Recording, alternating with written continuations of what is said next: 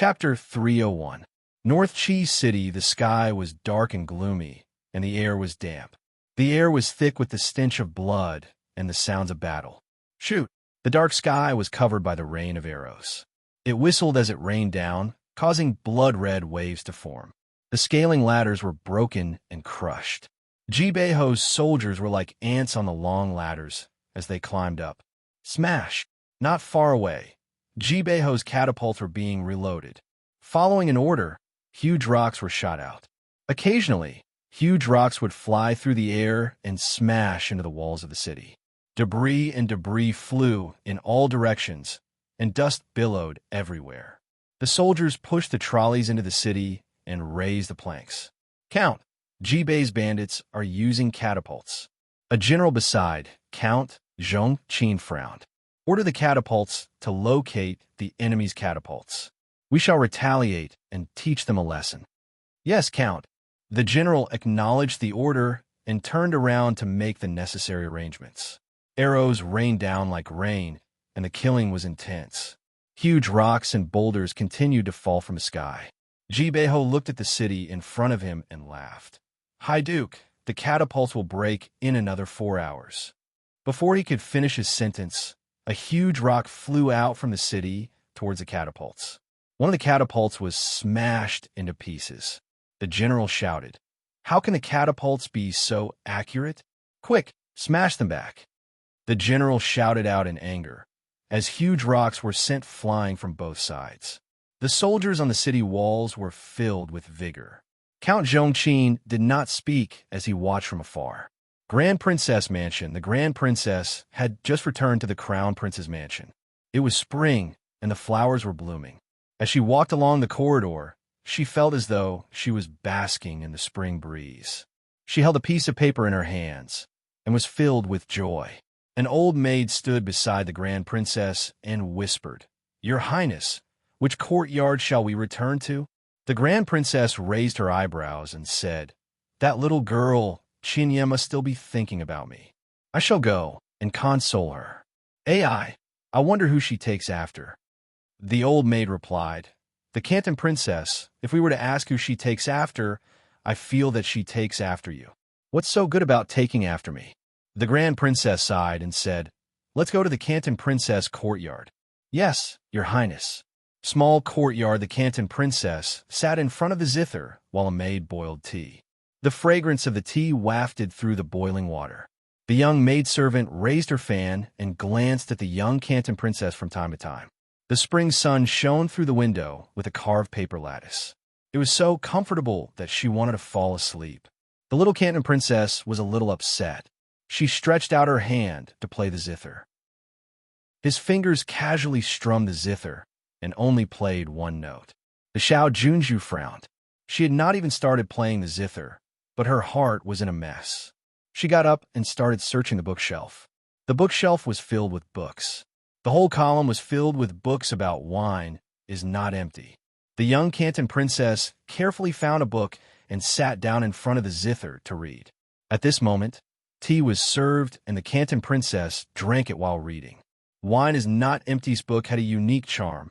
It made the young Junju read it once, twice, thrice. She was gently sipping her tea when she heard the sound of the door being pushed open. Seeing that it was the Grand Princess, the serving maid hurriedly stood up. Greetings, Grand Princess. At this point, the Canton Princess raised her head. Seeing that her mother had arrived, she hurriedly placed the book down. Mother, are you so upset that you can't play the zither? The Grand Princess walked up to the Canton Princess and asked. Hearing these words, the Canton Princess lowered her head and didn't speak. Seeing this, the Grand Princess forced a smile and stretched out her hand to stroke the Canton Princess's head. Little girl, why are you so much like me? She then handed the book over. The situation in Ing Prefecture has improved. The Crown Prince and my brother have both heaved a sigh of relief. You don't have to worry so much. As the Grand Princess spoke, the Canton Princess raised her head and looked at the Grand Princess. Mother, is that true? Do you really think that Mother will coax you on such matters just to make you happy? When the Grand Princess heard this, she was so angry that she laughed. You've been restless day and night and have lost so much weight. and yet he doesn't even remember you. Look, he wrote this poem after conquering the city. It's not bad, but it's all about a man's pride. AI, who knows how many people are worried about him now? The Grand Princess spoke out helplessly. The Crown Prince was very impressed and wanted to write a song to sing. He felt that your composition was very good and wanted you to try it out. The poem is all here. The Canton Princess hurriedly picked up the script and started reading. The rolling waters of the Yangtze River wash away the heroes. Success or failure, everything is gone. The Green Mountains are still there, and the setting sun is red. A white-haired fisherman lives on the river, watching the autumn moon and the spring breeze. A jug of wine, a joyous reunion. How many things have happened since ancient times, and how they have become a joke. As the Canton Princess read, it was as if she could see time and space changing. The fisherman's boat and the setting sun. She felt as if something was stuck in her throat as she frowned. She was caught up in a certain situation. It seemed to make sense, but it didn't make sense. Looking at the Canton Princess, the Grand Princess was very familiar with her daughter. She knew that this daughter of hers had gone crazy. Her daughter was tone-deaf and love-struck. After some time, the Canton Princess regained her senses and looked at the Grand Princess. "Mother, I did write a melody, but I'm not sure if it makes sense or not." The Grand Princess waved her hands. "Play the melody yourself. I won't rush you. When you're done, I'll come and collect it myself." "Hee. Mother, I knew you're the best." The Canton Princess spoke coquettishly as she sent the Grand Princess off. She then returned to her seat and mumbled softly, "Brother Pei's poems always move me, but there's still something I don't understand." Naturally, she didn't know that this poem was written by Yang Shan. He was the son of the Grand Secretary of the Eastern Pavilion, Yang Tinghe. In the 6th year of the Zhengde era, he was the top scholar. In the 3rd year of the Jiajing era, he was punished by the imperial court and was banished to Yunnan's Yongchang guards. He was pardoned 6 times, but was never allowed to return home. In the 38th year of the Jiajing era, he died at the age of 72. This poem was written when he was being demoted. The Canton Princess couldn't understand this poem, but that didn't stop her from comprehending it. She closed her eyes and leaned back in her chair as she concentrated on her thoughts. After some time, she picked up the script. It was written by Pei Ziyun, but the Canton Princess didn't know about it. As she looked at the script, she felt something in her heart. The wine is not empty. This phrase resonates with me even more. I asked the world, what is love? Straight to life and death. She mumbled softly, and then understood. The world is long. If I don't have Brother Pei to accompany me, the flow of time and the changes of people's hearts would be meaningless to me. As she thought about this, something seemed to penetrate her heart. The Canton Princess took out her zither and played it a few times. I asked the world, what is love? Ask the world, what is love? Ask the world, what is love? Straight to life and death. These were 2 different emotions. It could be said that the Yangtze River flows east implied the same meaning as the passing of time is like a man, unwilling to part with day and night. It implied that life was like water, flowing unceasingly, causing people to feel melancholy, emptiness, and even despair. But I asked the world, what is love? Straight to life and death. To the Canton Princess, this was a deep emotion. Although life was like a dream, the separation was not an illusion. Laughter, crying, sorrow, pain, bitterness, love, hate, all of these were not just a dream, but the meaning of life.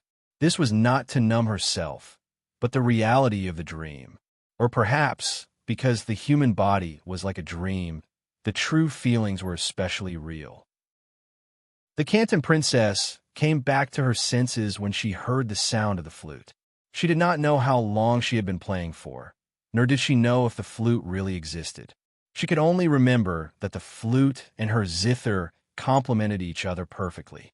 What was even more rare was that the emotions and feelings conveyed were not wrong. It was not just a dream, nor was it just a simple feeling of happiness, anger, sorrow, and joy. The Canton Princess looked towards the direction of the flute, thinking that she should see someone standing by the window. But when she looked up, there was only a patch of peach blossoms, and no one was there. There was only a bird perched on a branch, chirping without any worries. The Canton princess could not hold it in any longer, and tears rolled down her cheeks. The rain continued to fall. Pei Ziyun was leading the 800 cavalrymen, all dressed in straw raincoats, as they galloped along the main road.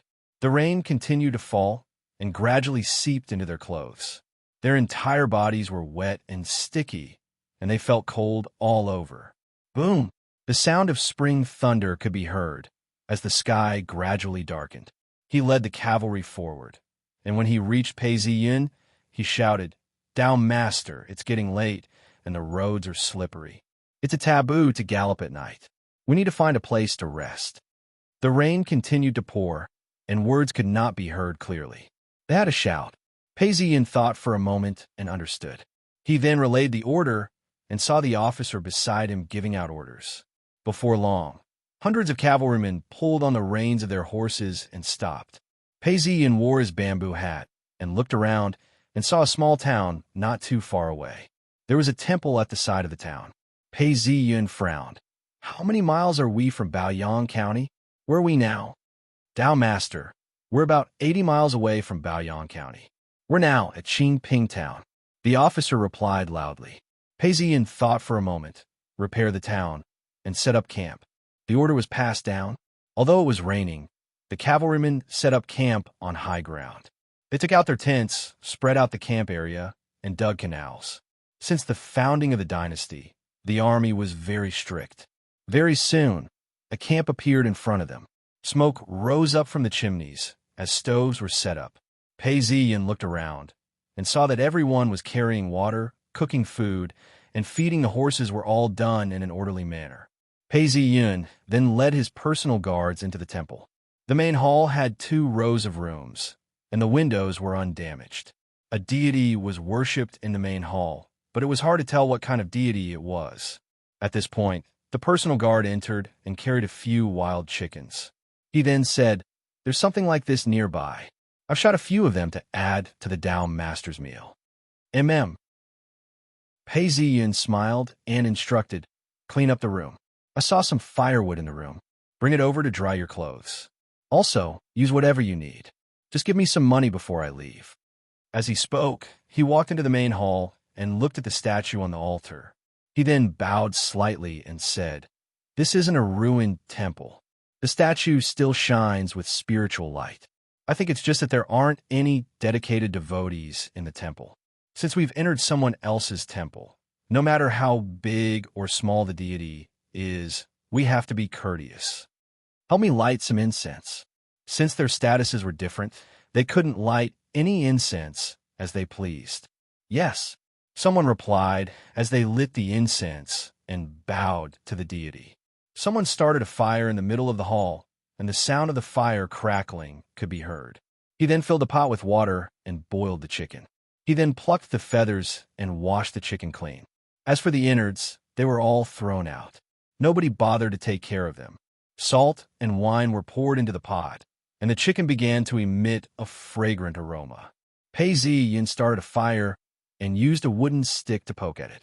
All of a sudden, his body trembled and he asked, "Why is there music coming from nearby?"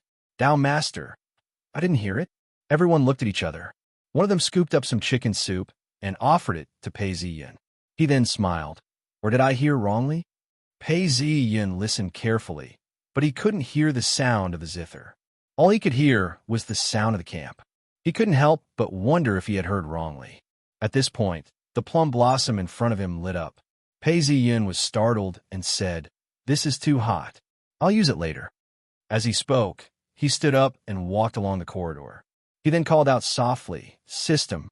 A plum blossom appeared in front of him as it grew bigger and became a translucent information interface. It floated in front of him, carrying with it a faint sense of light. Chapter 302. The sky was dusky and heavy rain was pouring down. According to Great Sue's military law, every time they set up camp, the cooking must be done. For a regular march, there would always be a supply camp with 3 days' worth of food and fodder. The cavalry's meals were better. They had round cakes in their bags, which were cooked and had salt on them. As long as they were roasted over a fire, they would be able to smell it and eat it with soup. The officer also brought along some dried meat. When the dried meat was thrown into boiling water and some salt was added, it would become meat soup. Everything was carried out in an orderly manner, roasting the clothes and feeding the horses. Pei Ziyin walked out of the room and gazed into the distance. He could vaguely make out the mountains, the small town, and the paddy fields. He looked at the rainy scenery and stretched out his finger to tap on the information interface. Mission. Entering the Tao through the zither. Qi Qinya opens the gates of heaven. Completed. Because the Canton Princess, Qi Qinya, trusts and admires you. She has opened the gates of heaven. 10% of the Western Dragon veins have been opened. You have received 1% of the authority. As the system popped up, a wave of spiritual energy descended upon him. Pei Ziyin felt it, and his expression changed. Yi Suer loved him. He could understand and accept it. But the Canton Princess, Qi Qinya, felt the same way. The degree of authority transfer was something that could only be achieved through a life and death situation.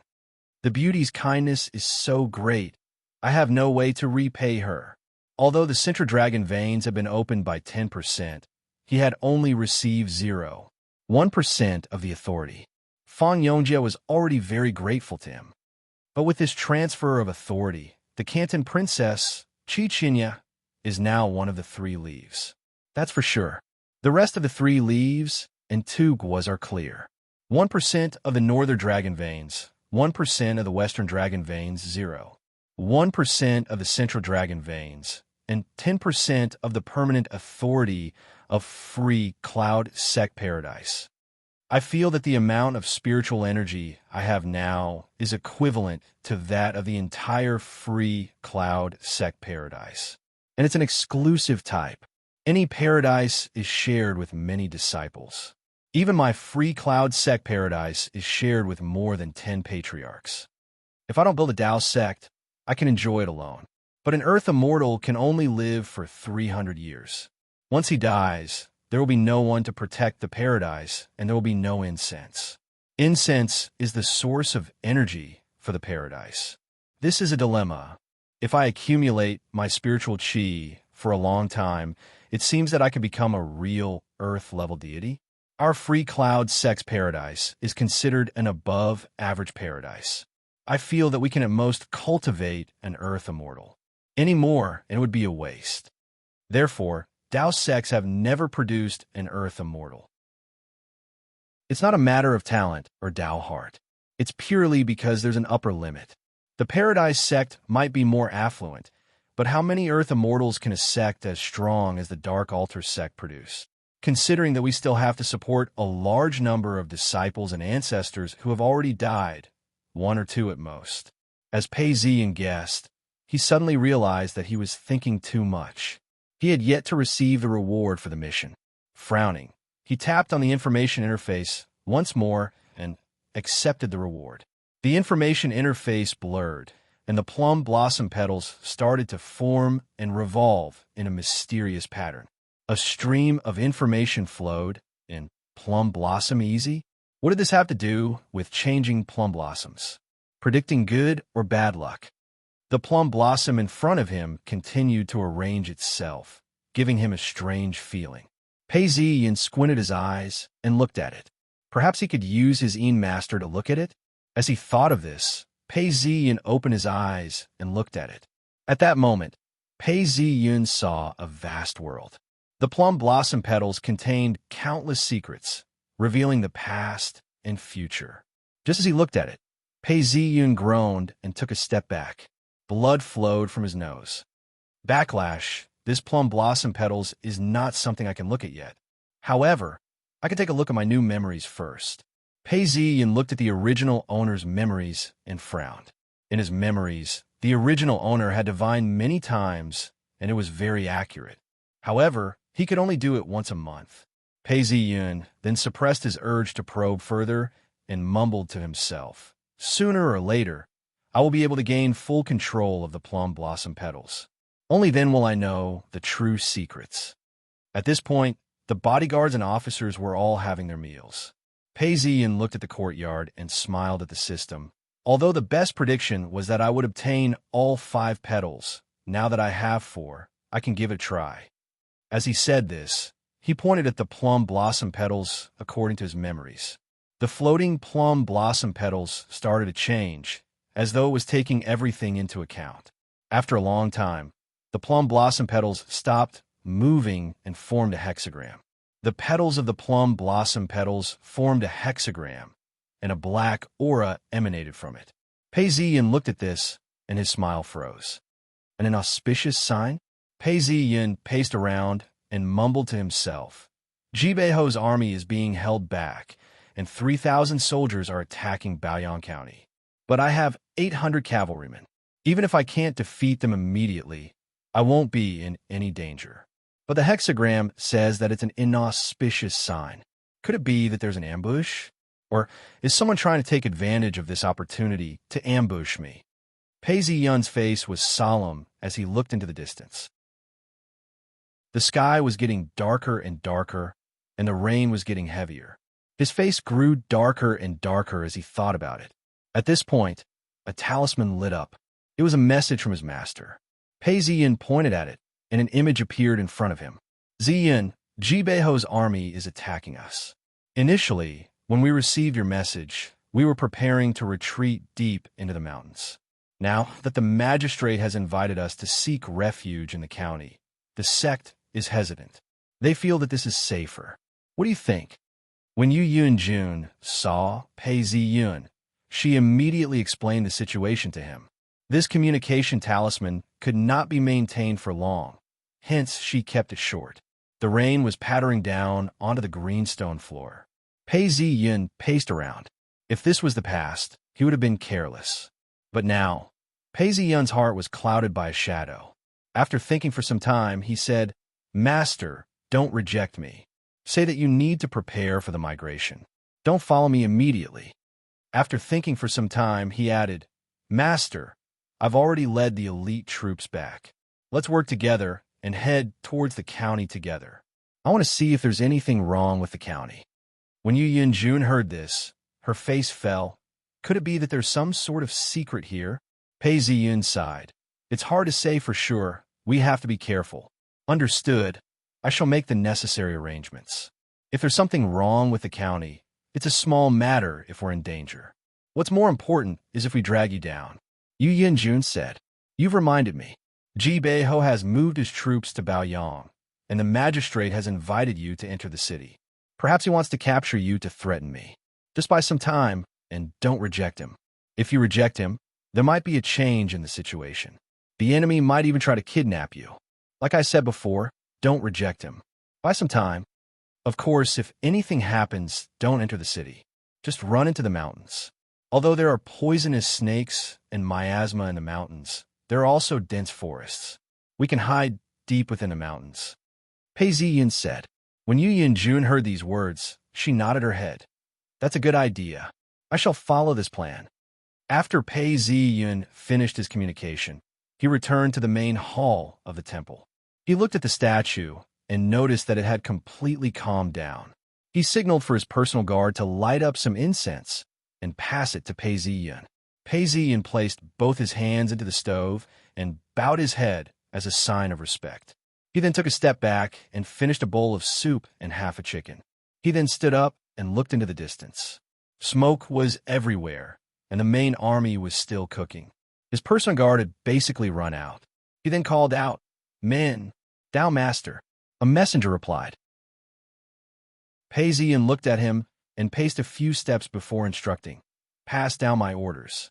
Tomorrow, the main army shall proceed according to the plan. Now, pick out a group of 50 elite riders. After they've eaten their meal, take a short break and follow me to Baoyang." "Yes."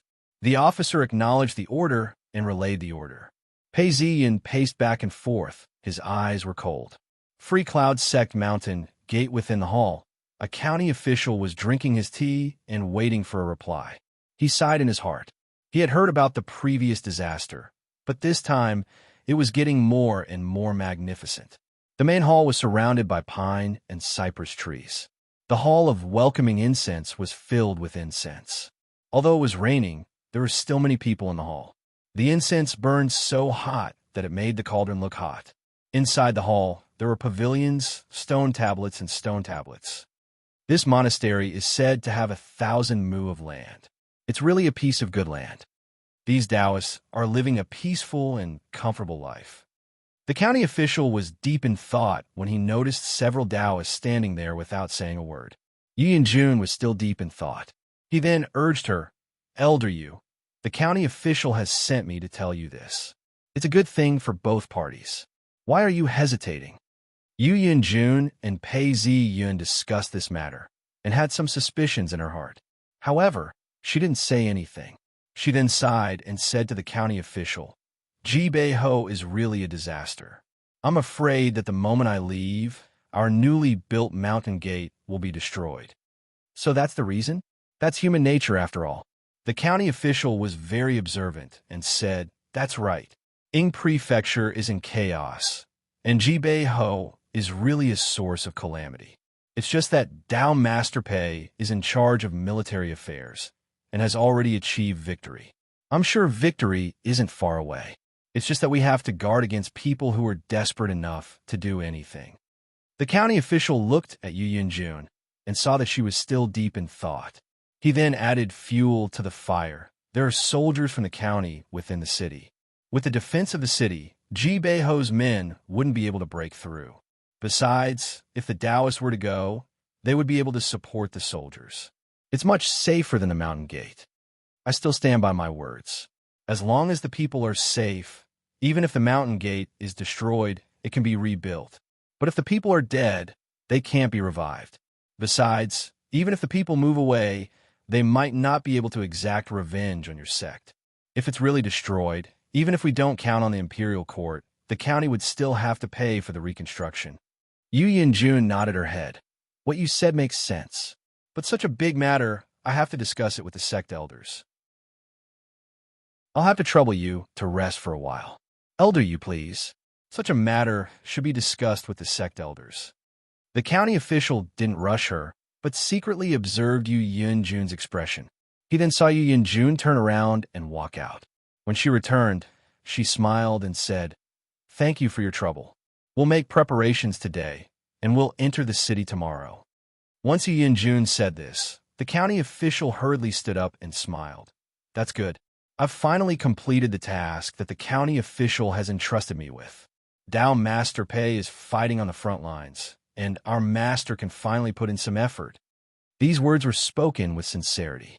When Yu Yanjun heard this, she couldn't help but be puzzled. Was this person speaking the truth? Chapter 303. Hurry up and pack. Zhao Ning shouted out. The sky was still raining, and the clouds were misty. He looked tired, but seemed to be in a good mood. He arranged for his disciples to move their belongings. It was raining nonstop, and all the important items had to be wrapped in oil paper and moved onto the carriages. Many Taoists were packing their belongings and were moving them onto the carriages from time to time. The wind blew the rain onto the ground, forming a small stream that flowed downwards. The county official was accompanied by a bailiff. He was wearing a raincoat and had wooden shoes on his feet. He held an umbrella and was walking in front of the main hall. He could see the entire place and could see the misty rain.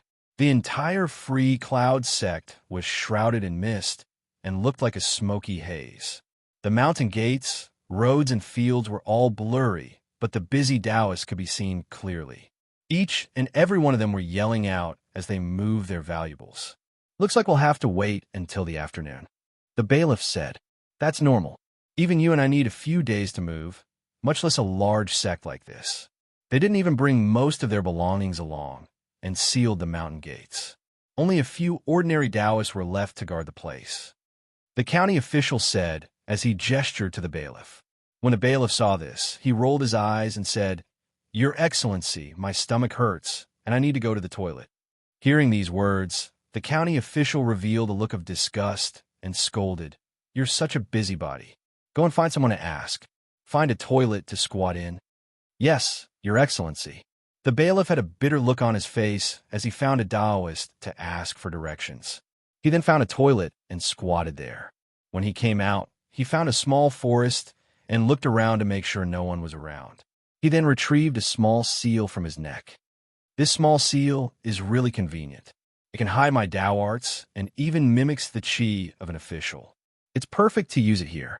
The Taoist who was disguised as a bailiff retrieved a talisman and activated it. A bright light flashed, and a Taoist appeared. He then reported everything to the bailiff before leaving. "Why are you squatting in a toilet for such a long time?" The county official chided. "Aren't you going to help?"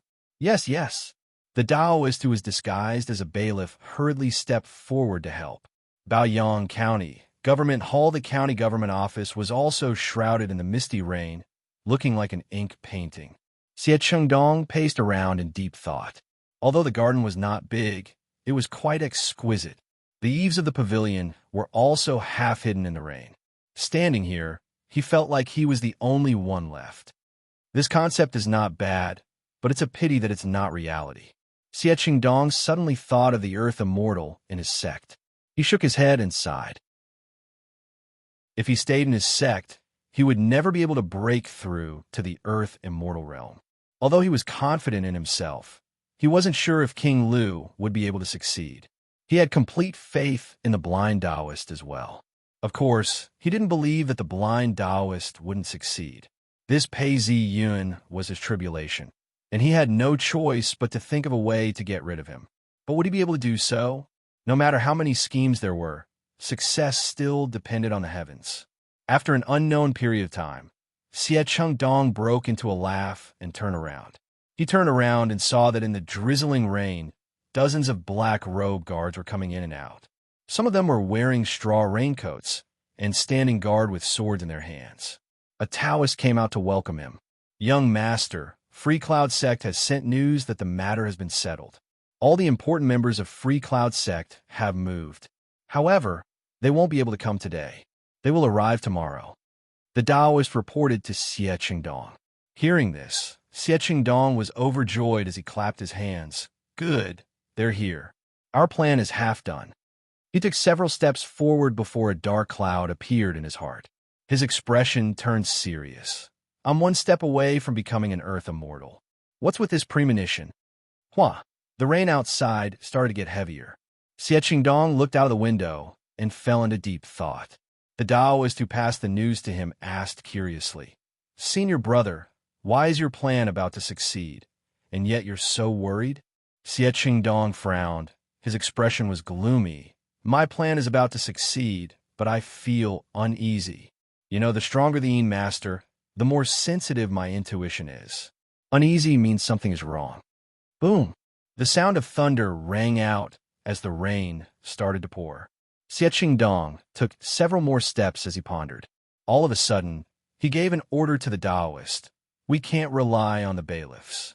Give the order to the black robe guards to increase their patrols. We Taoists should split into several shifts and take turns to be on duty. Do not let anything slip." "Yes, senior brother." The Taoist started making arrangements and complained. "If it weren't for the fact that this is a government office, where the imperial chi is concentrated, we wouldn't be able to cast any spells. If not, it would save us a lot of energy."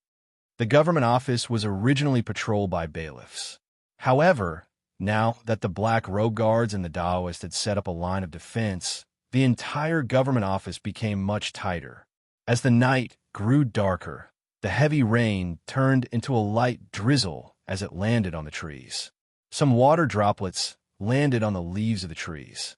Frogs started croaking as the rain stopped. The official road since the founding of the empire, most roads would be built. This was the official road. Both sides of the road were fields. This year's harvest was pretty good. There was plenty of rain, and the fields were filled with winter wheat. When the wind blew, the wheat sprouted up and down. However, it was already late at night, and there weren't many people around. At this point, the sound of galloping horses could be heard. Pei Ziyin was in front, and behind him were 50 riders. When they were about 2 miles away from the city, Pei Ziyin waved his hands. Everyone dismount and wrap the hooves of the horses with cloth. Yes, these riders were all elites. They immediately dismounted and wrapped the hooves of the horses with cloth. They then led the horses nearer to Baoyang County, where they could see the city wall that was 5 meters tall. "Don't shout. Let's climb over," Pei Ziyun ordered. "Bring the crossbows up and put them all on." Yes, the wall wasn't too tall, as the back of the horse was about a meter tall. Pei Ziyun leapt onto the horse's back and leapt onto the wall. He then lowered the reins. With the reins, things would be much easier. The riders left a few men behind to watch over the horses, while the rest of the 45 men carried the heavy crossbows as they climbed over the wall. In the city, there was originally a night market. However, due to the chaos of the war, the streets had long since become quiet. However, it wasn't the front lines, and thus it was still relatively peaceful. Most of the commoners had already switched off their lights. Only a few houses had their windows lit up, while the wealthier houses had lanterns hanging from their roofs. The streets were narrow and long, and there were occasional night watchmen carrying lanterns and striking gongs. However, it rarely rained. When Pei Ziyun saw them, he whispered, "Without my orders, no one is allowed to kill anyone. Furthermore, no one is allowed to use the crossbows." Pei Ziyun gave his orders, and the soldiers around him responded in a low voice. There could be a trap within the city, and they had to be on their guard. However, they were not allowed to kill anyone. If they did, it would be used as evidence of their crimes. In the darkness, they could hear the cries of insects. Pei Ziyun led a group of men through the night, and the surroundings were extremely quiet. Occasionally, they would hear the howling of wolves and dogs from the mansions. All of these were hidden in the darkness, and the group managed to reach the magistrate's office safely. Pei Ziyun then ordered, "The magistrate might be suspicious. Load the crossbows carefully." Yes, the crossbows were loaded one by one. This was a 5-shot crossbow and was extremely deadly. It could pierce through armor within a 30-meter radius. All of them were loaded. One of the guards stepped forward to investigate, but Pei Ziyun waved his hands to stop him. The officer then whispered, "Dao Master, there's something fishy about the people patrolling here." The constable leading them looks like a soldier and not a constable. Hearing these words, Pei Ziyun scrutinized the area carefully, and his face fell. Something's not right. There's something fishy going on. At this point, a Taoist carrying a lantern walked out and spoke to the leader of the night patrol. Pei Ziyun then understood. Who is it? Is it Dark Altar Sect or Holy Jail Sect? Sneak in. Pei Ziyun unsheathed his long sword and waved his hand. The group of men then snuck in. The 5 of them formed a group and approached the area silently. The black-robed guard felt uneasy and pulled out a blade. He then shouted, "Who's there?" There was no sound in the darkness, as though there was no one there. The bailiff then laughed. "Master Hong, did you hear wrongly?" The black-robed guard didn't think the same way. He scanned the darkness, and his body tensed up. He then walked closer and closer to inspect the area. He then slashed at a tree in the corner of the wall. Pooh! The blade pierced through the tree, but missed. It only managed to slice through a few vines. The bailiff then relaxed and smiled. "Master Hong, don't be too nervous." Before he could finish his sentence, Pei Ziyun pounced forward like a cheetah. His speed was so fast that he was like a shadow. The black-robed guard had just turned around when he felt a chill run down his spine. Just as he was about to pull out his blade, he felt his entire body go numb. The bailiff was about to scream when the blade flashed again, and fresh blood spurted out from his throat. Actually, it would be a lie to say that there was no sound. The corpse fell to the ground, and his throat was twitching and twitching. As long as he didn't scream, everything would be covered by the rain. An armored soldier appeared behind Pei Ziyun, holding onto a crossbow. "The patrol team will be here in another 15 minutes. Kill them immediately and kill anyone you see. Try to make as little noise as possible." Pei Ziyun said coldly. Yes, these cavalrymen were scouts from the army and were well versed in the art of infiltration and assassination. The outer perimeter was made up of bailiffs who were patrolling under the command of the black-robed guards. They carried torches and were extremely careful. From time to time, they would look around cautiously. But when they turned to a corner, a few figures nimbly pounced on them, either with knives or by twisting their necks, killing them in the blink of an eye. Tao Master, the 17 people on the outer perimeter have all been killed. The lieutenant reported in a low voice, but look at the inner courtyard. We can't kill our way in like this. Pei Ziyin looked carefully and saw that the inner courtyard was mainly patrolled by the black-robed guards.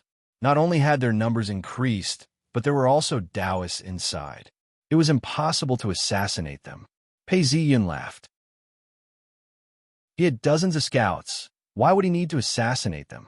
Earlier, he was just trying to reduce the number of people. Now he could just attack. Besides, the two teams inside seemed to be changing shifts. Under the night sky, these people were carrying lanterns. This was the inner courtyard, and there was no sound outside. Let's change shifts. There's food in the canteen inside. Tao Master said that the food will be doubled for the next few days, and there's even beef. Someone laughed. Once we've completed our task, that's even better. We'll be promoted and rich. It's not about beef anymore. Someone else laughed. Seeing these people's expressions, Pei Ziyin laughed coldly. These people dared to plot against his own sect and his mother. They had to be prepared to be killed by him. Pei Ziyin waited for the 45 men behind him to get closer. He then ordered, "Aim at the people inside, especially the Taoists." Yes. Pei Ziyin waved his hands, and the dozens of men aimed their crossbows at the Taoists. Their killing intent was released, but it was concealed by a faint ripple of energy. The night rain became even heavier. Chapter 304. Shoot! Seeing that the two groups had finished their shifts and were now at their most relaxed, Pei Ziyin gave the order. Following this order, a series of sharp whistles could be heard, breaking the silence of the rainy night. The black-robed guards couldn't be said to be unprepared. When they heard the order, they immediately drew their swords.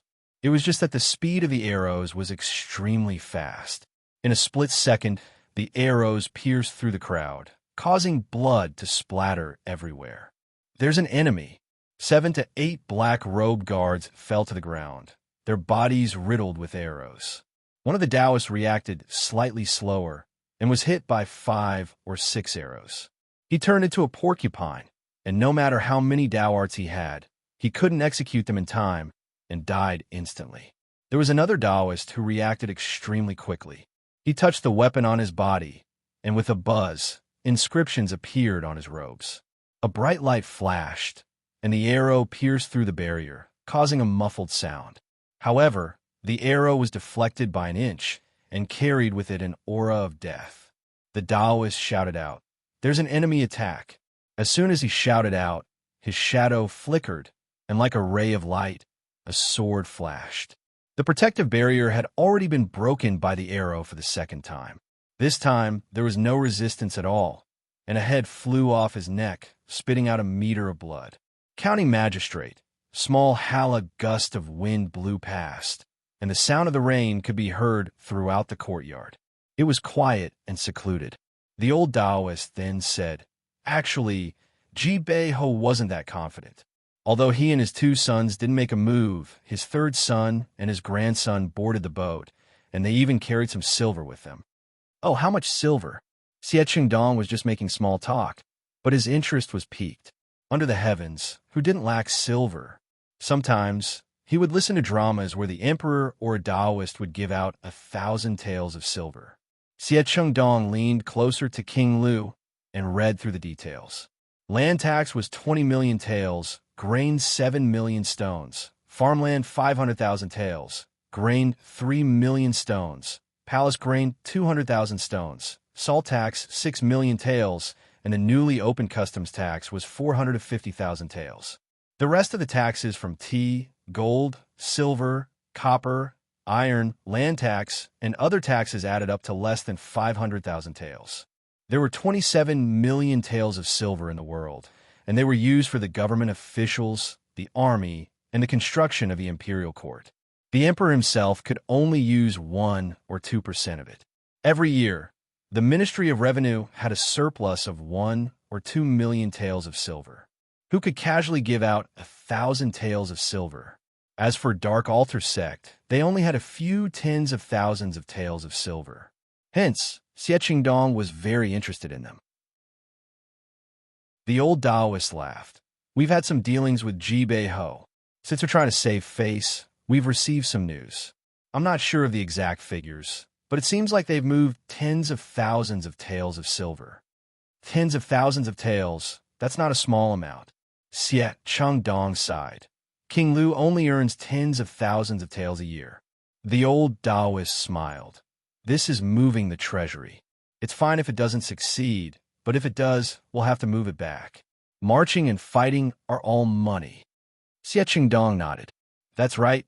Before he could finish his words, there seemed to be a shout coming from outside.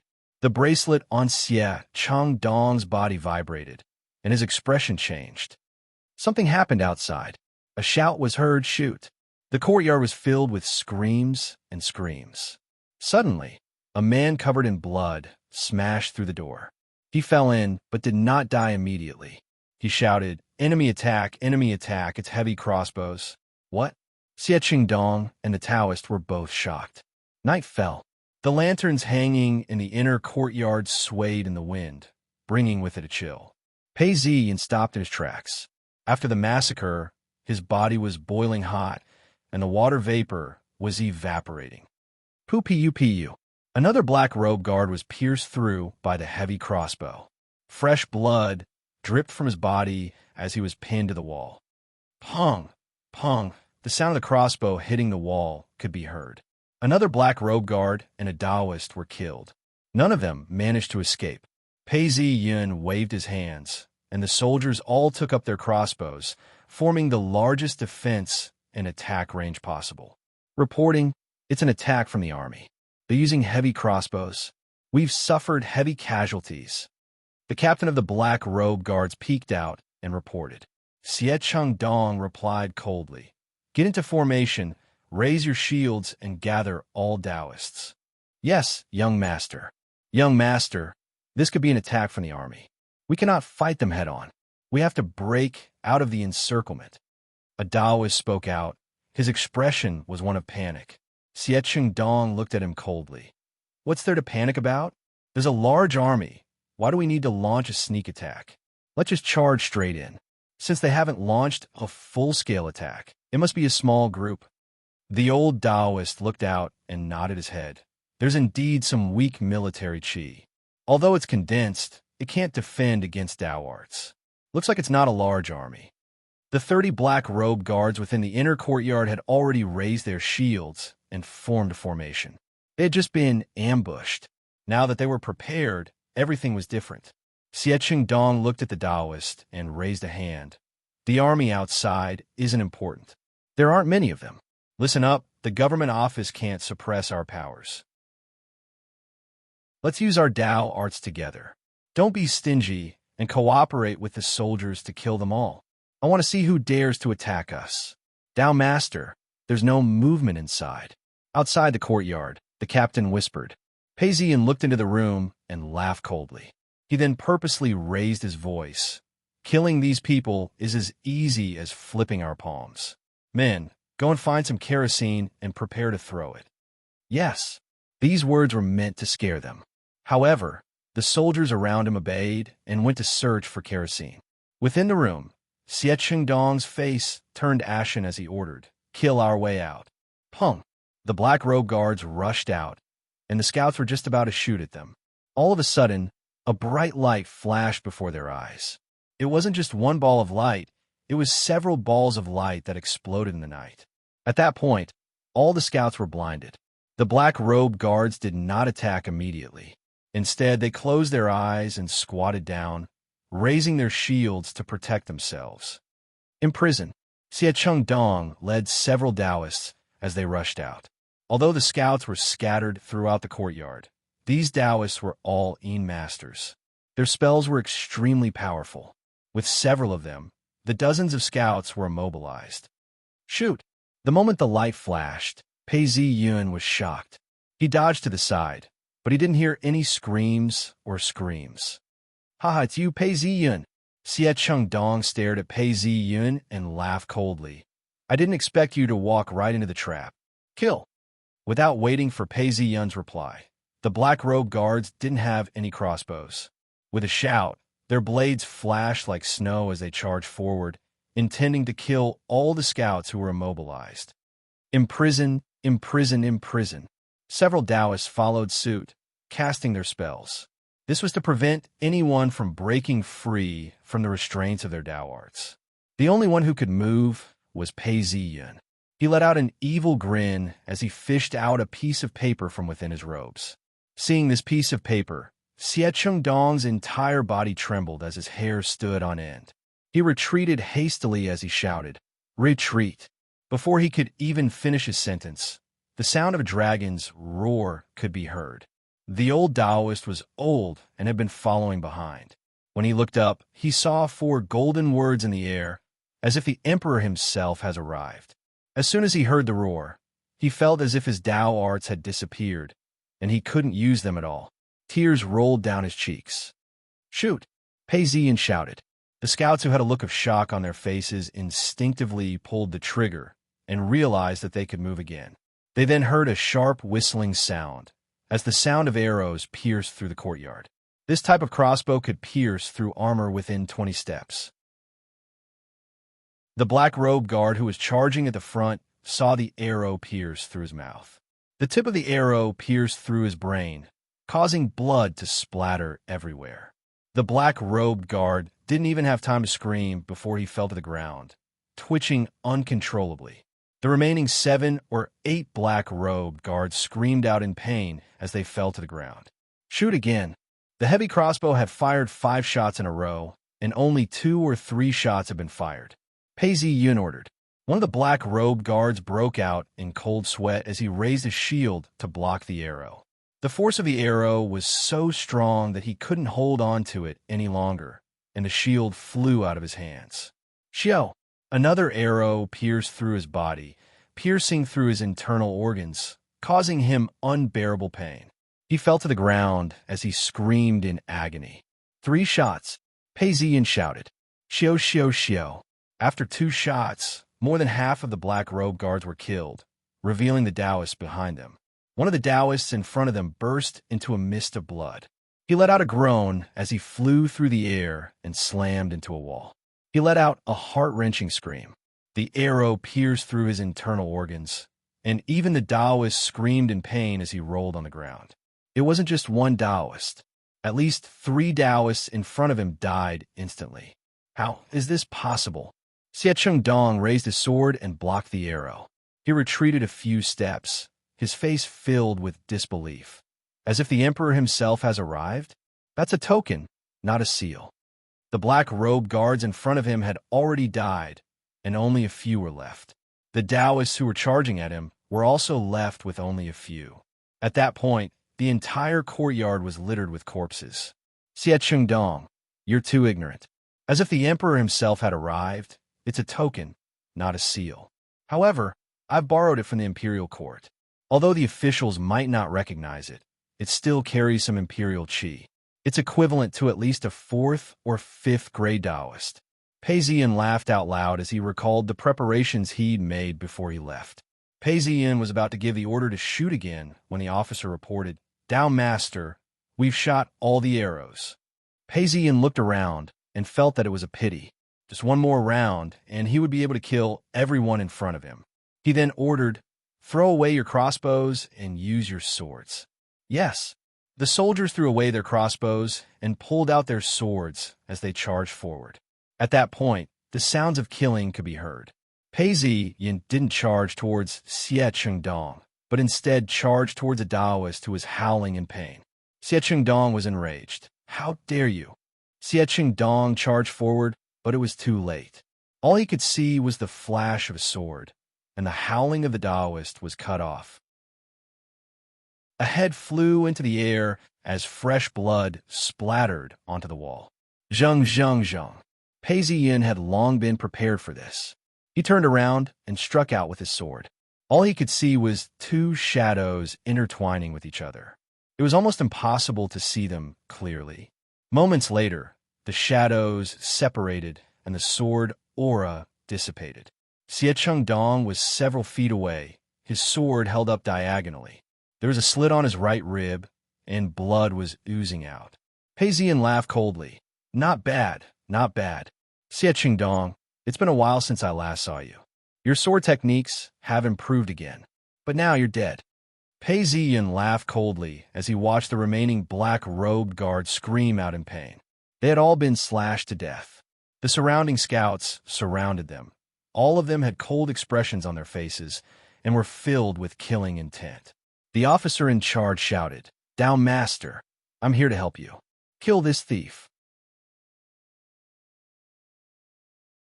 Chapter 305. The stench of blood permeated the air as the middle-aged Taoist broke out in a cold sweat. "I'm going to lose." The middle-aged Taoist thought to himself as he turned around and walked deeper into the courtyard. The soil on the ground was damp, and there were puddles of water on the ground. Dark clouds covered the sky, and rain started to fall, drenching his hair. The middle-aged Taoist didn't care as he wiped his hair and pushed open the door. The room was very plain and simple. The sound of wind and rain could be heard clearly. The incense burning in the room was sometimes strong and sometimes weak. The middle-aged Taoist walked closer and saw a picture on the table. It was a picture of a Taoist in the middle of a bamboo forest, drinking tea. The figure, the teapot, and the bamboo forest were all very lifelike. The middle-aged Taoist hesitated as he heard the sounds of battle outside. He then placed his hands on the altar and chanted an incantation. At once, the picture started to glow. Ooh! A gust of wind appeared in the room as the picture started to float in the air. The person in the picture started to move as he looked down. He then stood up and walked down. The person in the picture was only the size of fist and grew bigger as he walked. The middle-aged Taoist hurriedly fell to his knees. "Welcome, patriarch." The Taoist who walked down from the picture looked young, and his eyes were filled with vicissitudes of life. He sighed, "Do I still have to clean up this mess?" As soon as he finished sighing, the Taoist pounced on the middle-aged Taoist.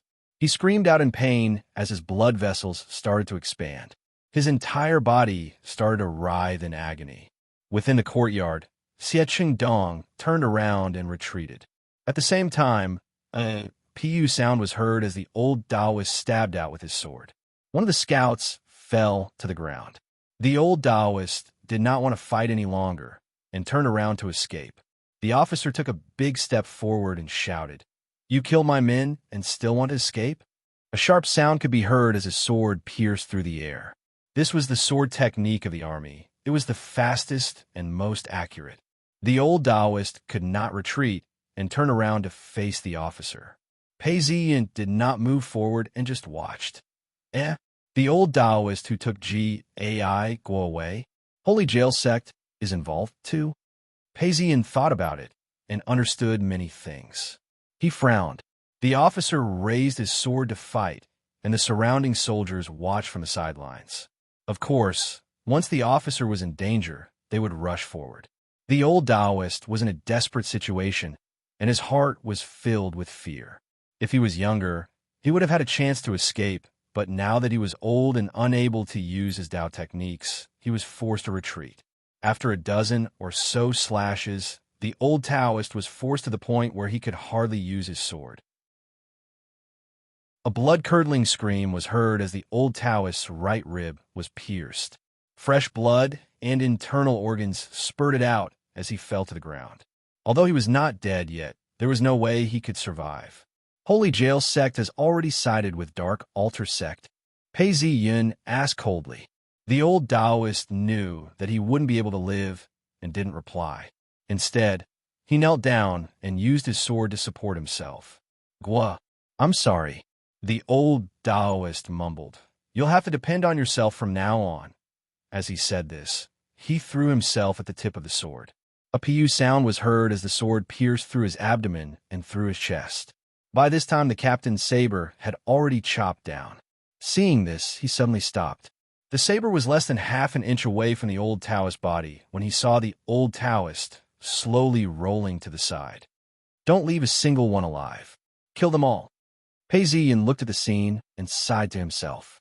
This old Taoist used to be his greatest enemy, and yet he was killed so easily. Yes, the soldiers didn't hesitate any longer as they charged into each room. Occasionally, There would be shouts of killing and blood splattering everywhere, followed by screams of agony.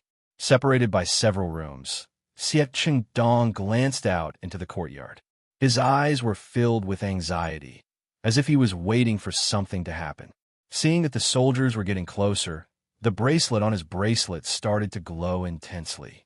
Xiecheng Dong heaved a sigh of relief and regained his composure. It's done. I brought along my trump card. It's better to be safe than sorry. It's finally coming in handy. The sounds of killing gradually died down. Xiecheng Dong ignored them and stood under the eaves. When he saw Pei Ziyan approaching, he smiled and said, "Pei Ziyan, this is the second time we've met, right?" He then shook his head. "If we're physically meeting, this would be the first time." Xiecheng Dong's demeanor was calm and unruffled. Pei Ziyan was taken aback as a sense of unease surfaced in his heart. His heartbeat quickened. This acute sense of danger was something that Pei Ziyan had acquired through his countless battles. Pei Ziyan waved his hands and signaled for the soldiers to surround him. "You're pretty calm. But other than running away, there's no other way out, right?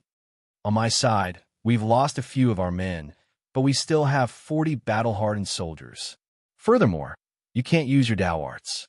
Together with me, we should be able to surround and kill you. Since I've taken out my seal, you've been destined to fail." Xiecheng Dong nodded his head and laughed before shaking his head. "Not that. Ji Beiho sent 3,000 soldiers to attack Baoyang County to disrupt your rhythm and reveal your weakness. My plan was to use this to lure you here. The only thing I didn't expect was your sudden attack." "How did you know that there was a problem with Baoyang County and attacked me so suddenly, catching me off guard?" Pei Ziyan stared at Xiecheng Dong. Seeing that the soldiers were already in position, he then said, "You don't need to know the reason. Surround him and kill him." He had waited for a while, because Xiecheng Dong was not only skilled in Dao arts, he was also skilled in martial arts. If he really wanted to escape, he would be the only one who could catch up to him. Pei Ziyan had no confidence that he would be able to stop him. "Indeed, you're very alert. Even at a time like this, you didn't reveal anything. Actually, even if you had the Emperor's sword and the insignia on you, we might still have a way to break them. It's just that your attack was too quick, and we weren't able to unleash our full potential." Xiecheng Dong sighed as he turned around and bowed. "Patriarch, please make your move." Pei Ziyan's hair stood on end as he watched a Taoist walk out and punch the air. Boom! The air was filled with the sound of a dragon's roar. This wasn't the power of the Imperial Qi, but the explosion of the Imperial Qi. Xiecheng Dong turned around and regained his Dao arts. He then pounced forward and laughed. "Master top scorer, you wanted to kill me just now. Now I want to kill you. Come, let's see who's stronger." "Come on, didn't you want to see my sword arts?"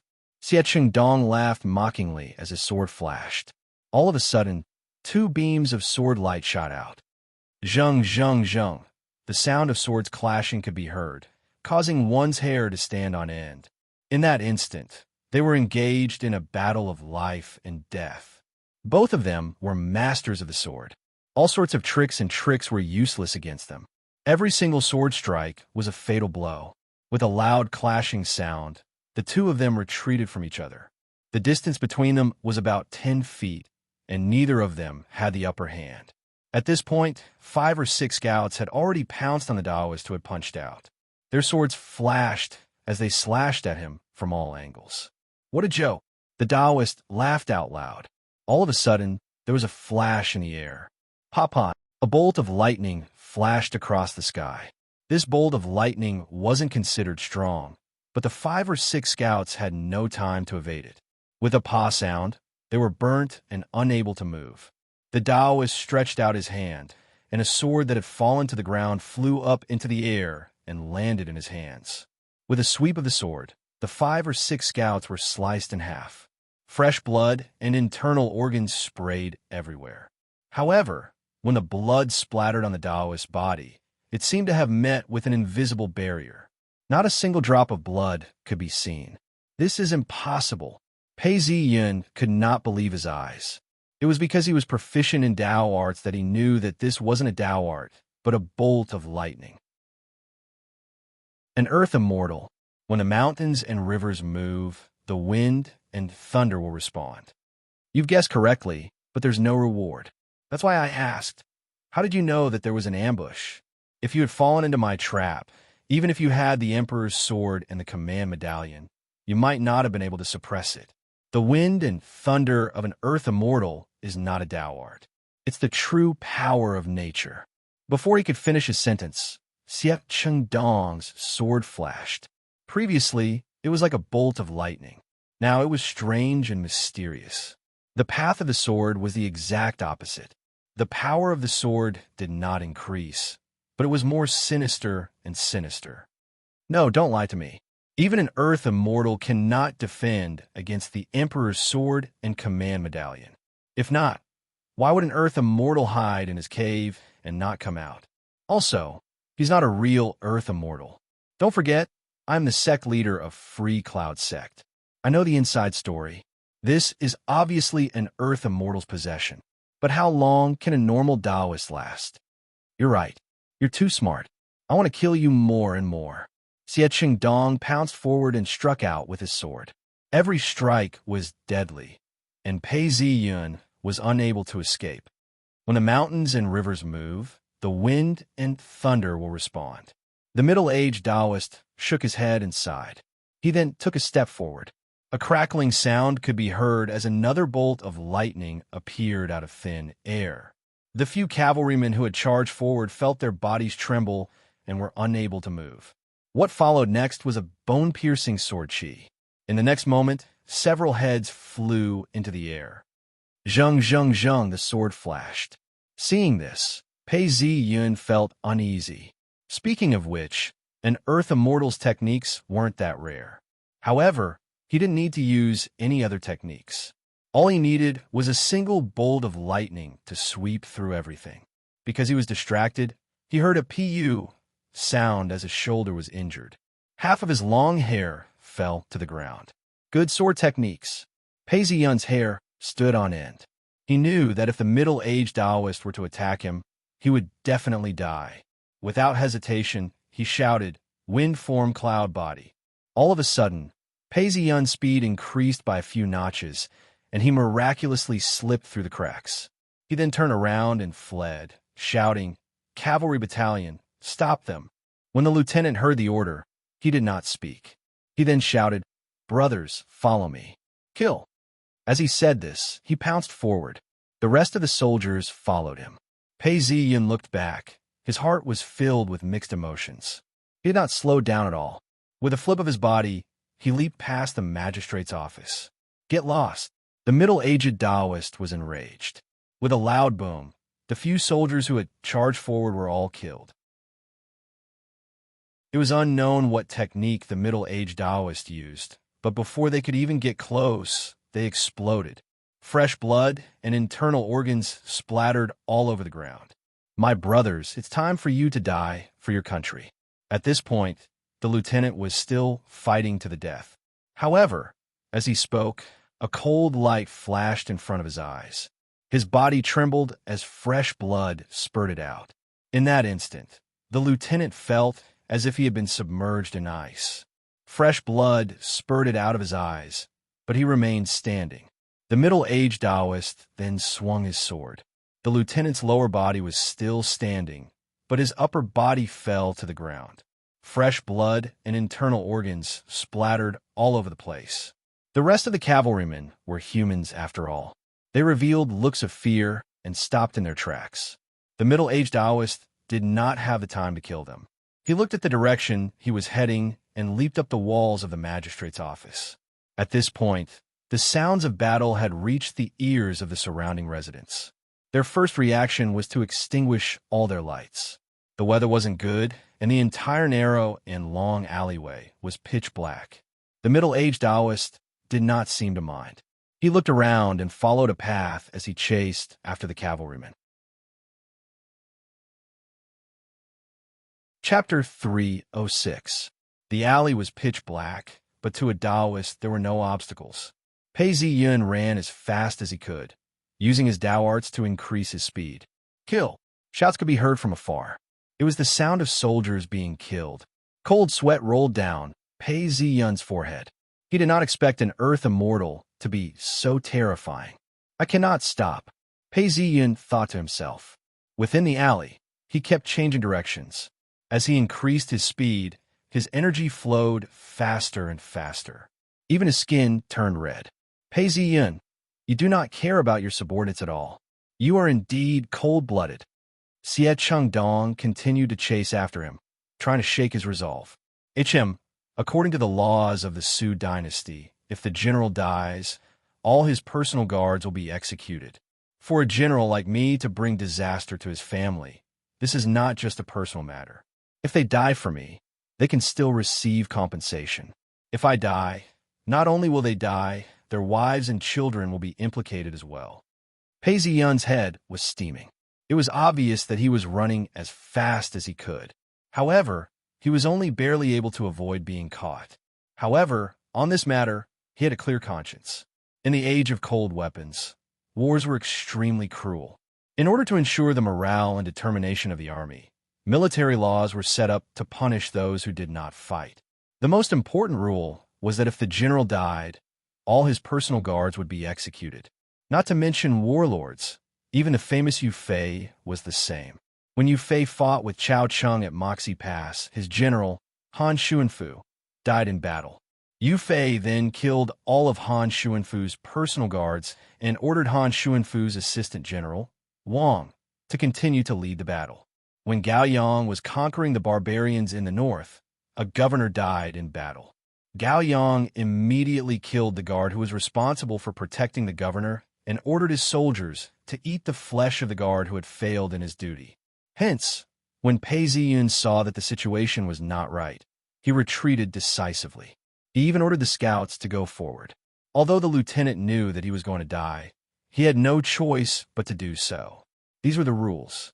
If Xie Chengdong wanted to use this to shake his resolve, or even stop him from supporting his personal guards, then he would be the most idiotic person in the world.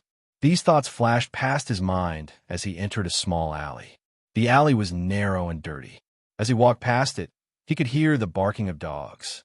Xie Chengdong gritted his teeth and followed closely behind. Pei Ziyun instinctively hid his powers in order to reduce the number of targets.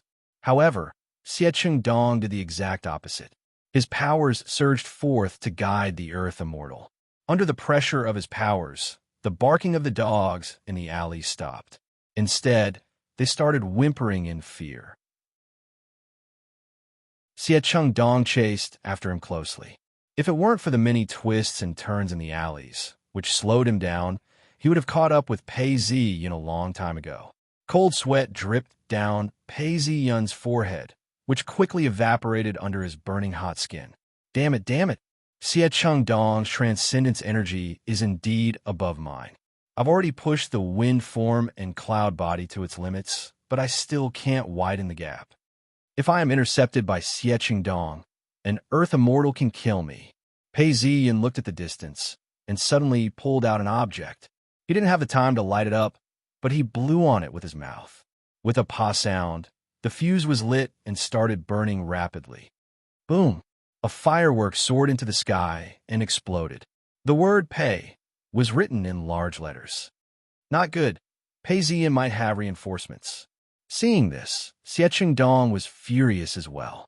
He could no longer hold back his strength and increased his speed by several notches. The two of them, one in front and one behind, passed through the alleys. All of a sudden, everything turned dark. It was a dead end. Pei Ziyun wasn't surprised, but was instead overjoyed. At the end of this alley was the county wall. Xie Chengdong, just you wait to eat dust. Pei Ziyun channeled his transcendence energy, and his entire body was enveloped in a dim light.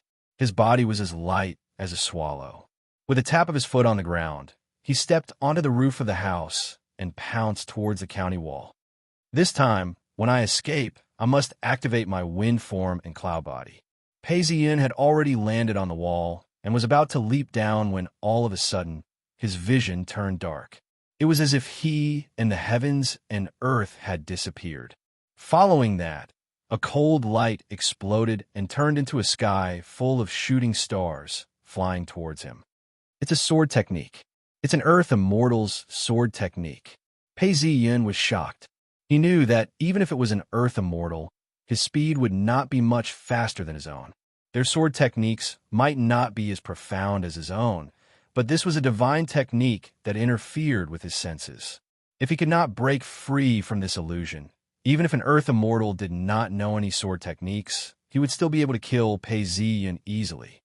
Damn it. This isn't a sword technique. Pei Ziyun knew that many high-level sword techniques were like this. For example, the heavenly flying immortal was a technique that interfered with one's senses. Pei Ziyun had always despised such techniques, but when an earth immortal used it, he could not tell which was real and which was fake. This was using strength to prove one's Tao. It was just that this strength was just spiritual energy. In a life or death situation, Pei Ziyun raised his sword and pointed towards a direction. Pung! The shooting stars in the sky disappeared. It was an indescribable scene. Pei Ziyun fell backwards. His face was pale. Halfway through, he spat out a mouthful of blood. The middle-aged Taoist appeared in midair, holding the sword in his hands. Good sword techniques. You managed to break through in the middle of battle. That's impressive. However, your path ends here. Before he could finish speaking, Xie Chengdong leapt down from the wall and thrust his sword downwards. Pei Ziyun was in midair and blocked the attack. Clang! This person's sword techniques are really miraculous. Just as Xie Chengdong was thinking this, he heard the sound of a horse nearing him. His face fell. Patriarch, this is bad. Pei Ziyun has reinforcements. If Pei Ziyun manages to escape, and we use the black-robed guards to assassinate him, we won't be able to hide this from King Lu. This would bring huge trouble to King Lu. In the past, attacking Pei Ziyun wasn't a big deal. After all, he was just a top scorer. The imperial court would not go against an imperial prince just because of a top scorer. But now that Pei Ziyun was the commander of an army and was the imperial envoy, everything was different. Initially, they wanted to kill him and clean up the mess. When the middle-aged Taoist heard this, he sighed, I wanted to preserve the life of this body. But it seems like I can't care about that anymore. As soon as he finished speaking, the middle-aged Taoist started bleeding from all 7 orifices. Taking advantage of this time, Pei Ziyun leapt down from the city walls. He saw 5 cavalrymen rushing towards him. They had seen the signal from the fireworks and rushed over. They were holding on to a horse. Dao Master. Pei Ziyun leapt over and landed on top of the horse. He then whipped the horse and shouted, Let's go. The cavalrymen were startled as well, but understood what was going on. They were all experts in horsemanship. They turned around and followed Pei Ziyun, protecting him from both sides. The middle-aged Taoist opened his eyes and saw a gust of wind in the air. This wind started off as a gentle breeze, but in a blink of an eye, it turned into a normal wind. Soon after, it became a strong gust of wind surrounding the middle-aged Taoist. With this gust of wind, the middle-aged Taoist leapt up, and his speed increased exponentially. Although he wasn't flying, it was as though he was flying. He then chased after the middle-aged Taoist. Xie Chengdong heaved a sigh of relief, as his eyes revealed a look of envy. This was an earth immortal. As they galloped along the road, they saw an enemy approaching them from behind. The remaining 5 cavalrymen shouted as they turned their horses around and charged forward. Protect the Dao Master. These men shouted out in anger as they turned around and charged forward. Pei Ziyun turned around and raised his whip to whip the horse. He then sighed, I will remember you all.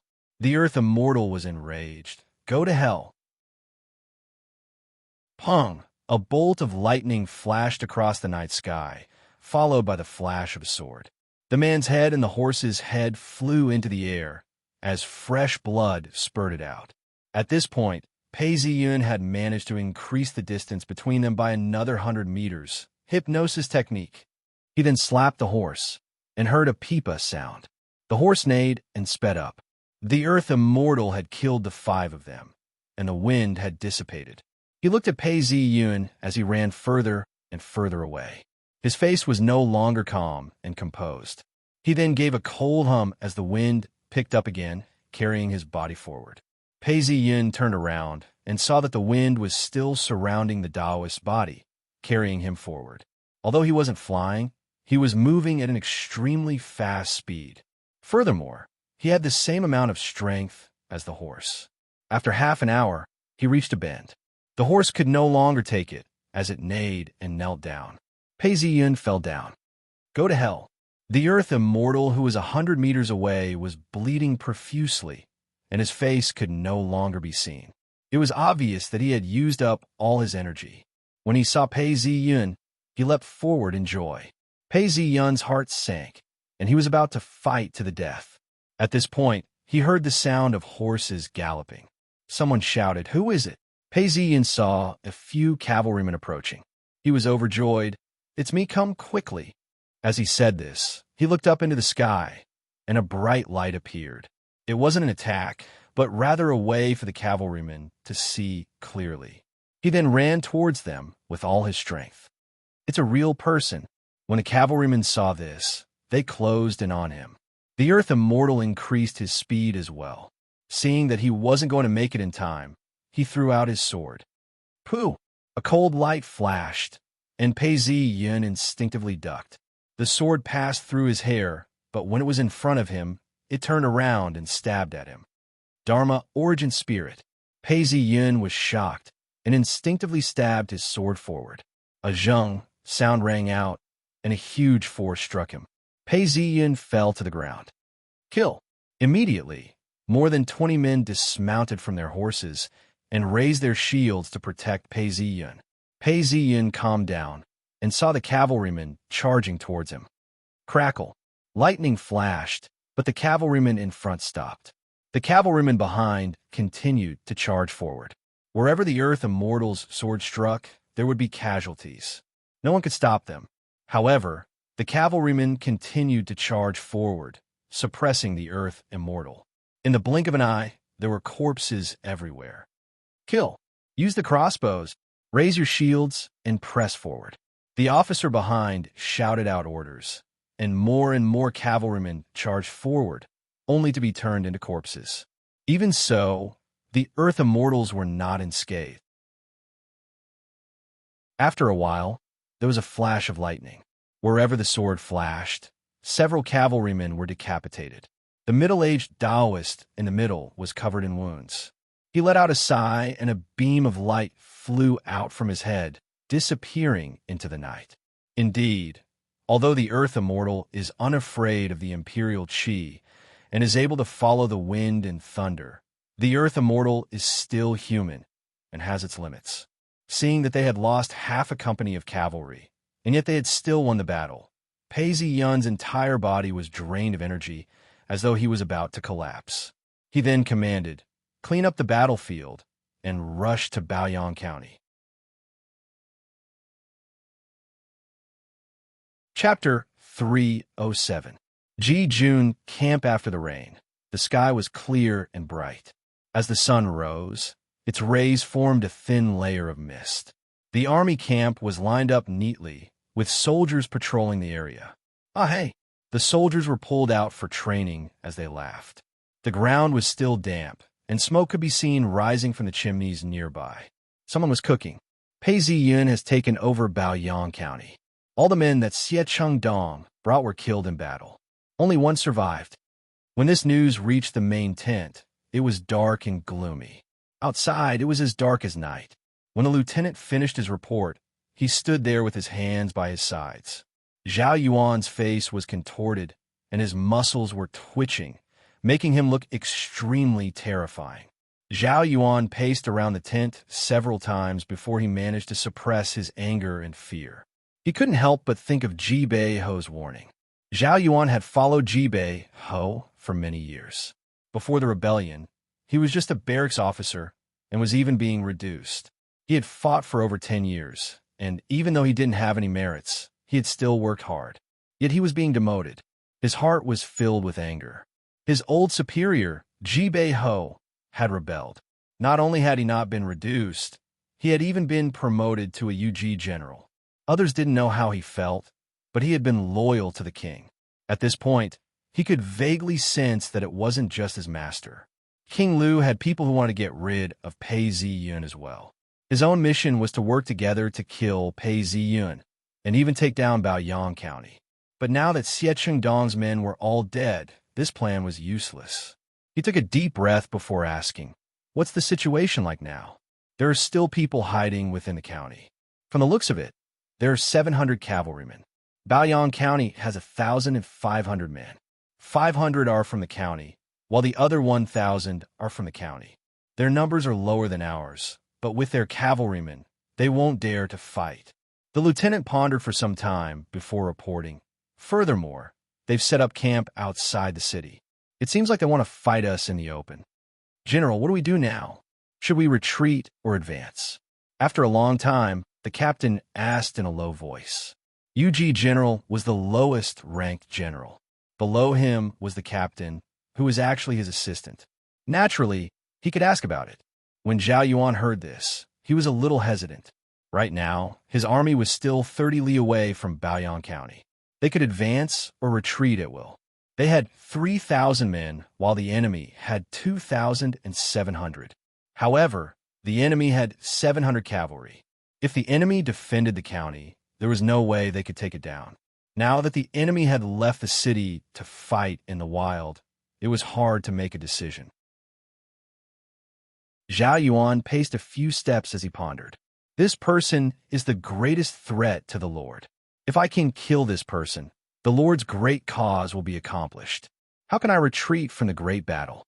More importantly, once the Lord's plan failed, not only would he lose all his wealth and glory, he would also have to implicate his 3 clans. Now that he had retreated, where could he retreat to when the time came? Since he was going to die either way, he might as well go all out. Thinking of this, Zhao Yuan's expression turned savage. 700 cavalrymen and 1,500 county soldiers. I can barely fight them. Today, I will get rid of this great danger for the High Duke. Zhao Yuan said fiercely. Seeing that the officer was hesitating, he pulled out his blade and slashed it down on the table. Pass down my order. The entire army is to get into formation and fight against Pei Ziyun. Yes, General, the officer replied as he trembled.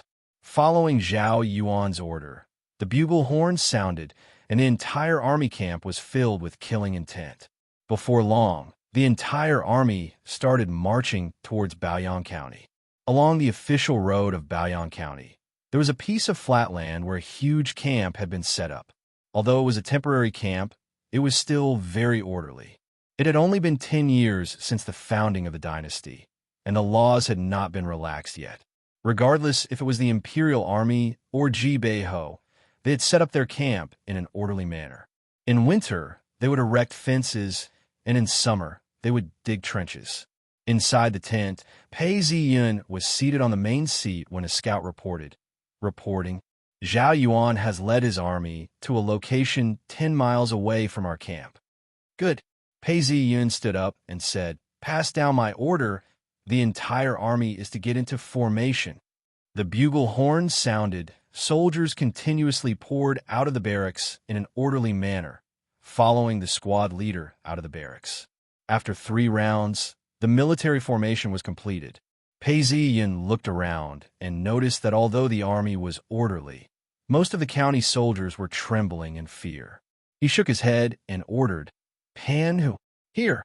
An officer stepped forward and replied loudly, the enemy has less than 3,000 men, and their formation is weak. I shall personally lead the cavalry to break through. You shall command these county soldiers. Once our army is victorious, we shall attack together. If anyone dares to disobey my orders or retreat, we shall execute them. These words were filled with killing intent, and everyone felt a chill down their spines. Pan Hu then spoke out loudly, Dao Master, how can there be a reason for the commander to charge into the enemy's formation?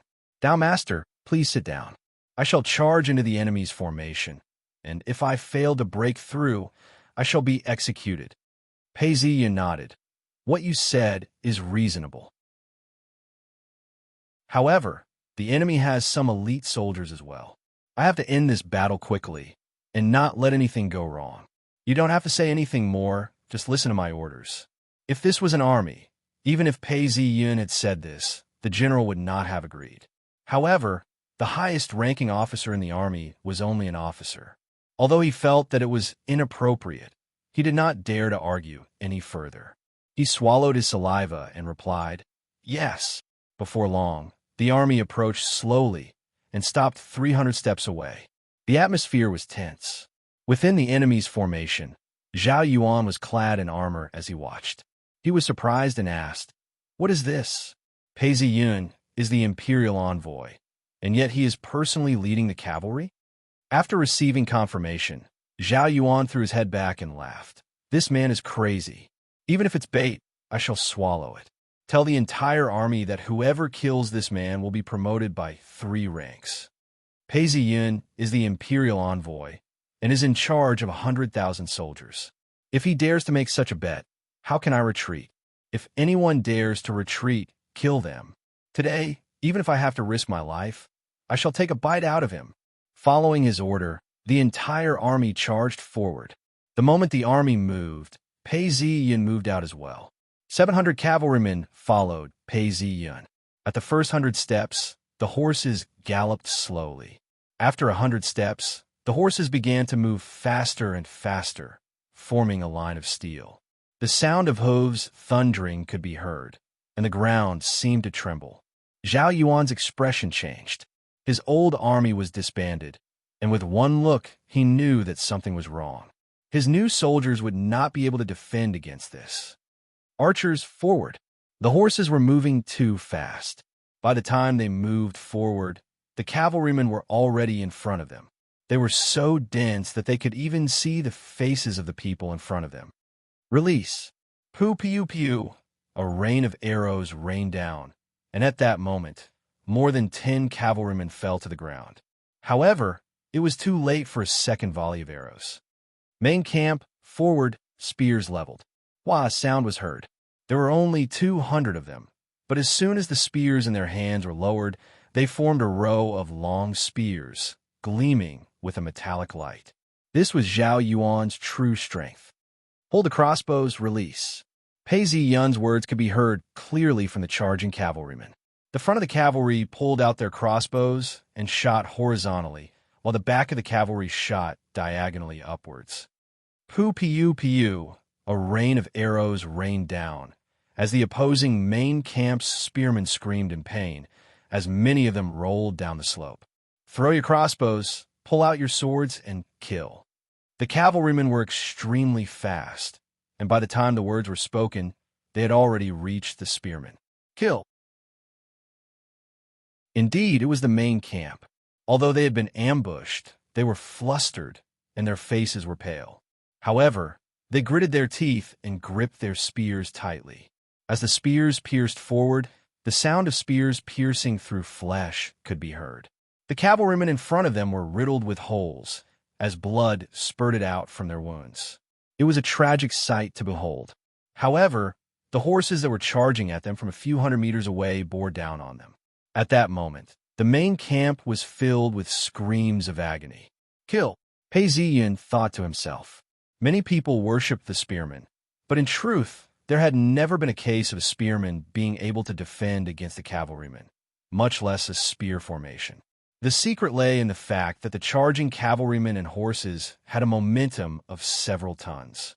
As long as they were willing to sacrifice the front line, without the protection of the chariots, the forest of spears would not be able to stop them. Dozens of people in front had fallen, and the entire spear formation had been broken. Following that, wherever the cavalrymen pointed their swords, the spearmen would suffer heavy casualties. Some of them were even trampled mercilessly by the horses.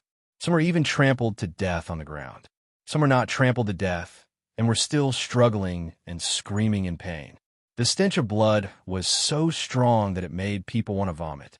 Fresh blood flowed down like a river. When the new recruits saw this, their faces turned pale. Their atoms apple-bobbed up and down as they hesitated to advance. Sickle Battalion, attack! Zhao Yuan shouted out. This was a weapon that was specially used to deal with cavalrymen. It was used to cut off the legs of the horses. However, in reality, when charging at high speeds, such a weapon would be useless. Only when the cavalrymen were caught in a formation and slowed down would they be able to cut off the legs of the horses. "Yes, General," the lieutenant shouted out the order as the sickle spears charged forward. Pei Ziyun laughed coldly. "What a joke. Maintain your speed, kill." Pei Ziyun was clad in 3 layers of armor and wielded 2 long swords in his hands. The speed of the horses increased, and he could feel the wind blowing against his face. Pei Ziyun felt as though he was on fire.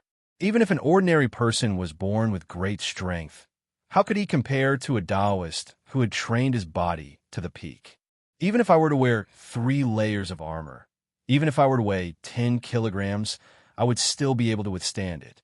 As for my martial arts, even if I were to face an army of 1,000 men, I would still be able to find a weak point in an instant. As he charged forward, Pei Ziyun's long swords sliced through the air, slicing apart any incoming spears or sickle spears. He then followed the weak points of the enemy's formation and sliced through them. No matter how strong an old soldier was, how could he be compared to an expert? It wasn't that there weren't any weapons that struck their bodies. However, the sounds of metal clanging could be heard, and only wounds could be seen on their bodies. Wherever the swords landed, heads would fly off their bodies as fresh blood splattered all over their bodies. With his spiritual sense, everything became clear. The angry and panicked faces turned into screams of agony. The formation of the Sickle Battalion was torn apart and could not be stopped for even a moment. The sharp tips of the spears tore through the formation as the cavalrymen charged forward without any resistance. Dozens of sickle soldiers slashed down at the Sickle Battalion. "No, impossible." Zhao Yuan stared at the scene with his mouth agape. He saw that the Sickle Battalion had been pierced through and that the archers and the new soldiers were right behind them. The new soldiers and archers were unable to react in time at such a distance and were in a state of panic. The lieutenant saw that things weren't looking good as he led his personal guards and charged forward, killing a soldier who was trying to escape. He then shouted, "Do not retreat, do not retreat." Chapter 308. Pei Ziyun's face was covered in blood. When he saw the lieutenant, he did not say a word. He turned around and charged forward. Within 3 breaths, he was right in front of the lieutenant. The soldiers around him could not help but split apart in fear. The lieutenant shouted and raised his blade to slash at him. With a flash of a blade, the lieutenant's head flew into the air. Pei Ziyun remained expressionless as he led his troops into the formation of the new recruits. He killed everything in front of him and charged towards the back.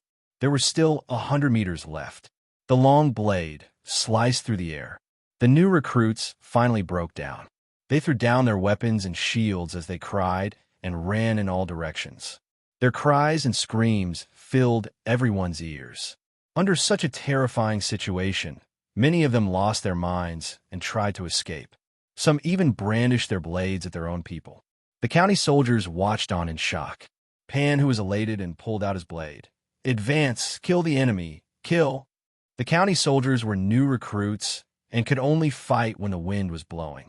However, at this moment, they only needed to fight when the wind was blowing. The 1,500 county soldiers shouted and charged forward, further increasing the panic of the new recruits. The cavalry had already reached the back and had completely broken through the enemy's formation. Maintain the formation, gather together, and charge. Pei Ziyun turned his horse around. After a long period of military training, the rest of the cavalry quickly formed a formation behind him. Pei Ziyun looked at Zhao Yuan, who was in the middle of the camp, and shouted, "Charge with me." The horses neighed as their hooves kicked up mud and dirt. The sound of their hooves shook the entire battlefield as they charged into the enemy's formation. In reality, the most powerful weapons were no longer swords, but the heavy impact and trampling of the soldiers. The soldiers who fell screamed in pain as they were trampled into meat paste. Their blades flashed, and any resistance in front of them was reduced to splatters of blood. It was like a meat grinder. No one was able to withstand a single blow, and the entire enemy formation collapsed. No, stop them. I'll give you 100 taels of silver. No, I'll be promoted 3 ranks. Faced with the charge, Zhao Yuan suddenly realized that there was a reason why he could not be promoted. Fear crept into his heart as he screamed incoherently. He could not help but retreat on his horse. Personal battalion block. The personal soldiers took the lead and raised their shields in front of him, covering him in the shadows. Spear. Pei Ziyan crouched down and picked up a spear from the ground. He then pointed it at the shield, and the spear pierced through the air, shattering the sturdy shield as if it was a piece of paper. Zhao Yuan finally couldn't take it anymore. He turned around and ran, ignoring the disappointed and disdainful gazes of his bodyguards. Kill!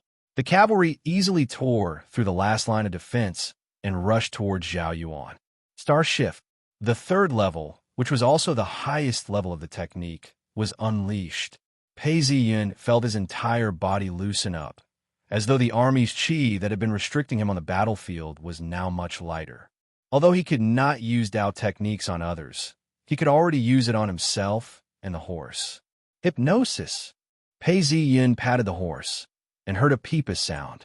The horse neighed loudly and sped up in an instant. Within a few breaths, he was already halfway to where Zhao Yuan was.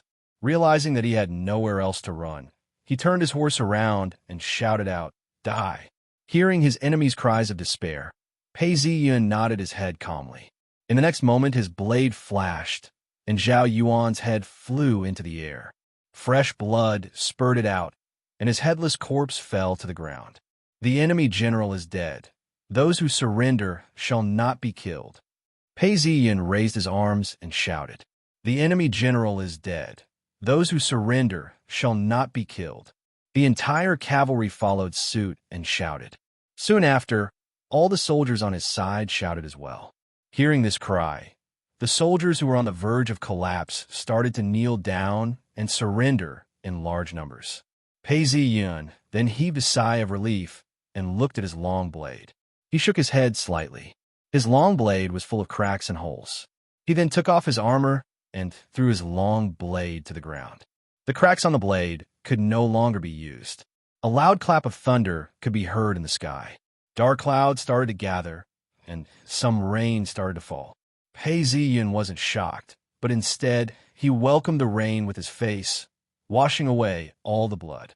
The rain continued to fall. The battle was over, but the killing was not over.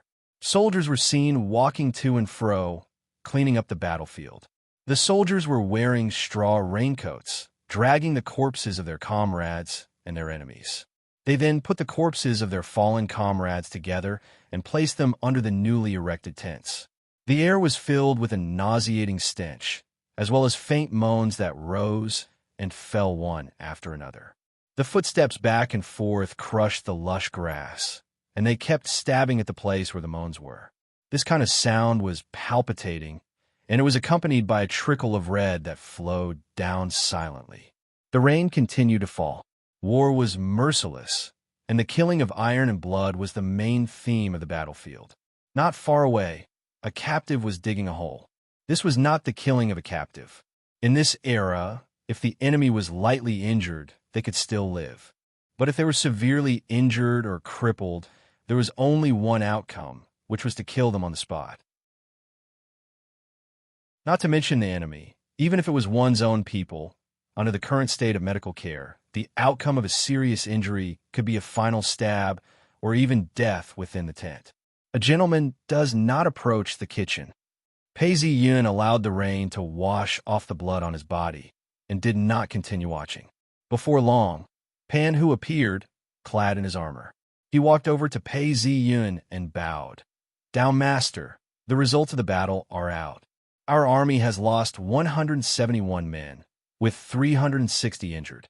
The enemy has surrendered 1,600, with 600 injured and 700 dead. Pass down my orders. The names of the dead are to be recorded and reported to me. I will write a letter of approval and raise the compensation of the dead by 1 rank. For those who are officials, I will write a letter of approval." He then said, "The weather is getting hotter and hotter. Find the corpses, clean them, and bring them back to the county. Find a good place to bury them, and erect a monument.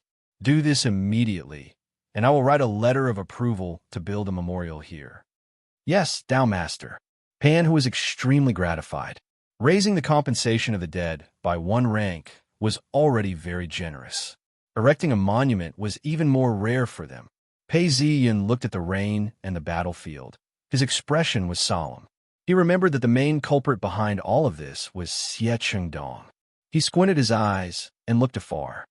Xie Chengdong, you can escape this time, but not forever. You've offended me time and time again. How can I let you off? Don't worry, you'll be next. Pei Ziyin paced a few steps. The temperature of the rain seemed to change according to his will, as the temperature of the rain dropped several degrees. I have to find a way to retaliate. At this point, the final blow had been dealt with. The corpses of the enemies were not treated as well as before. They were all piled up in a pit and buried. The weather was getting hotter and hotter. If they did not bury the corpses quickly, a plague might spread. Seeing this, Pei Ziyin frowned, as if deep in thought. He paced a few steps. All of a sudden, Pei Ziyun's mind flashed as he smiled. Seeing that the battlefield was almost cleaned up, he ordered, "Let's go back to the county." Baoyang County. County Yamen in an elegantly decorated house. The walls were lined with paper. There was a huge bucket filled with dirty water. Pei Ziyin finished his bath and got dressed. Although he had a serving made to serve him, he wasn't used to it, especially with the help of Dao arts. When he pressed on his hands, his wounds were bleeding profusely. Due to the short period of time, there was no pus or blood. This was to prevent rust from forming on his weapons.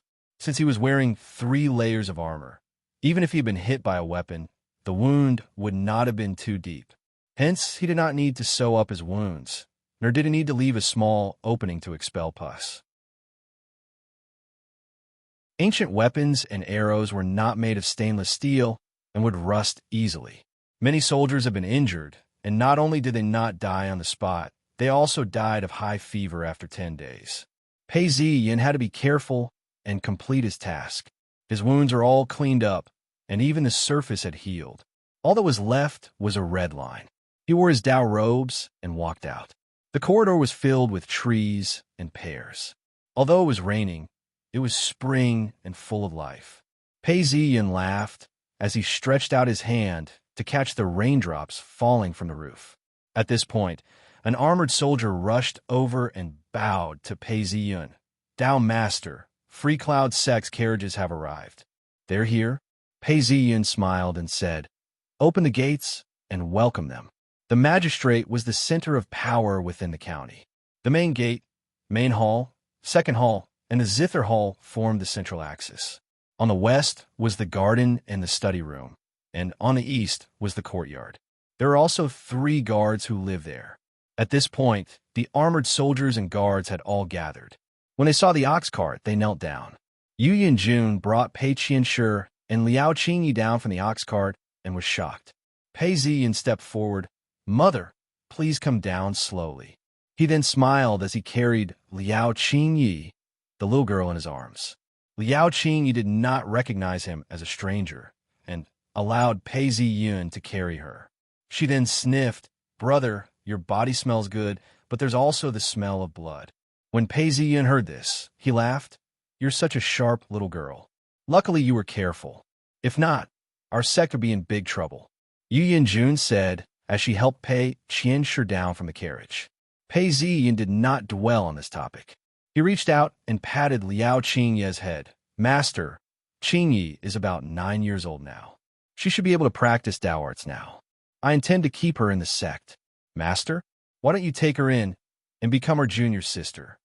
Yu Yanjun smiled and looked at Pei Ziyin. Pei Ziyun's face was sharp and had a killing aura. He had a stern look and had grown up. She then said, "You can take in a disciple now. You're the sect leader. If you don't take in disciples, what would you be like? If you don't have time to teach, I can teach. But I can decide on a disciple's status." Taking a disciple? Pei Ziyin paused as he looked at Liao Yiqing. Liao Yiqing was very cute and had a chubby face. She was very different from the first time he met her. She looked at him with a pleading look in her eyes. "Are you willing to take Big Brother as your master?" Pei Ziyin hugged her and asked. Big brother, that's great, big brother master. Liao Qingyi tilted her head and said. Pei Ziyan laughed out. That's it then. Qingyi, you're my senior disciple now. Pei Qianshi looked at him, and her face was filled with joy. However, she looked tired. Seeing that his mother was tired, Pei Ziyun said, Mother, you must be tired from the long journey. Please rest and take care of yourself. We'll talk more tomorrow and listen to your teachings. Pei Qianshi was initially worried. She looked at Pei Ziyun and saw that he was full of energy. His robes fluttered in the wind, and he didn't seem to be injured at all. She then smiled and said, If you have something to do, just do it. I'll rest now. Master, go and make arrangements for the monastery. I still have some matters to attend to. Pei Ziyun said as he thought of something. Hearing the killing intent in his words, Yu Yunjun paused and understood. All right, I'll make arrangements now. She then left. Pei Ziyun's face was gloomy as he instructed, Go and summon the county magistrate here. Chapter 309. Yes, Tao Master. The soldier replied and left. Pei Ziyun ignored him and walked into the reception hall. A few of his personal guards hurriedly followed him in and lit up the lanterns. They stood silently at the side. A scribe came up to him and handed him a document. Seeing that there was no ink in the inkstone, he poured some water in and started to grind the ink. Pei Ziyun's heart gradually calmed down as he took the document. The first document was about Chunyong taking down 2 counties and surrounding Yuanan County. There was a note on it. Chunyong has gathered 3 counties nearby and has a total of 25,000 soldiers. Pei Ziyun laughed and saw that there was ink. He nodded and commented, Yuanan County is an isolated city with no more than 7,000 soldiers. You can call for reinforcements from the inside. Perhaps there will be a pleasant surprise. Even if they fail, there will be no mistakes. Wait for me to lead my troops over before we discuss further. The next report was about Ronglon County. Lieutenant Zhang Xiu's troops were defeated, and he was killed by Ji Bei, Hozhuji General, Ren Bin. Taking advantage of this opportunity, they attacked Ronglon County. Ronglon County's county magistrate Wanning died in battle, and the city was destroyed. Pei Ziyun sighed to himself. Actually, having led his troops to battle till now, he had a deeper understanding of military affairs. This Ren Bin might be a talented general, but he was on Ji Bei Ho's side. No matter how talented he would not be able to turn the tides. Pei Ziyun then wrote, Ronglon County has been breached.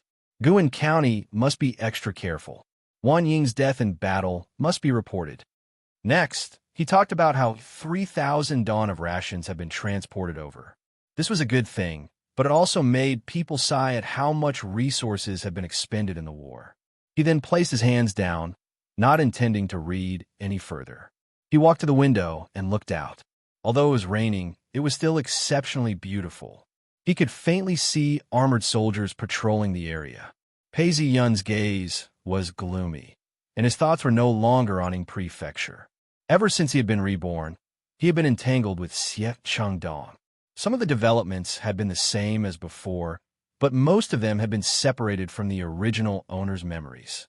In the original owner's memories, the original owner would never forget Xie Chengdong's calm demeanor. But now, his master cultivation was still lacking compared to Xie Chengdong's, but his sword techniques were not inferior. As for power, he had 4 prefectures and had already surpassed Xie Chengdong. Xie Chengdong is no longer as powerful as he was in my previous life. There's no need to wait for the future. We can strike him now.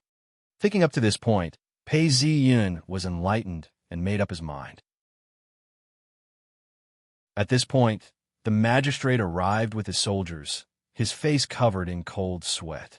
Pei Ziyun didn't think too much about it and sat down in the middle of the main hall. His face was stern and stern.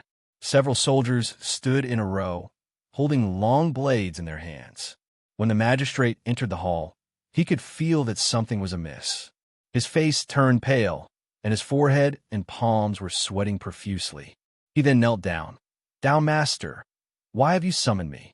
He then heard Pei Ziyun ask, Lowly official, You're a traitor, and you still have the face to call yourself a lowly official?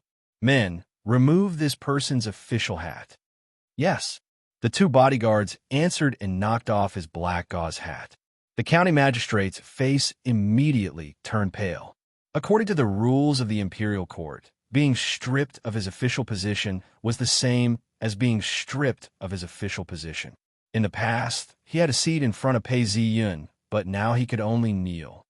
For the sake of the imperial court, it was my idea to pardon these traitors. I've also sent a letter to the county to execute it. Pei Ziyun didn't even look at the kneeling magistrate. Perhaps it's because of this that some people feel that I'm easy to bully. I can forgive you for certain things. But why did you write a letter to my mother? When a magistrate heard these words, he felt his entire body go soft as he knelt down on the ground. His face was pale. "Tao Master, please spare my life." This lowly official was oppressed by King Lu and had no choice but to obey.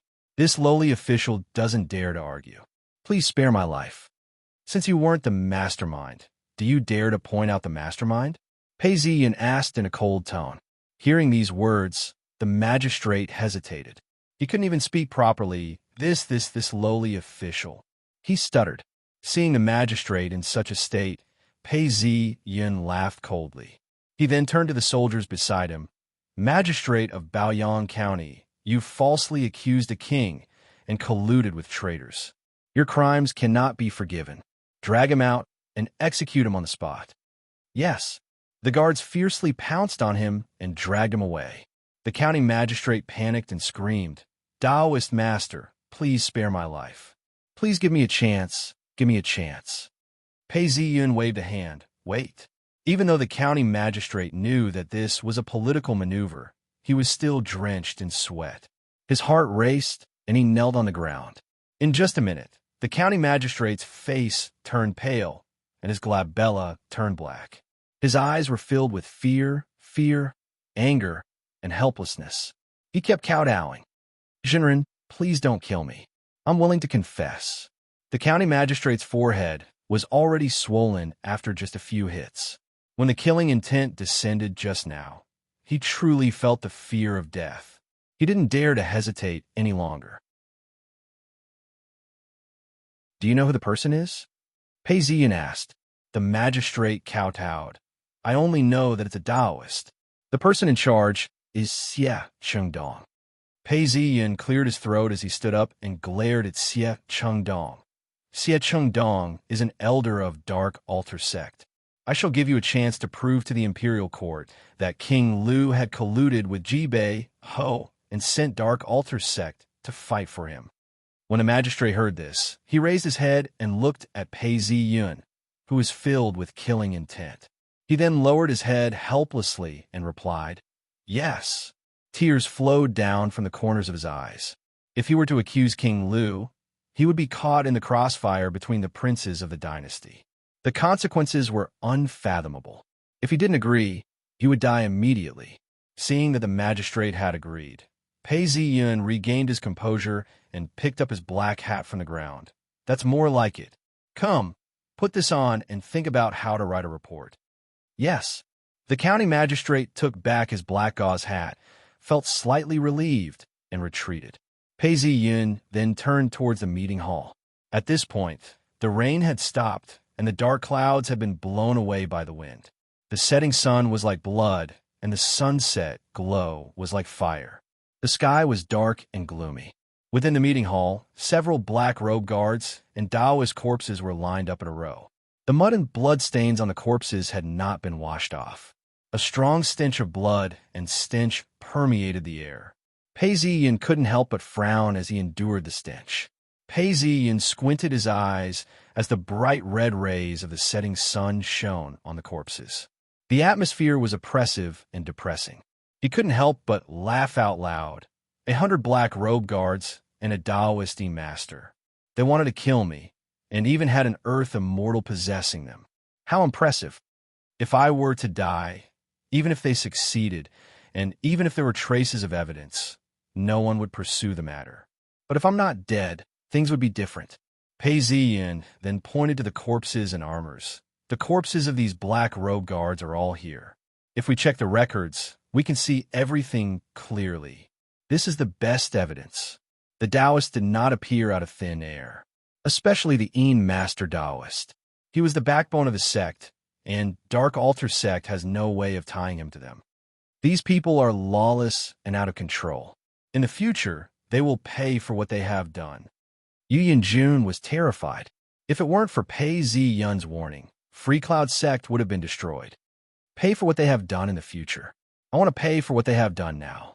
Pei Zi Yun laughed. When Yu Yanjun heard this, she frowned. These people can be verified. I'm sure they are from the Black Robe Guards and Dark Altar sect. There's no problem with the evidence. But how do you intend to handle this? What else can I do? I'll handle this according to the law. I've already ordered the magistrate to accuse Dark Altar sect of colluding with King Lu.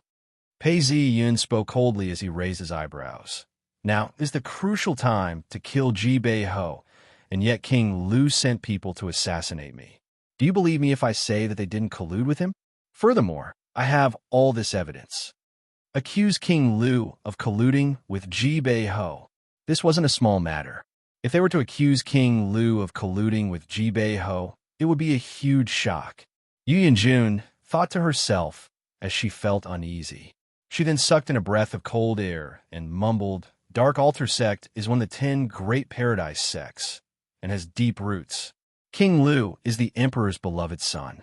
Pull one hair and the whole body will be affected. Just the world will be restless and disputes will arise everywhere. At that time, there will be great trouble. Besides, there's also the issue of the emperor's favor. I'm afraid the emperor trusts his own son more. Yu Yanjun was alarmed as she spoke out. Or perhaps, he's more willing to trust his own son. She emphasized the word willing. Pei Zi Yun's eyes were clouded over as he said, You're right. That's why I asked the county magistrate to jump out at this critical juncture and act like a ringing bell. I want to see if the imperial court will continue to pretend to be deaf and mute. Pei Zi Yun laughed. If he was truly loyal, he would swallow this bitter pill for the sake of the bigger picture. He would wait until Ji Bei Ho was taken care of before he made his next move. Many people would endure in the midst of thorns and thorns. For the sake of the bigger picture, they wouldn't care about the gains and losses. Even if they were misunderstood by others, they would bite the bullet and swallow it down, thinking that the emperor would understand and forgive them. However, Pei Zi Yun was very clear that this was a rare occurrence. If he didn't raise any conditions when he was in the bigger picture, who would care after the bigger picture? Even if he tortured Ji Bei Ho, it would be for his own good. Once the cunning hare is dead, the hound will be cooked. Did Ji Bei Ho really want to rebel? If I were to endure this now, and if I were to raise a ruckus against King Lu, the emperor would kill me for the sake of the bigger picture. When that happens, even the crown prince wouldn't help me. Pei Zi Yun was very clear about this. King Lu was a prince. To the imperial court, he was the bigger picture. As long as King Lu hadn't officially rebelled, in order to prevent the father and son from killing each other, the only way was to let the loyal official appease him. What was that saying again? Now that the bigger picture requires you to sacrifice yourself, since you think of yourself as a loyal official, please accept your death with a smile. If you have any resentment, you're not a loyal official. Of course, if Pei Zi Yun didn't make a sound after being slapped and didn't cause any trouble for the imperial court, the crown prince would still protect him. But King Lu and Xie Chengdong have attacked me multiple times and even tried to harm my mother. They've already crossed my bottom line. Do they really think that I will endure this for the sake of the bigger picture? I want to flip the table at this crucial moment. Let's see what the imperial court will do then. Pei Zi Yun thought to himself as a cold smile appeared on his face. Seeing that Yu Yanjun was worried, he smiled back. Don't worry. I know what you're worried about. I've said it before, it was the magistrate who said that King Lu and Ji Bei Ho were in cahoots, not me. Although everyone knows this, it's still a way out. Just based on the magistrate's report, the imperial court will most likely give him the cold shoulder. After this, the magistrate will find another reason to punish him. However, he was a traitor who wanted to kill me, my mother, and even you and your sect. That's not a bad ending for him. At most, he'll be the only one who will be harmed. They won't punish him for being a traitor. Hence, he's actually benefiting from this.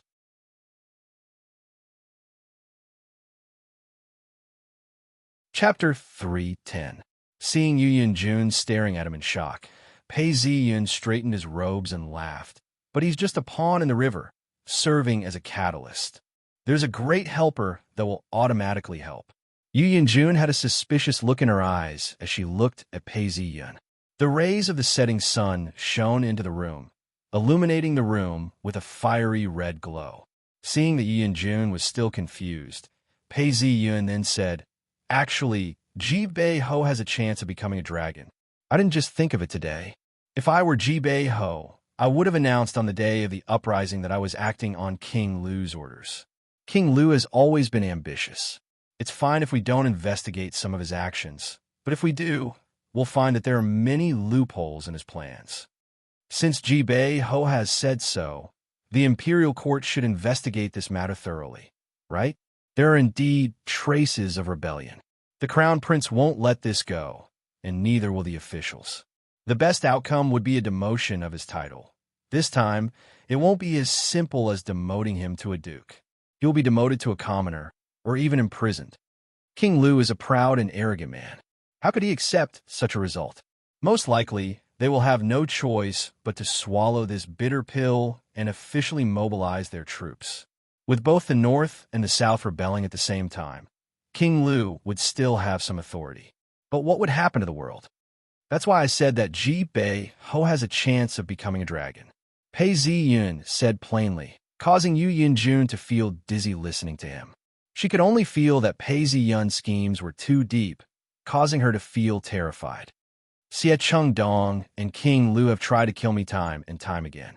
If I really wanted to avenge myself, I could have just sent a letter to Ji Bei-ho and dragged King Lu into this mess. This would cause chaos throughout the lands. Whether it's King Lu or Ji Bei-ho, although there's a chance for them to rise to the top, it wouldn't be much. There's an 8 to 9 out of 10 chance that they would be defeated. That way, I would be able to take my revenge. But I can't do this for my personal grudge. Although it seems like King Lu's rebellion is only a matter of time, I can't be the one to initiate it. I didn't want Xie Chengdong and King Lu to push their luck and make a move on my mother. That's what they deserve, and they can't live. Just wait and see. I expect it won't take more than a few days before Ji Bei-ho announces that he was acting on King Lu's orders. When that happens, we'll see how the imperial court handles this matter. As he spoke, Pei Zi-yun took a sip of his tea. Yu Yun-jun looked at Pei Zi-yun in astonishment. It was as if she could hear the sounds of slaughter. Pei Zi-yun was a man of unyielding character, and she couldn't help but feel a sense of fear. Can a person's talent reach such a level? It really is a chaotic storm. Chibei Commandery, military camped a wave of attacks receded like the tide. Looking from the city walls, the entire outside of the city was densely packed with soldiers with banners fluttering in the wind. Although they had attacked for half a month and suffered many losses, the Central Army still stood firm. It was obvious that their morale had not been completely depleted and they still had the strength to fight. The sun set in the sky, bringing with it the glow of dawn. Smoke rose from the kitchen chimneys. Within the tent of the army camp, Ji Bei-ho was furious. What? Even Zhao Yuan was defeated? Ji Bei-ho paced back and forth in his tent, his eyes filled with killing intent. These few days, they had not been able to take down the city. Their rations had been depleted, and that was bad enough. What was worse was that Pei Zi-yun had been breaking through every single one of their defenses, causing them to suffer losses at every step. Ji Bei-ho was feeling a sense of pressure and urgency. Ji Bei-ho's eyes were bloodshot, and there were white streaks in his hair. Uneasiness gnawed at Ji Bei-ho's heart.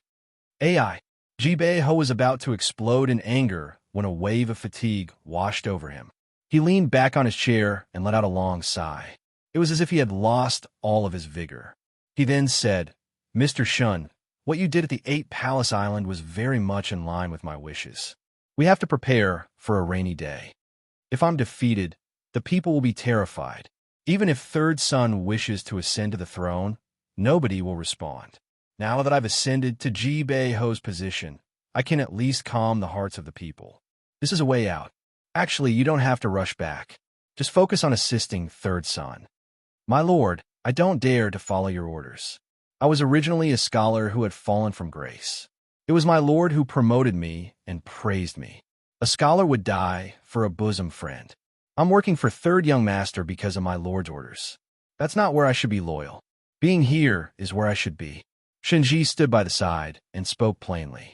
After Wei Ong had ascended to Ji-Bei-Ho's position, he saw that the situation had stabilized. He then returned to Ji-Bei-Ho's side to report to his lord. At this point, it was obvious that he wanted to be loyal. Hearing these words, Ji-Bei-Ho's dissatisfaction disappeared. He then sighed. Mr. Shun, I know what you're thinking. Sit down.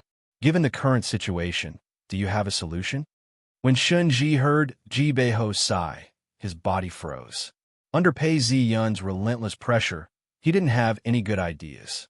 He could either attack the city or kill Pei Ziyun, causing the city to be without a leader. When that happens, he would be able to escape. But he couldn't do either. Shinji looked at the report and thought of something. He then let out a long sigh and laughed bitterly. AI, now I believe in fate. I'm bewitched by fate, and that's why I'm bewitched. The heavens gave us a chance, but we didn't take it. But it's not too late now, Shunji said. Hearing these words, Ji-Bei-Ho looked at Shunji. His eyes lit up and his face flushed red. Mr. Shun, what chance do you have? Tell me quickly. Ji-Bei-Ho stood up and stared at Shunji. Shunji retrieved the report and pointed at it. Duke, look. The magistrate has accused us of colluding with King Lu to assassinate Pei Ziyun. So what if he's accused? When Ji-Bei-Ho heard this, he sighed. King Lu is very crafty. Although he had contact with me, he didn't collude with me. You know this as well. Your Highness, you're wrong. Shenji raised his head and looked at Ji-Bei-Ho, who was frowning.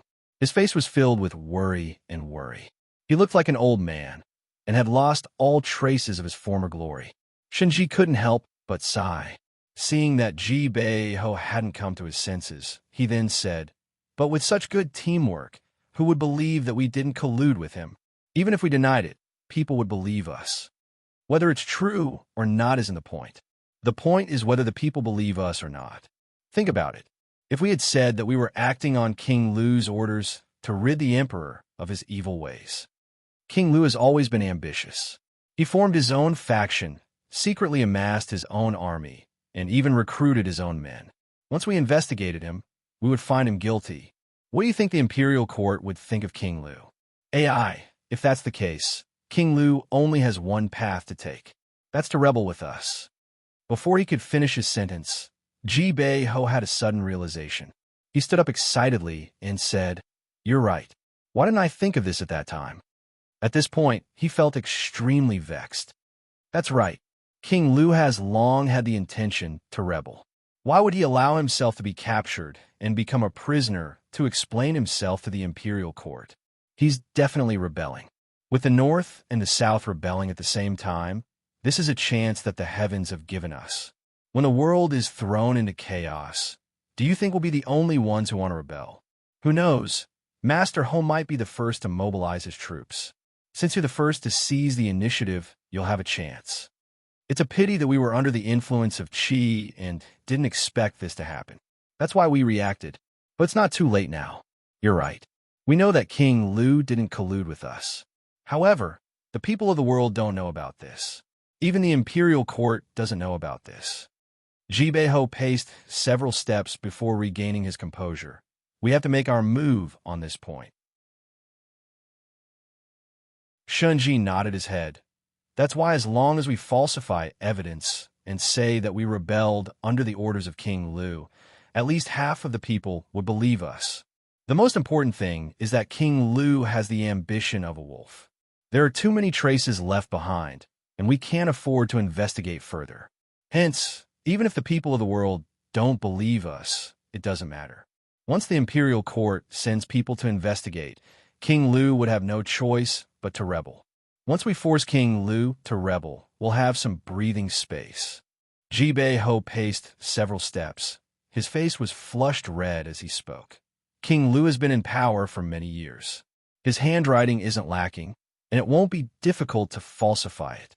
Immediately gather the officials and create a batch of letters based on what we know. We shall let the people of the world witness King Lu's glory. At this point, Ho laughed out. He felt the pressure on him lighten, and his wrinkles smoothed out. Don't worry, master. I will do this flawlessly. Shenji bowed as he spoke. Du Prefecture, the weather was getting warmer, and the peach blossoms were in full bloom. Even the pear trees were blooming with white flowers. Bees and butterflies were dancing around the flowers, and the surface of the river was sparkling. An official's boat was breaking the surface of the river, causing waves to splash across the river. The official's boat was filled with flags, and the governor stood at the top of the boat. There were tables and chairs placed on the boat, and a serving maid was brewing tea. The sound of the tea boiling could be heard. Looking out, both sides of the river were lined with tall mountains and clear waters. The cliffs were steep, and huge rocks looked as though they had been cut by a knife. The governor of Du Prefecture stood up and said, "What a beautiful sight." He then exhaled and asked, "Have the rations been sent up?" An official bowed. "Your Excellency, 5,000 stones have been sent up." He then continued, "Following the recovery of the lost land, the situation in Ing Prefecture has stabilized. Although we spent a lot of money, everyone is much more at ease. Look at this." The governor looked up and saw a fishing boat not too far away. A fisherman was fishing with a fishing net, and a bird took the opportunity to swoop down and snatch a fish away. The shore was filled with peach blossoms, and a young man and young lady could be seen in the midst of the peach blossoms. The governor nodded his head and laughed. The dynasty has just been established, and the world yearns for peace. Ho is a martial artist who defies the heavens. How can he not be defeated? As he spoke, a Dao official rushed over and handed him a letter. "Governor, there's an urgent message. Bring it to me." The governor's heart sank as he opened the letter. His face turned pale as he tried to take a step forward, but he stumbled and fell heavily onto the deck. At least he didn't roll into the water. The official was shocked and hurriedly helped him up. He then heard the governor mumbling, "Disaster, disaster. Governor, Your Excellency, what disaster? Could it be that the imperial army has been defeated?" The official asked. This official was a fourth-rank official as well. Hearing this, the governor handed the letter over. The official picked it up and read it. His face turned pale, and his hand started to tremble. Ho announced that the Ji Country Duke was appointed by King Lu, and that the north and south sides would respond. He even scolded me in the letter, saying that I've been up for half a year now, and you still haven't responded. He's trying to deceive me. Reading such a sentence, anyone who didn't understand politics would understand the severity of the situation. This official was in charge of the entire province, and thus had a keen sense of politics. He then mumbled, "This Ho has the ambition of a wolf, and his intentions are sinister. He's trying to force King Lu to rebel. If King Lu were to rebel, then the situation would be difficult to resolve."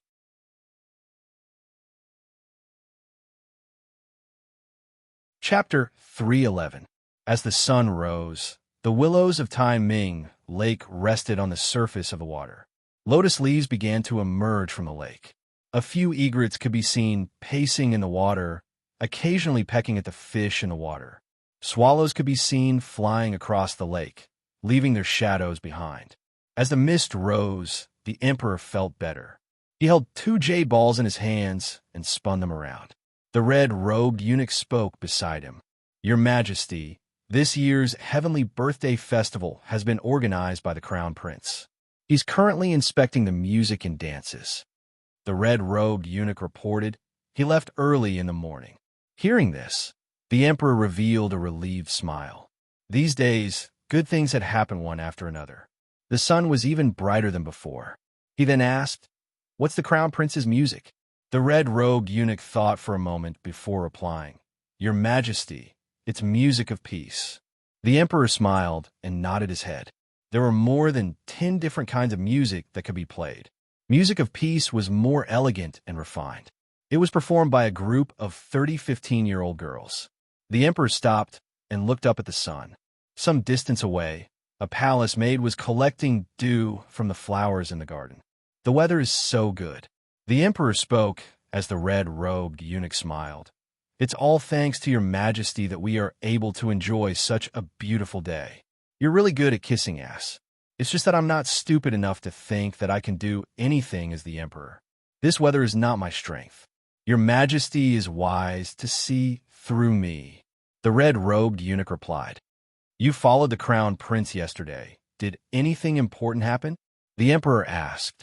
Your majesty, the heavenly birthday festival is approaching.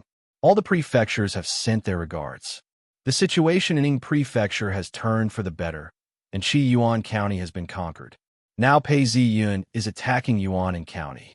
Based on the current situation, he should be able to conquer it very soon. The rebels will be vanquished soon. The red-robed eunuch explained everything clearly. Actually, the emperor had already sent his regards. When he heard this, he laughed. Pei Ziyun is indeed talented. He's done a good job. This was a rare compliment. As soon as he finished speaking, he started coughing. The red-robed eunuch received the medicine from the palace maid and handed it to the emperor. Your majesty, it's time to take your medicine. The emperor stretched out his hand and took a bowl of medicine. A eunuch walked up and reported, Your majesty, there's an urgent message. The emperor had set the rule that unless he was sleeping, he had to report it immediately. The emperor's expression was a little serious. He was not in a hurry to read it. After drinking the medicine, he nodded slightly and walked back into the hall. The originally relaxed atmosphere immediately became serious. Even the red-clothed eunuch immediately restrained his expression. The eunuchs in the hall all bowed and did not even cough. The emperor sat down and opened up a scroll. It was about Pei Ziyun personally leading his cavalry to defeat 3,000 enemies. The emperor laughed and said, I was wondering what it was about. Using the red brush, he said, Got it. There was another booklet below. The emperor picked it up and read it, and his smile froze. His face turned pale, and his face turned green. He couldn't catch his breath, and all he could see was darkness. The red-robed eunuch saw the emperor's body swaying, and his expression changed. He hurriedly supported him. Your majesty, what's wrong? He checked the emperor's body and shouted to the people beside him. Quick, summon the imperial physician. Also, don't make any noise. If anyone makes a noise, I will beat him to death. As he spoke, he retrieved a glass bottle from his robes and drank a mouthful before handing it to the emperor. This was actually a medicinal wine that the emperor often drank, but that was the rule of the palace. After some time, the emperor took a deep breath and slowly recovered. His face was pale. Keep the booklet. I'm tired. I'll read it later. The red-robed eunuch kept the booklet on the floor and swept his gaze across it. He saw that Ji Bei Ho had claimed that he was rebelling against the emperor and that he was acting under the orders of King Lu. At that point, he couldn't help but feel dizzy. At that point, he finally understood why the emperor was acting this way. He then instructed, Summon the crown prince. Yes. Immediately, a eunuch went out to pass the order. Crown Prince's palace. Hall of Music. The crown prince was surrounded by winding corridors. On one side of the garden, there was a row of weeping willows. Musicians were playing music, and young ladies were dancing. The crown prince's face relaxed as he watched the music.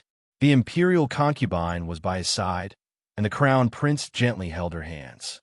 Occasionally, the crown prince would turn his head to look at her, and the two of them would smile at each other.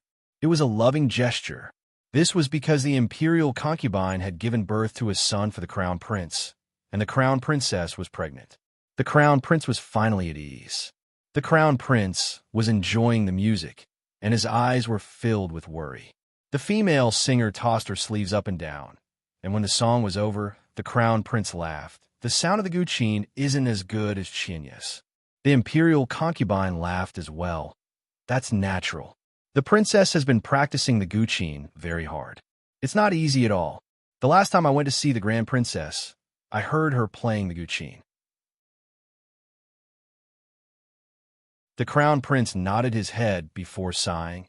If Chinya wasn't a princess, I would have asked her to perform for my father during the heavenly birthday festival. Even before he finished speaking, a commotion broke out. The crown prince paused as he saw a eunuch close to the emperor walk in. His face was pale. He fell to his knees. The emperor isn't feeling well. Please see him. The crown prince's face turned pale as he stood up. What's wrong with father? The eunuch was already nervous, and when he heard the crown prince's question, he became even more nervous. He then trembled. Your Highness, the emperor has fainted by Tai Ming Lake. What? Hurry, prepare a carriage for me. We shall enter the palace. The crown prince spoke without hesitation. He then turned around. Imperial concubine, the heavenly birthday festival dance shall be arranged by you. As he spoke, he went to change his clothes. Before long, a carriage passed by, and the crown prince changed his clothes as well. He then boarded the carriage, and a group of soldiers followed him towards the palace. Imperial Palace, the carriage had just arrived at the palace, and the crown prince alighted from the carriage. He saw 2 eunuchs and a few servants waiting for him. The crown prince asked, Where's father now? He's in meditation hall. The eunuch replied before gesturing for the crown prince to board another carriage. The crown prince boarded the carriage and headed towards the meditation hall. It was noon, and although it was spring, it was still scorching hot. The crown prince had just arrived when Huang Wugong, who had been serving the emperor, stepped forward and whispered, Your Highness, you've finally arrived. The emperor has something on his mind and refuses to take his medicine. Please advise him. The crown prince was taken aback and hurriedly entered the hall. He bowed before the emperor, ordered him to dispense with the formalities. When he looked up at the emperor, he was taken aback. Compared to yesterday, the emperor looked much older. His face was flushed red and had a tinge of gray to it. The crown prince knew that the emperor's illness wasn't light. He then advised, Father, I've heard that you don't want to take any medicine. This won't do. If a person isn't feeling well, he has to listen to the doctor's advice. The crown prince then took the spoon and fed it to the emperor. The emperor drank a few mouthfuls and felt much better.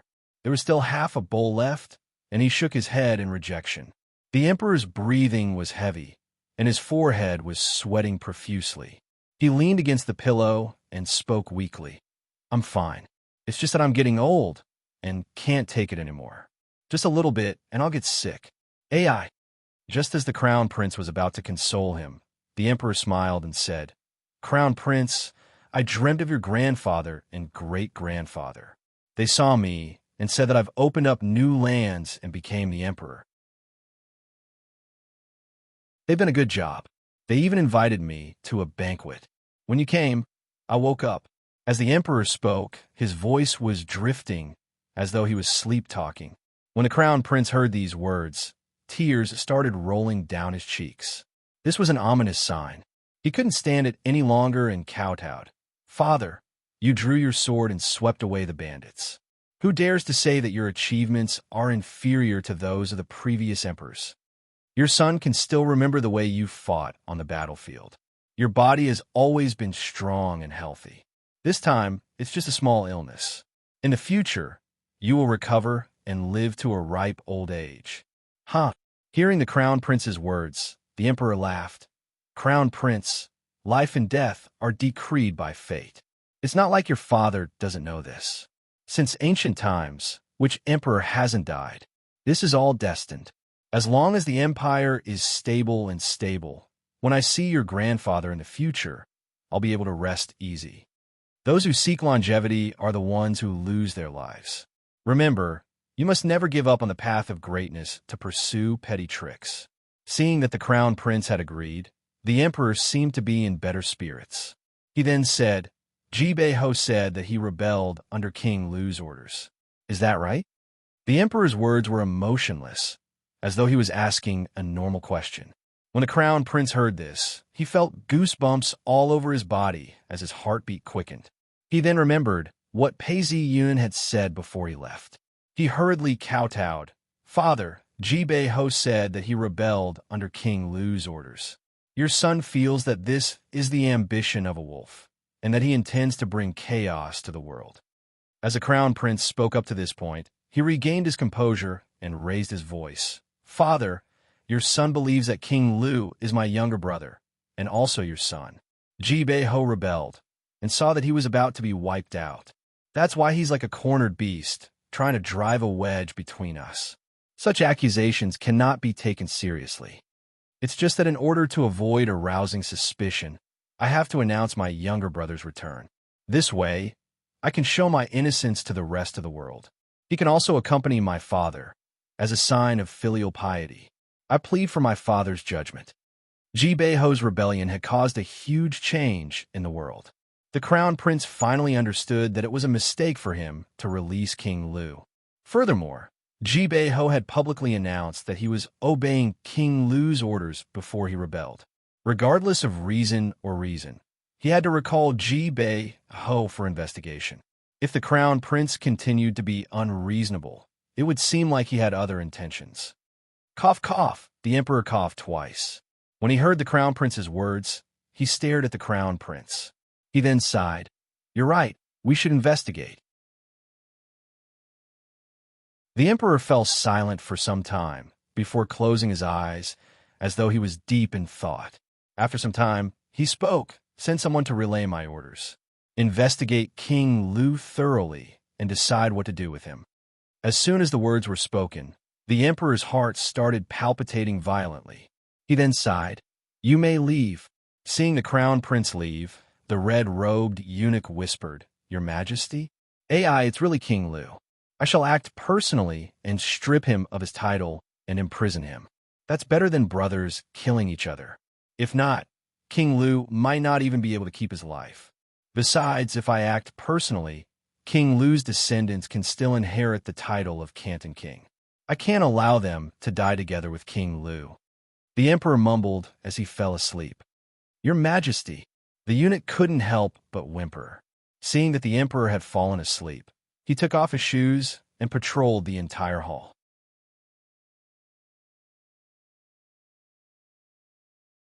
Chapter 3:12.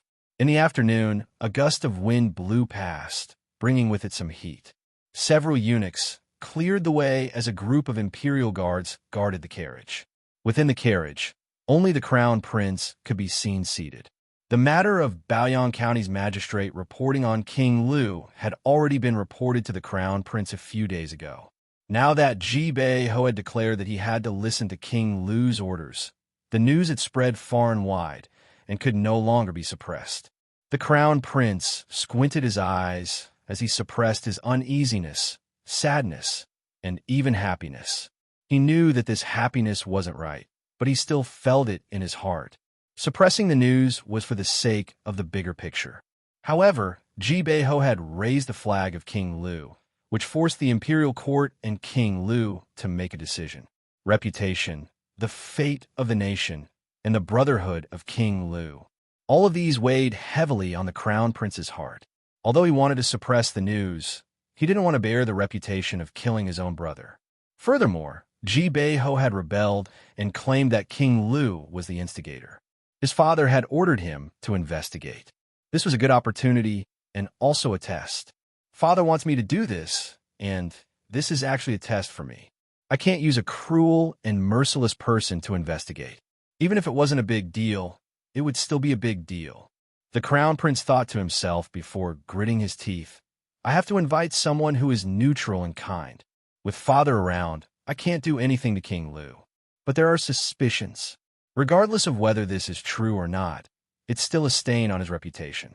I can take this opportunity to remove King Lu's military authority. A prince with a battalion of soldiers would be more than enough. 10,000 soldiers would be the cause of chaos.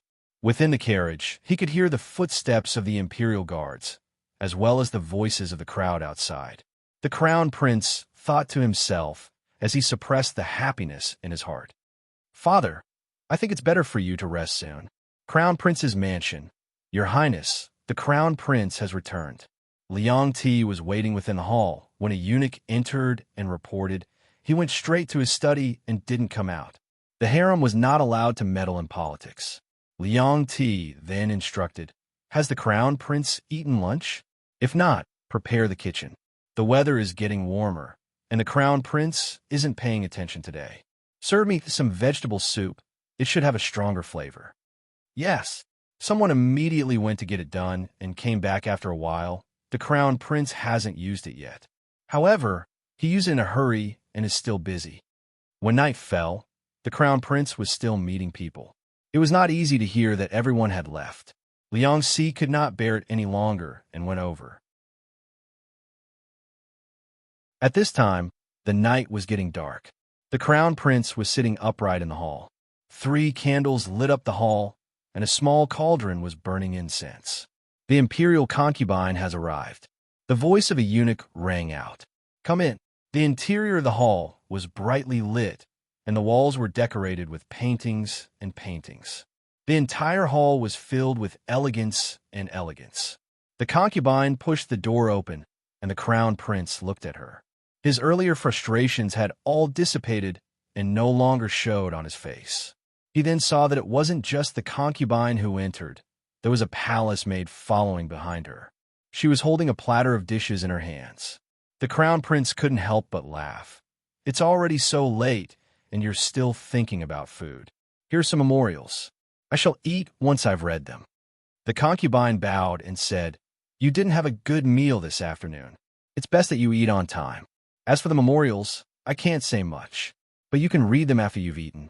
As she spoke, the serving maid stepped forward to serve the crown prince. There were 7 or 8 dishes on the table. The crown prince smiled and ate. According to the rules, he only ate a few mouthfuls of each dish. Imperial concubine, how was the rehearsal for the dance today? After he had finished eating, the crown prince looked at the concubine and asked. Hearing this, the concubine walked behind the crown prince and gently massaged his temples. She then said, The rehearsal has been arranged. All we need to do now is to perform. The crown prince replied as his entire body relaxed. He then reached out and grabbed the concubine's hands. Concubine, with you by my side, I have not wasted half of my life. As they spoke, the 2 of them got closer and closer. Just as they were about to kiss, the concubine felt embarrassed and pushed him away. Your Highness, please continue reading the memorials. I shall take my leave. The concubine was naturally shy, and the crown prince knew that. Hence, he revealed a smile on his face. As he watched her leave, he suddenly thought of King Lu. His face turned solemn as he stood up and stared at the night sky. It wasn't easy for him to get to where he was today. His concubine, his son, and the entire world. He would not allow anyone to threaten him, not even his own brother. Men, the crown prince ordered. A eunuch then walked in and knelt down on the ground. The crown prince looked at him and said, Send a letter to Pei Ziyun. Tell him to end the war in Ying Prefecture as soon as possible. Do it before the imperial envoy arrives in Qin Prefecture. The eunuch acknowledged and went out to deliver the order. Yuan and Commandery Pei Ziyun led his troops towards Yuan and Commandery. He noticed that there were about 5,000 of them. Although they couldn't be said to be in perfect formation, it would be a miracle if an army was in perfect formation. However, they were still orderly. Pei Ziyun sat in the carriage and looked out the window. It was almost summer. The sun was setting, and the clouds were dyed red, and the fields were bathed in a layer of gold. Pei Ziyun watched as someone spoke softly. Down, Master, the crown prince's orders have been passed down. Pei Ziyun paused as he saw an official walk over. He was drenched in sweat and had thick eyebrows and big eyes. He looked extremely capable as he handed him a scroll. Pei Ziyun smiled and received the scroll. He then opened it up and laughed. So that's how it is. I understand now. Hasten the process and meet up with the crown prince. Yes, the official acknowledged. Seeing him leave, Pei Ziyun remained expressionless. His face was wooden as he thought to himself, Hey, the plan has been accomplished. Now it's time to see if King Lu dares to rebel. The crown prince is getting more and more cautious. Dark Altar sect, Xie Dong, you've gotten too entangled. Do you think you can escape? Yuan and Commandery from time to time, huge rocks would fly through the air and smash into the walls of the city. Bricks and stones flew in all directions, and a cloud of dust could be seen. At the bottom of the city, the chariot was filled with black water. The sound of the drums was getting louder and louder as they climbed up the walls. Shoot! The command was given from the top of the walls. At that point, the skies darkened as a rain of arrows and stones rained down. The cloud ladders were covered in blood. From time to time, the ladders would break and fall to the ground. Even so, it was clear that the city walls were on the verge of collapsing. Pei Ziyun's 5,000 men set up camp at the side and didn't advance to disrupt the attack. He only brought 100 men with him as he rushed to the main tent. Inside the tent, there was a sand table, and in the middle of the tent was a table. A tiger skin chair was placed on top of it, with the words, "Just like I'm here," written on it.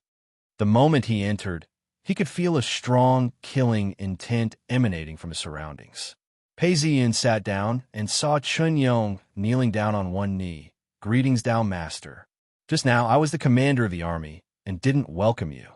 I begged Tao Master to punish me. Get up. There are big and small matters. Now that we're attacking the city, as the commander, you cannot leave easily. This is the right thing to do." Pei Ziyun looked around him before smiling coldly. "I took a look earlier. Yuan and Commandery is on the verge of collapsing and will be conquered within a few days. You've done well. However, are you blaming me for stealing your credit?" Pei Ziyun looked at Chun Yong casually. When Chun Yong heard these words, he started sweating profusely as he hurriedly kneeled down again. "The only reason I'm able to do this is because of Tao Master's strategy. I've taken some credit from Tao Master." Pei Ziyun looked at him and waved a hand. "Don't think too much. I didn't want to come, but I had no choice. Take a look at this, and you'll understand." As he spoke, his face was filled with melancholy as he handed him a document. Chun Yong received the document and opened it to see that it was from the Crown Prince. He hurriedly knelt down and read it. When he finished reading, his expression changed. Pei Ziyun took several steps and looked up at the sky. The sky was blue, and white clouds floated by. Jibeiho claims that the rebellion was ordered by King Lu. Because of this, the emperor has fallen ill. The Crown Prince wishes for us to end the war in Ying Prefecture as soon as possible, before things get out of hand. "Yes, Tao Master. I understand." When Chun Yong heard this, he immediately kowtowed. This matter involved the emperor and the Crown Prince. If he disobeyed, the Crown Prince would use the emperor's sword to kill him. Pei Ziyun laughed coldly. "It's good that you understand. It's not a big deal, and the Crown Prince wouldn't urge us to end the rebellion in Ying Prefecture. The bigger picture is to prevent the North and South from interfering. The smaller picture is to prevent this matter from escalating." Chun Yong wasn't stupid. The moment Pei Ziyun said this, he understood. He also understood the Crown Prince's worries. He bowed. "Yes, I understand. I shall disregard everything else and take down Yuan and Prefecture." Qin Prefecture King Lu sat upright. His face was ashen as he looked at the courtyard. He didn't look away for a long time. At this point, a servant came in with a cup of tea. When he saw King Lu in such a state, his body trembled and some water spilled out. King Lu's eyes narrowed slightly, and the servant's body trembled as the teacup fell to the ground. "Pa!" The teacup fell to the ground and shattered into pieces. The servant was so frightened that he fell to his knees and kowtowed. "Your Majesty, please spare my life. Your Majesty, please spare my life." Drag him out and beat him to death. King Lu didn't even look at the servant as he ordered. Xie Qingdong looked at King Lu and frowned. The servant continued to beg for mercy as two of his personal guards dragged him out. From afar, screams could be heard. When Xie Qingdong heard this, he stood up and apologized. "It's my fault for not doing my job well. Please punish me, King Lu." King Lu's face fell as he thought of using this man. He then sighed and said, "This is Jibeiho's shamelessness. You can't be blamed for this." He then looked at the eunuch and asked, "How many men can we control now?" "We can control 2/3 of them, but we have to be quick. If the imperial envoy arrives, we might not be able to do so. Besides, I'm afraid the Taoist officials have already sent word to us. I'm afraid the generals are already on guard." Hearing these words, King Lu gritted his teeth and grinned. He then turned around to look at Xie Chengdong. What do you think? Xie Chengdong was somewhat melancholic as he replied, King Lu, although we haven't made sufficient preparations, I'm afraid we don't have much time left. This investigation by the Imperial Envoy is a small matter. I think that unless the Imperial Envoy is an idiot, he would definitely investigate thoroughly. After all, King Lu is the son of the Emperor. That's not the most important thing. The most important thing is that they would drag this out until Jibeiho's army is truly defeated. Only then would they make a move. But if Jibeiho's army is truly defeated, the hundreds of thousands of soldiers fighting in the south can be transferred to the north. Furthermore, they would be able to provide them with sufficient rations. This would make a huge difference. That's why this official feels that no matter how difficult it is, we have to make a move. We cannot allow the imperial court to take control of the situation. When King Lu heard this, he didn't speak. After some time, he took in a deep breath and felt his entire body go soft. He then sat down on a chair and thought for some time before he made up his mind. He then revealed a fierce look. Yes, the generals are already prepared for this and won't give me a chance. However, before the imperial envoy comes to take away my authority, I'm still a prince and have the authority to control the three mansions. Summon them to my palace. He then turned around and spoke to Xie Chengdong. Mr. Xie, these generals might be cornered and do something desperate. Send some men to coordinate with them and catch them in one fell swoop. Yes, Xie Chengdong acknowledged. He didn't know why, but a dark cloud had formed over his heart. He then thought for a while before speaking, I'll do it now.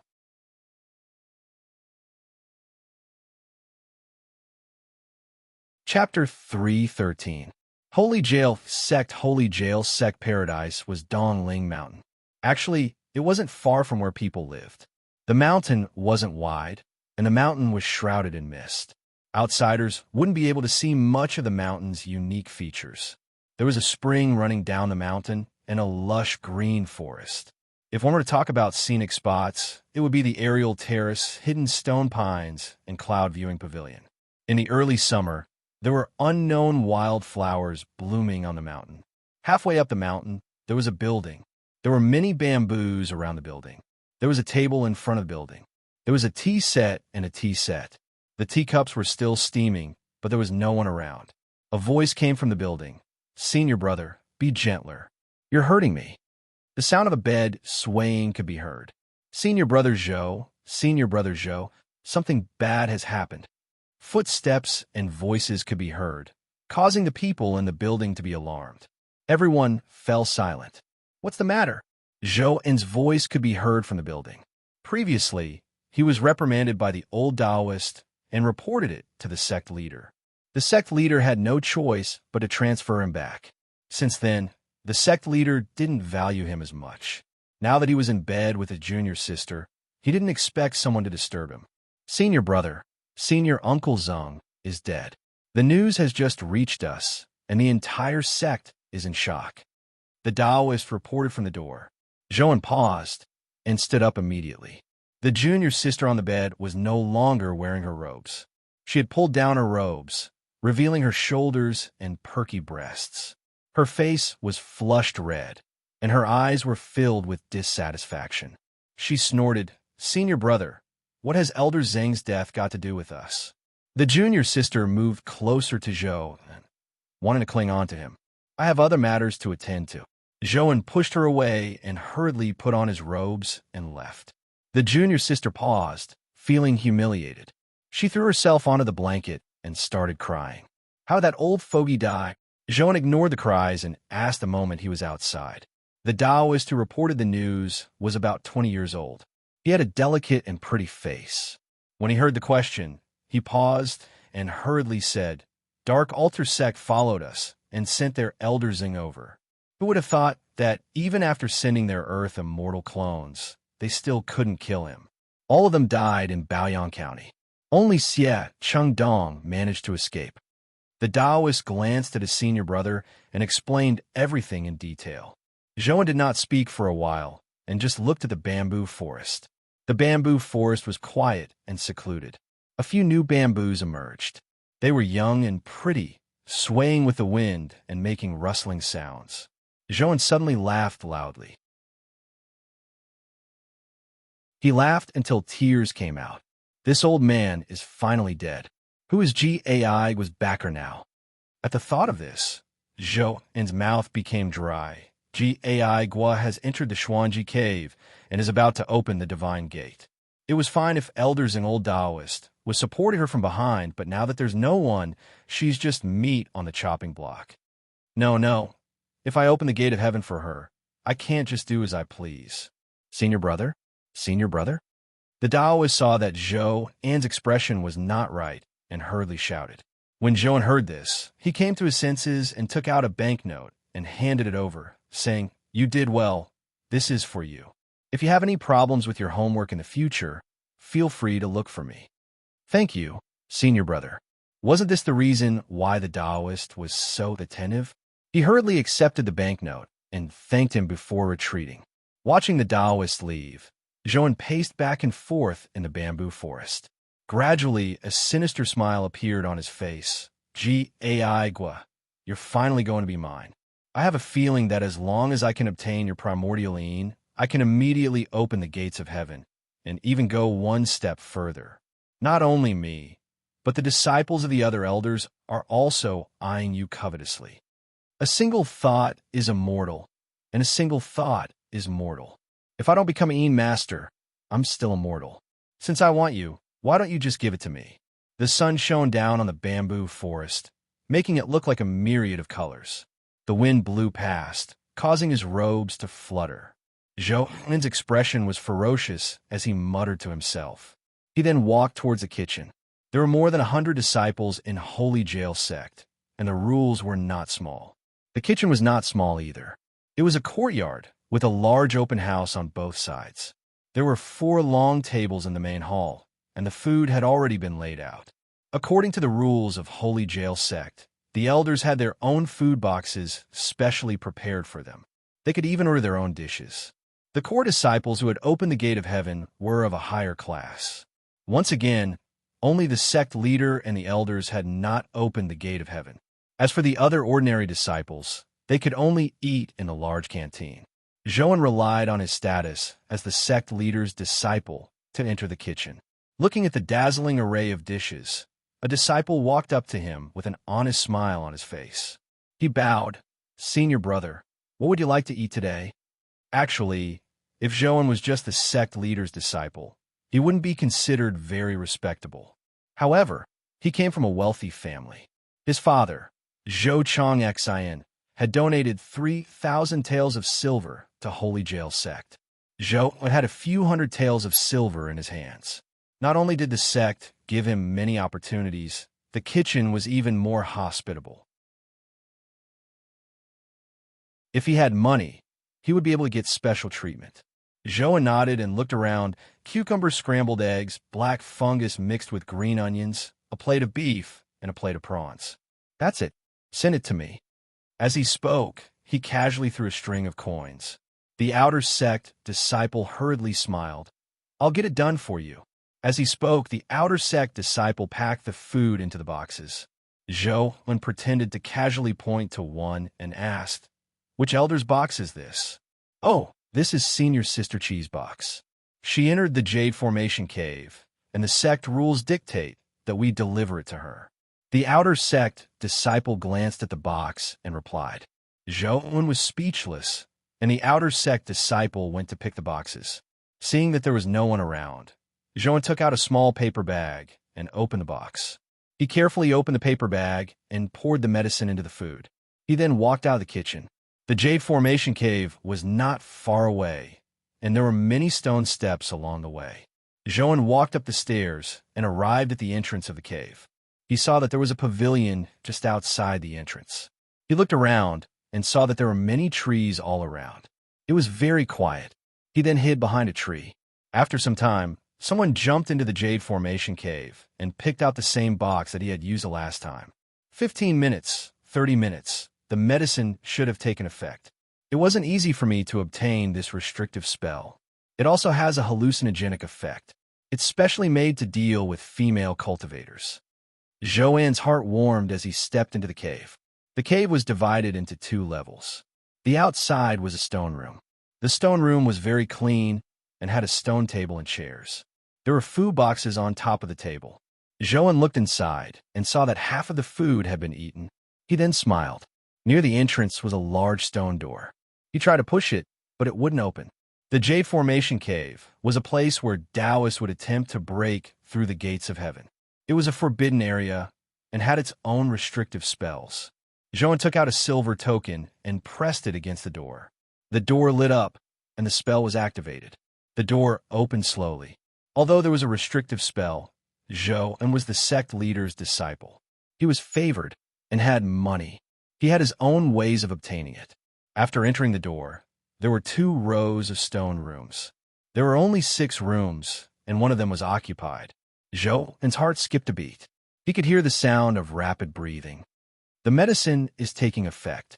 I don't have the keys to the rooms inside, but it doesn't matter. I have my own ways. As long as I tell her the news, she will open the door no matter how cautious she is. Joanne then rushed to Chi Ai's secret room and shouted in panic, "Junior Sister Chi, this is bad. Elder Zhang has been killed." Chi Ai had already felt that something was amiss.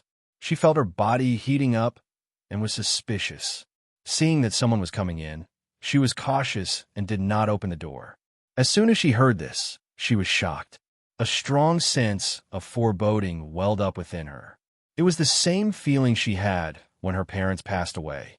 She felt dizzy as she opened the door and asked, "What happened to my master?" "Junior Sister Chi, he's dead." Joanne laughed as he rushed in. Chi Ai's face turned cold. Although she did not bring any weapons, she conjured a sword spell. "Senior Brother Zhou, what are you trying to do?" She was not afraid. She had been praised as a genius by her master. In just a few years, she had already reached the 10th level of the foundation building stage. For the sake of revenge, she had to improve her martial arts, especially her sword techniques. Although Zhou was her senior brother, she could fight against 3 of them at once. This was the reason why she opened the door. "What are you trying to do?" Joanne observed her expression and clapped his hands. "That's true. That's true." Chi Ai paused, feeling the world spinning around her as her entire body went soft. "How's my medicine?" Joanne laughed out loud as he rushed towards Chi Ai. Chi Ai barely managed to dodge as her face fell. What are you trying to do? You barged into the Jade Fate Cave and broke the rules. Even the sect leader will not be able to protect you." "Haha, Senior Uncle Zhang is already dead. Nobody will save you. Who will stand up for you? Your innate talents are strong, and your primordial yin is abundant. Nobody in the sect can compare to you. Furthermore, you're so beautiful. You're the most precious human furnace. Senior Uncle Zhang was a playboy when he was young. Who would have thought that he would treat you like his own daughter when he was older? What a waste. Now that you're mine, as long as I steal your primordial yin and open the gates of heaven, even if I'm punished, I'll accept it. Besides, the winner takes all.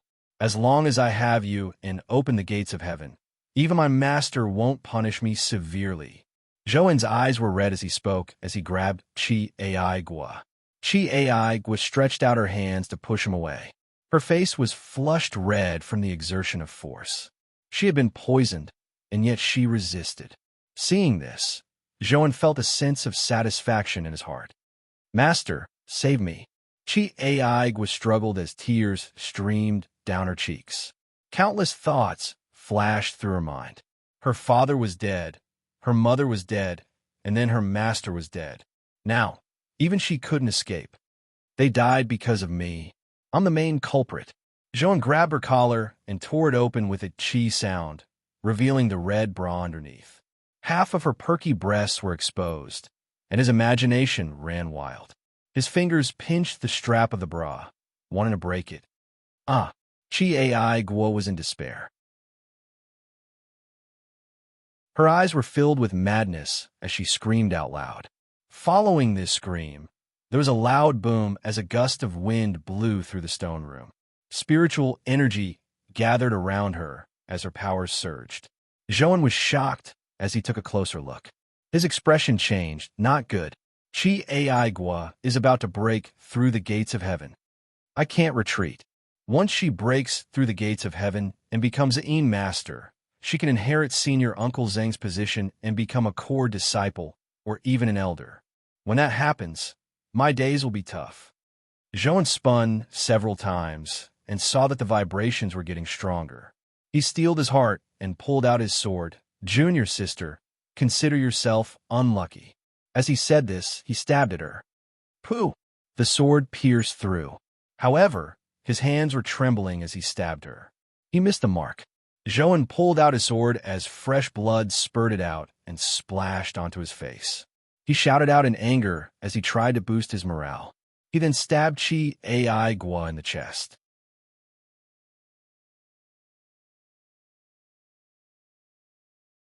Chapter 314. So it's true, it's true. Ai Gua's eyes were filled with tears of blood. She pointed a finger at Zhou and, bind. Zhou channeled his energy, wanting to dodge. His body froze, and he was unable to move. All of you will die. Ai Gua's eyes were cold as steam rose from her body. Zhou's body trembled. This was a sign that the effects of the drug had been expelled from his body. Just as he was panicking, a heavy slap landed on his face. Zhou's head spun, and he was sent flying backwards. Quang! This slap was so heavy that half of Zhou's teeth flew out. The sword in his hand fell to the ground. After Ai Gua had slapped him, blood flowed out once more. Her face was pale as she touched her wound. Her hand glowed, and the blood stopped flowing. However, the Taoist treatment only caused the wound to heal slightly. She then bandaged it up again. She then picked up her sword and walked towards Zhou, and Zhou's face was filled with fear. He looked at Ai Gua and shouted, "You cannot kill me. I am the disciple of the sect leader." At this point, Zhou calmed down. His voice grew louder and louder. "I am the disciple of the sect leader. My father donated 3,000 taels of silver to Holy Jail sect. Do you know what 3,000 taels of silver means? The imperial court princess earns only 1,500 stones of rice and 2,000 taels of silver a year. The prefecture Prince Changshan of Ying Prefecture only earns 5,000 taels of silver a year. You're a burden to the sect. Have you ever contributed anything to the sect? Even if I broke the rules, only the elders can take me down. The sect leader has to decide. If you dare to touch a single hair on my head, the sect will punish you." Ai Gua's expression turned even colder. She then asked, "Senior brother Zhou, are you done?" Zhou was taken aback. Before he had time to think, he saw Ai Gua raise her sword. With a pu sound, the tip of the sword pierced through his chest and came out from his back. Zhou's body trembled as he spat out a mouthful of blood. His eyes were wide open, and his face was filled with disbelief. He screamed and fell backwards, blood splattering all over the wall. Ai Gua pulled out her sword and pressed forward. Zhou was not dead yet, as he screamed and struggled. His eyes were filled with fear as he shouted, "Junior sister, I was wrong. Spare me. Save me. Save me. I can still be saved." As he spoke, he knelt on the ground and repeatedly kowtowed. Ai Gua stared blankly as the sword light pierced forward. Zhou's screams stopped as he spat out a mouthful of blood. His entire body was covered in blood as his eyes widened and he gradually breathed his last. Ai Gua threw the sword to the ground and curled up in a corner, tears streaming down her face. After a long time, Ai Gua finally struggled to get up. Although she was young, she knew that killing the sect leader's disciple was a huge sin. Furthermore, she had no one to rely on. Remembering her master's request, Ai Gua wiped away her tears and carefully took off her blood-stained clothes. She bandaged her wounds and changed into a new dress. She closed the quiet room and walked down the stone steps. As far as Ai Gua was concerned, after not seeing her for more than 10 days, the entire mountain path had become lush and verdant. She walked along the green tiles and the whitewashed walls, but did not see a single person. She could only hear the faint sounds of a zither, as if someone was drinking and laughing. Gai thought for a moment before walking to a side door. She gently pushed it open and entered. As soon as she entered, she heard someone shouting, "Who's there?" Gai could tell that it was a middle-aged man. He was a Taoist and had never opened the gates of heaven in his entire life. All he did was take care of some miscellaneous matters. She then replied, "It's me." Although her face was pale due to her injuries, her expression was calm. The middle-aged Taoist did not suspect anything. He then smiled. "So it's my junior disciple. Why aren't you at the Xuanji cave? What's the matter? The weather's getting hot. I'm going back to my room to get a change of clothes." Gai's explanation was flawless. All sorts of matters, including food, could be handled by an outer sect disciple. However, it was still awkward to handle personal clothing. "Aigua, the weather's getting hot. You do need to change your clothes. Our sect has recently distributed some silks to us. I'll cut some clothes for you," the middle-aged Taoist said. Gaigu knew that he hadn't received the news of her master's death yet. She nodded and turned around to go inside. She walked along the corridor and entered the area where the elders lived. The small building was hidden among the bamboo trees. She walked up the stairs and pushed open the door. Gaigu looked at the room blankly. Apart from a small amount of dust, she noticed that the room was still clean. Everything was still there. There were a few books on the table, and the curtains on the bed were drawn. It was as if her master would come in and speak to her any moment. She covered her face with her hands as tears streamed down her cheeks. All of a sudden, a jade tablet flashed. She paused before pouncing on it. She touched it, and an image appeared. It was the old Taoist. Gaigu looked at it and shouted out in surprise, "Master, are you all right?" She then heard the image say, "Aigua, if you see this, I may not be able to help you anymore. With me around, there will be a place for you in the sect. Without me, to be honest, Holy Jail Sect is not a good place for a girl like you. This is a treasure that I've specially left for you. It contains the secret manual for opening the gates of heaven. It can also hide the secrets of the heavens. If anything happens, go to the capital city. That's a place where Taoist sects cannot develop. It's much safer there." As soon as he finished speaking, the image disappeared. Gaigu could no longer hold it in and started sobbing. After an unknown amount of time, she heard a commotion from afar. She was startled and grabbed the jade tablet. She ran up the stairs and took one last look at the sect. Her eyes were filled with melancholy as she walked down the mountain path. After some time, a Taoist shouted, "Not good. Senior Brother Zhou has been killed. There's blood. Quick, use your spiritual beast to chase after her."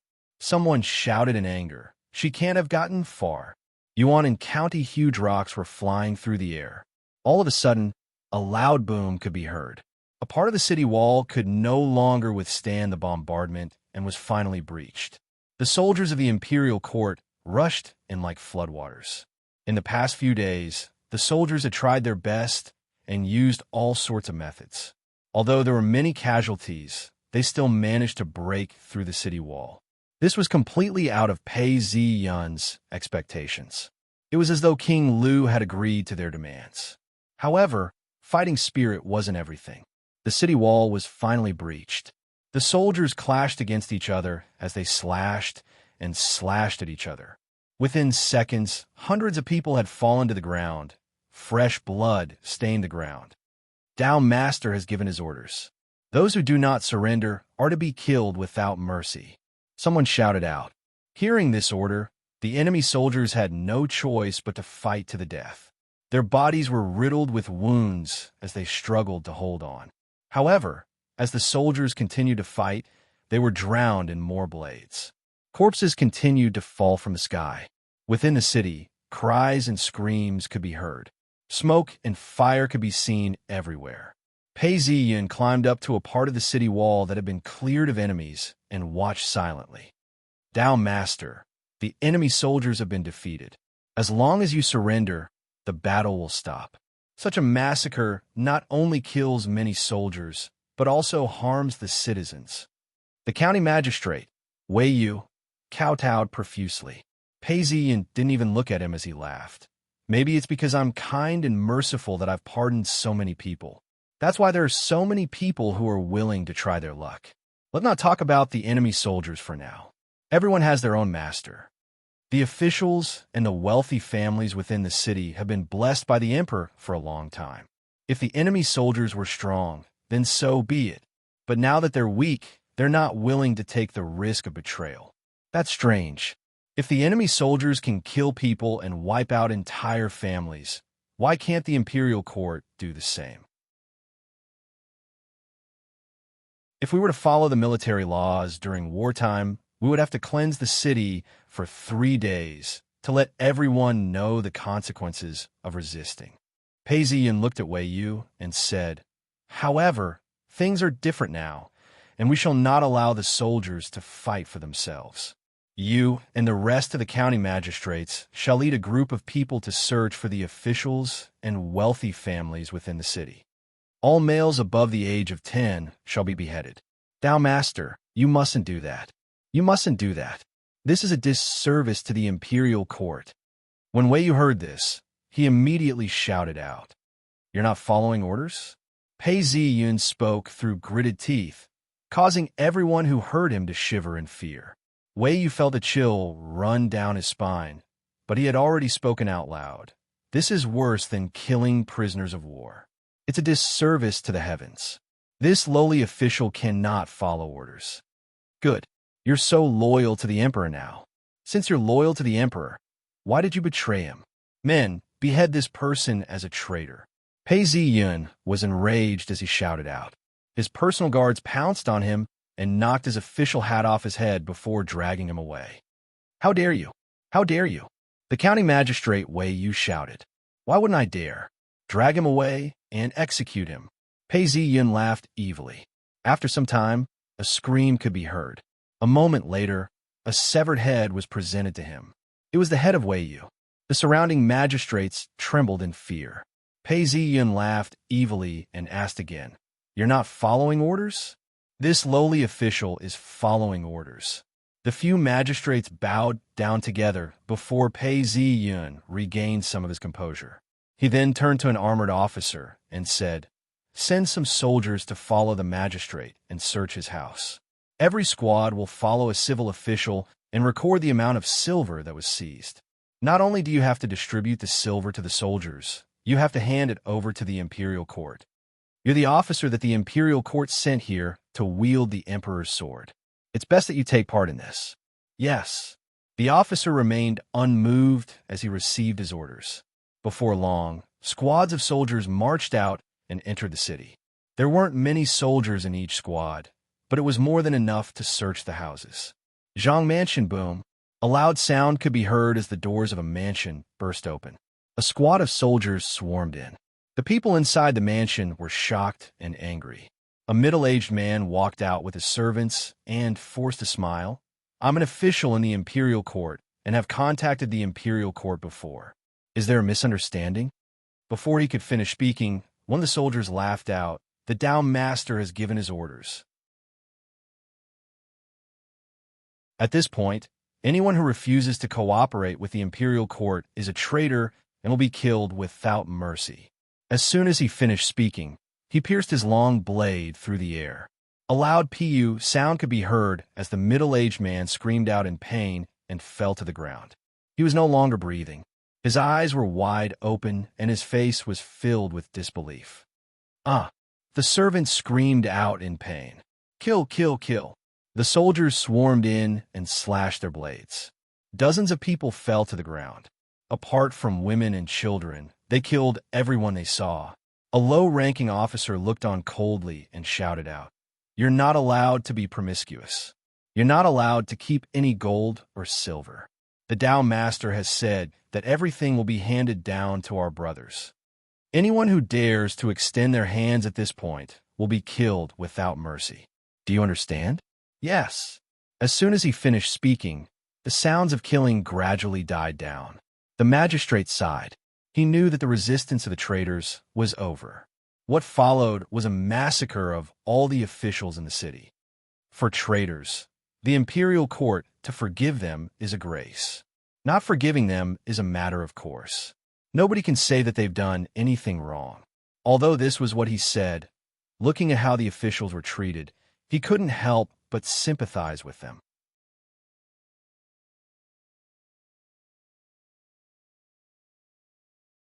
Chapter 3:15. A bolt of lightning flashed through the sky, lighting up the entire area. Gai walked through the forest unsteadily. She did not dare to walk on the path with many people, and instead walked deeper into the forest. She crossed a small hill and circled around a pond filled with reeds. She used the sweet dew technique to heal her wounds, but as she moved, it tore open again, causing blood to seep out. I have yet to avenge my parents, and I have yet to avenge my master's death. I can't die. Gai mumbled to herself. She continued walking like this, stumbling and stumbling. When she reached a corner, she suddenly tripped and fell down. In an instant, she did not know what had happened. As the rain continued to fall, a sound could be heard coming from within the forest.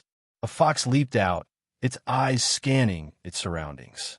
It had an intelligent look on its face, and its ears twitched slightly as it listened for any movement. Gee, the fox called out as it came to the side of the water. It waited quietly on the shore and suddenly stretched out its claws, grabbing a fish out of the water. The fox bit the fish to death and ate it cleanly.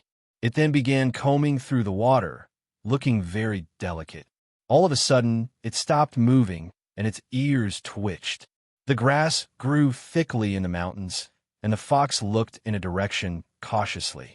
It then began to run, and suddenly tripped, rolling on the ground. Gee, the fox called out angrily, and looked down to see that there was a person on the ground. It was Gai. Her body was covered in blood, and her face was pale. The fox was curious. Even with its keen senses, it did not notice that there was a human nearby. It tilted its head and looked at her. After thinking for a long time, the fox bit on her clothes and dragged her toward the cave. The cave entrance was covered with grass and looked very well hidden. Gee, the fox thought for a while and stretched out its claws to collect the blood-stained mud. It then threw it on the other side of the road, all the way to the cliff. The fox was so tired that it stuck out its tongue. It returned to the cave and looked at Gai before lying down beside her. At the side of the mountain, a group of Taoists appeared. The sky was filled with fog and the water was bubbling. The leader of the group was a Taoist wearing a straw raincoat. He looked rather handsome and had wooden shoes on his feet. A dozen disciples followed closely behind him. After passing through a mountain pass, they stopped. Although they had a raincoat, it wasn't enough to protect them from the rain. Furthermore, they were covered in mud and water. One of them had a pale and yellow face as he said, "Damn it, she has a magical item on her that can conceal her presence. Even spells can't detect her. How are we supposed to find her in such a rainy day and in such a huge mountain? We can't find it with spells, but there's blood.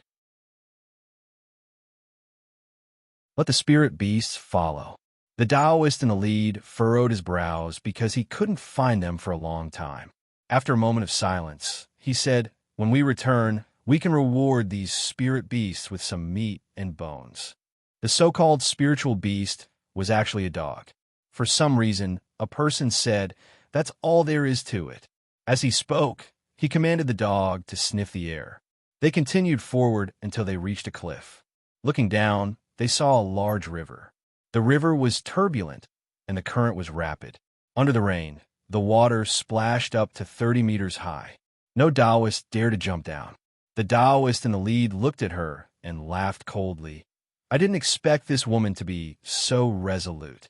She actually chose to commit suicide. Senior brother, should we search further downstream?" The Taoist following them asked. The Taoist in the lead replied, "She was injured. It doesn't matter if she committed suicide or jumped into the water to escape. We won't be able to continue searching. We can only watch the Fate Lantern. If the Fate Lantern is still there, it means that she's still alive. Even if she has a magical item, as long as the sect can break the spell cast on her, we'll be able to catch up to her." Senior brother is right. The Taoist understood and didn't stay any longer. He turned around and left. 6 hours later, a fox popped its head out from within the cave. It sniffed the air and realized that there wasn't any scent of a Taoist. The fox then called out in a mocking tone, "Cave." At this point, the sound of coughing could be heard. The ground was covered with dried grass and fur. Gai suddenly sat up, her eyes flashing with a cold light. She reached for her sword, but found nothing. "Where is this?" Gai looked around and saw that she was in a cave. It was extremely simple and cold. Gai stretched out her hand to touch her wound. She could still feel the pain, but it was much better. She touched her wound and found some herbs that she had chewed. She pressed her hand on the grass and felt the fur. Not far away, there was light coming from the entrance of the cave. Gai's face turned pale. She clutched her chest and walked towards the light. This is a cave. There was a large hole in the cave. Light shone in from outside. Vines grew along the walls of the cave, and there were many wild fruits growing on them. A white fox was wagging its tail as it stood by the side of the pond, its eyes staring intently. At this point, the fish in the pond moved slightly. The fox stretched out its claws and viciously slapped the fish onto the shore. The fox turned around and saw Gai. It couldn't help but smile at Gai. Gai walked over and lowered her body. The fox didn't try to escape. It pointed its claws at the fish and then at Gai. "Do you mean to say that this fish is for me to eat?" Gai asked. The fox nodded its head and placed the fish in her hands. "It's so intelligent."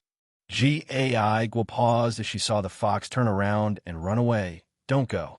It's you who saved me, right?" Gai shouted out as the fox disappeared into the vines. Gai slowly squatted down as she choked on her tears.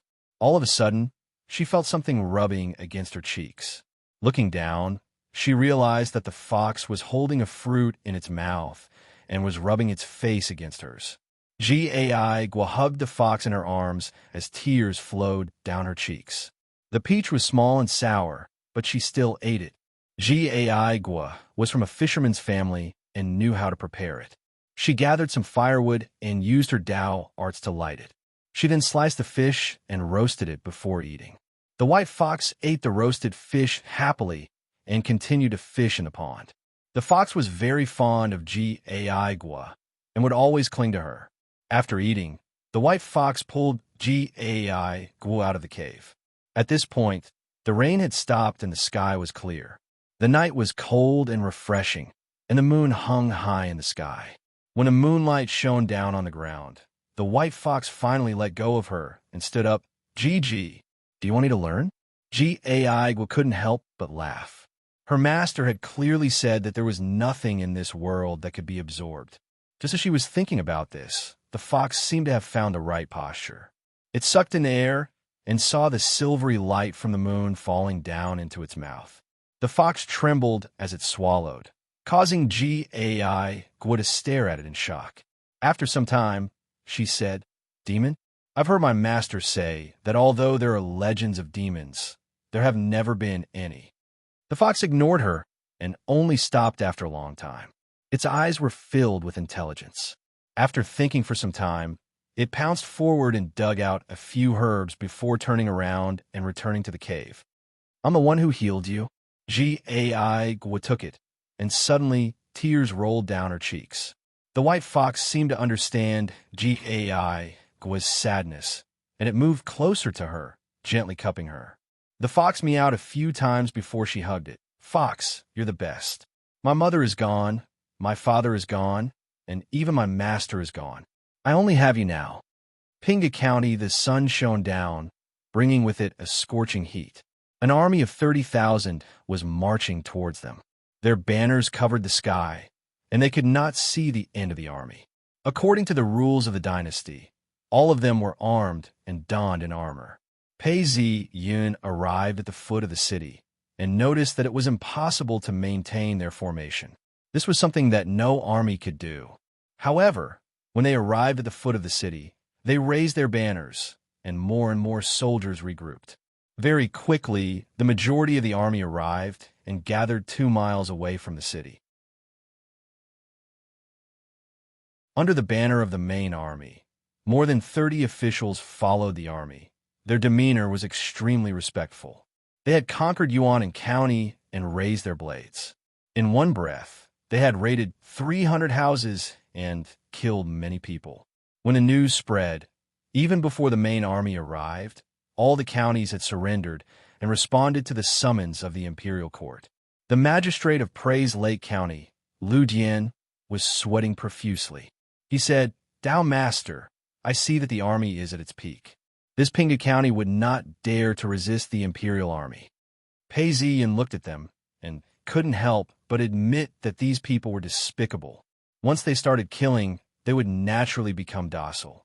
He then laughed and said, "Some of them are elites that I've brought out from the capital city and are different. As long as the troops of the county have seen blood, they can be used." Pei Ziyan then asked, "We've arrived at Pingu County. Which official wishes to persuade them to surrender?" At this point, the 30-odd officials looked at each other. The magistrate of Praise Lake County, Lu Jian, rubbed his forehead and stood up. "Tao Master, this official is willing to go." "Oh." Pei Ziyan paused and was somewhat surprised. Whether it was for the sake of merit or something else, this attitude was very appropriate. He then said, "Good. Whether or not you succeed, I will remember your merit." "Thank you, Tao Master. But to persuade Pingu County to surrender, what are your conditions?" Lu Jian was actually quite close to Pei Ziyan and knew of the news about Pingu County. However, at this point in time, he wouldn't say it out loud. He bowed and asked, "The troops have yet to fight, and the city has already surrendered. This can be considered as a response. I will not go back on my word." Pei Ziyan looked at him and replied plainly, "Yes, Tao Master. I shall see to it immediately." Lu Jian revealed a look of joy as he walked towards the city. Chun Yong, who was standing at the side, stepped forward and whispered, "Tao Master, isn't this a little inappropriate?" Hearing Chun Yong's words, Pei Ziyan laughed. "Firstly, the art of war is important in politics. Politics is important in rolling a snowball and forming a strong momentum. Jibeiho has 5 counties. Now that I've surrendered Northern County and Yuan and County, the moment Pingu County surrenders, the momentum of the avalanche will be formed. The other 2 counties will no longer have the will to fight. Even if the people above want to fight, the people below will not. Look, the magistrate has surrendered. In the future, all the other counties will surrender. If the county surrenders without a fight, wouldn't that be a merit? If we can set an example and persuade the other counties to surrender, we can even ask the imperial court for a merit." Seeing that Chun Yong was still trying to gather his men, Pei Ziyan laughed. "The most important thing is the crown prince's decree. The imperial court urgently needs us to pacify Ing Prefecture. We don't have much time to waste. For this, so what if we were criticized?" "Yes, Tao Master." Chun Yong understood at this point. He then looked at Lu Jian, who was shouting at the bottom of the city walls. This man wasn't afraid of death. He got close to the city walls and shouted loudly. After some time, the city gates opened with a loud bang. The officials inside lined up and knelt on the ground in welcome. Pingu County had surrendered.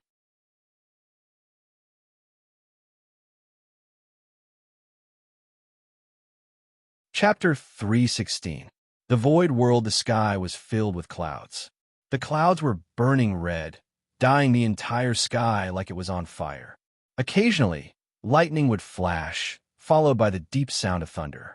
On the altar, the blood-red pool rippled. The sea of monsters that were rushing up looked much thinner. Now, there were only a few thousand of them.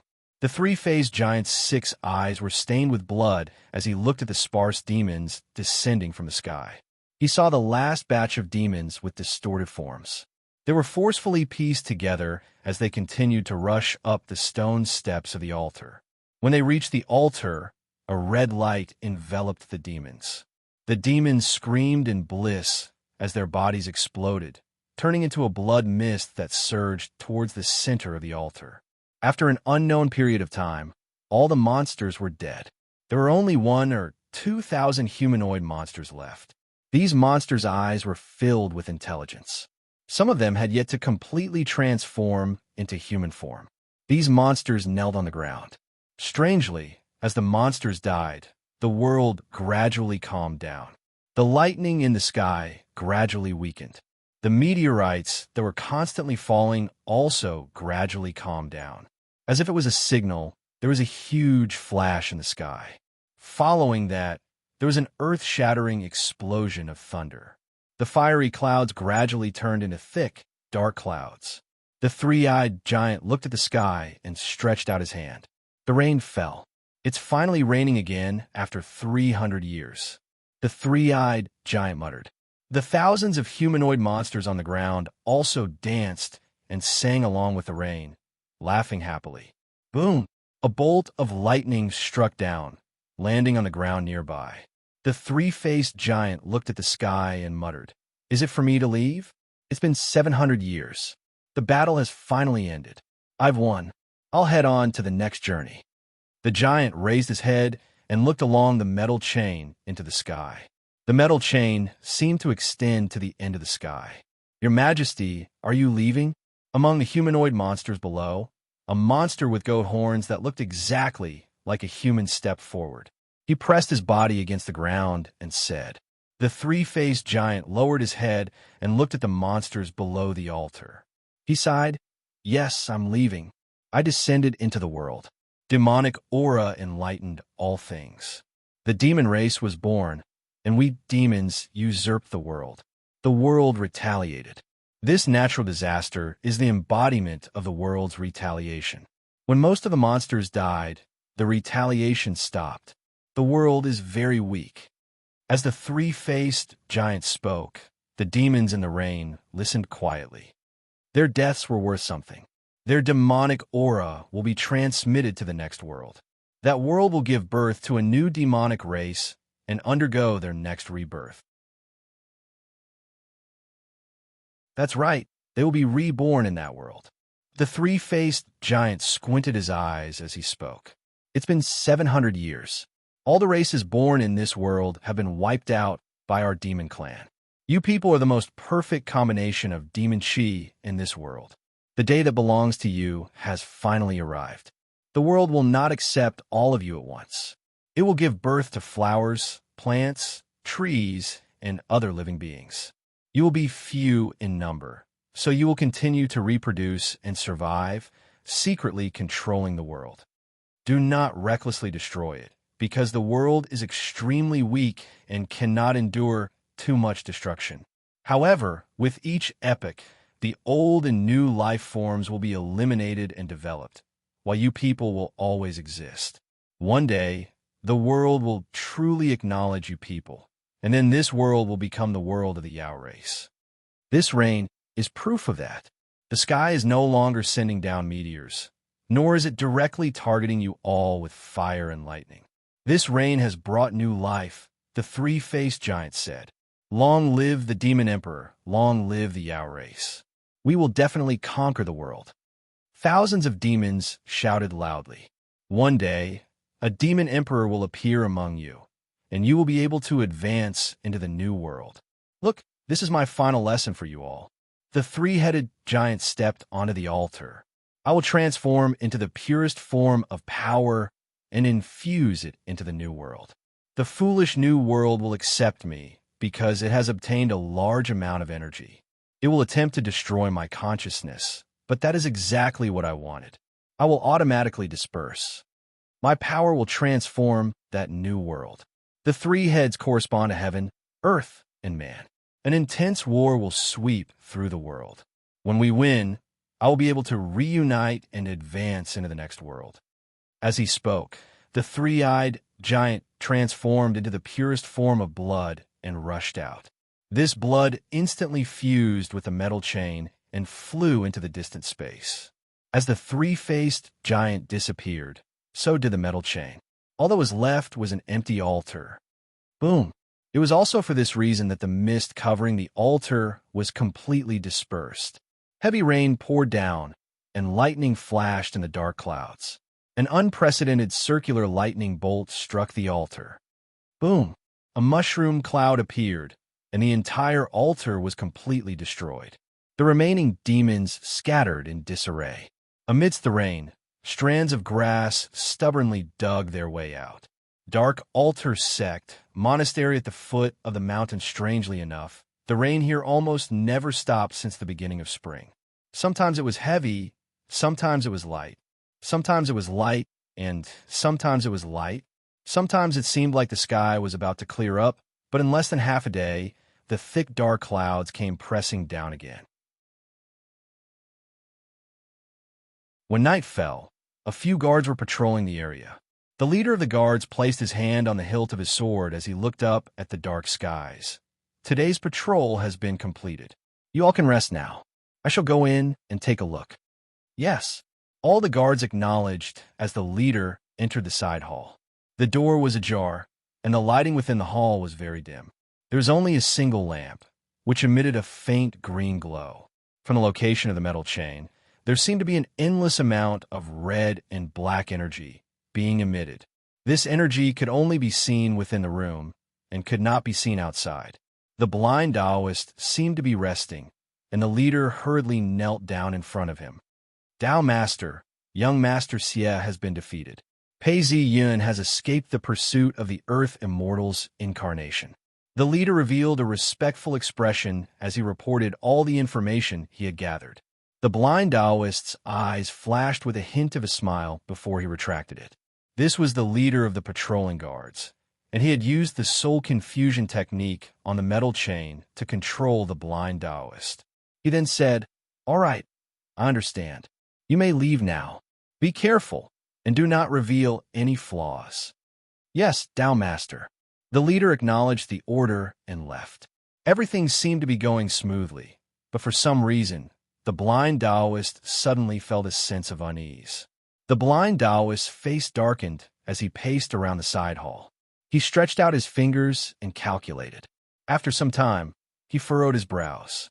Although he was an expert in divination, he could not find the source of this unease. Boom! The metal chain began to emit a bright red light. This red light was much brighter than before. It was so bright that it seemed to carry with it starlight. Something's happened. The blind Taoist felt his body tremble as he looked at the metal chain. There was an unbelievable amount of energy being emitted from the anchor, and it carried with it a mysterious aura. Just by looking at it, the blind Taoist could not help but want to pounce on it and absorb it. Every part of his body was screaming. Just one breath, and I'll be able to transcend. This intense feeling caused the blind Taoist to not think at all. He pounced on the anchor and inhaled. However, the thick red light was sucked in and then exhaled. Damn it, how could this be? Could it be that I didn't manage to cultivate this treasure? The blind Taoist's face was contorted as he thought unwillingly. At this point, the sky turned pitch black. Hua hua. The rain continued to pour down, and the dark clouds grew darker and darker. The metal chain continued to glow, and the energy became redder and thicker. Finally, it didn't seem like energy anymore, but blood. It spread out in all directions, as if it was about to merge with the world. Boom! This seemed to have angered the heavens and earth. The sky was now covered by thick, black clouds. The cracks in the clouds flickered, and from time to time, the sound of rolling thunder could be heard. It was as if the entire place was going to be destroyed. Such a powerful force of destruction was about to descend upon the world. The blind Taoist shuddered as he felt an immense sense of fear. Without hesitation, he turned around and pounced. At this point, it was too late for him to hide the fact that his body and cultivation level had been restored. He transformed into a shadow. "Ooh, who is it?" The moment the guards saw him, they pulled out their swords. "Leader, what should we do?" "Hold on. We'll catch up to him. Don't act recklessly. This Taoist is an honored guest of the young master. He's always been courteous to us. He only asked us to watch him, but he didn't ask us to kill him. Let's just capture him and bring him back." The leader rolled his eyes and spoke. Yes, some of the guards felt that something was amiss, but they couldn't say anything wrong. Hence, they agreed. At this point, an unfathomable aura spread throughout the entire Taoist temple. Everyone, including the blind Taoist, turned to look. 3 gigantic fireballs appeared above the Taoist temple. These 3 fireballs revolved around each other, as if they had the power to break through the heavens. Sensing this, the dark clouds in the skies grew denser. Everything in sight was pitch black, and one couldn't even see their own fingers. It was as if they couldn't even see ghosts. Only the skies above the Taoist temple were crackling with electricity. The area within a few kilometers became a sea of lightning. At times, it was as bright as day, and at other times, it was pitch black. Tribulation? The blind Taoist's body trembled. Although he had never seen it before, just one look was enough to cause him to realize something. His entire body trembled as he tried to escape. Boom! In a certain space, there was no sun, but red light shone down.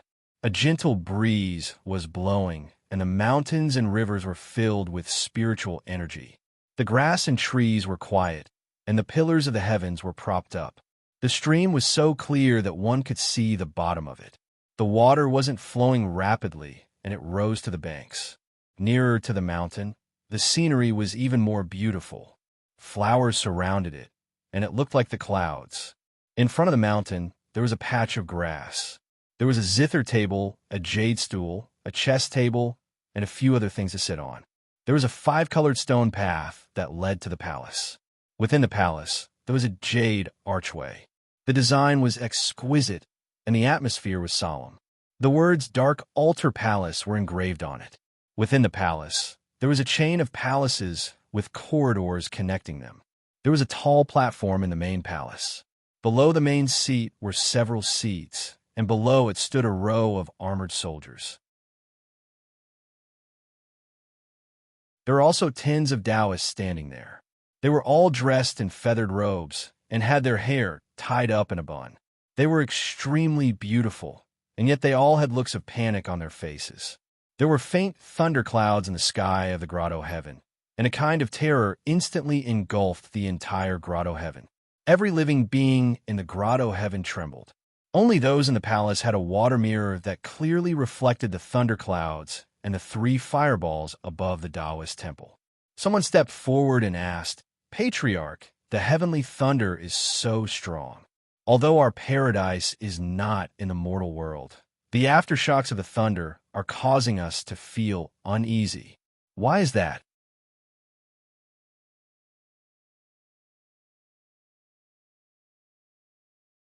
Chapter 3:17. When one of the Taoists on the platform heard this, his face fell. The place where the lightning tribulations took place was within Dark Altar Sect's mountain range. Although it's only a corner of the mountain range, it's still within it. If it wasn't for the lightning tribulations, we would have overlooked it. Now that the truth has been revealed, we know that for the past 10 years, there's been a mysterious force that has been influencing our sect from the shadows. It seems like this fireball has something to do with it. We have to investigate this matter thoroughly. Before he could finish his sentence, a Taoist on the left stood up and shouted, "The heavenly tribulations are descending." The only thing that remained was the water mirror. A bolt of lightning that had been brewing for a long time could be seen striking down. It was so bright that it seemed like everything was going to be destroyed. As the bolt of lightning struck down, the seemingly powerful fireball shattered into pieces. The entire Taoist temple then exploded.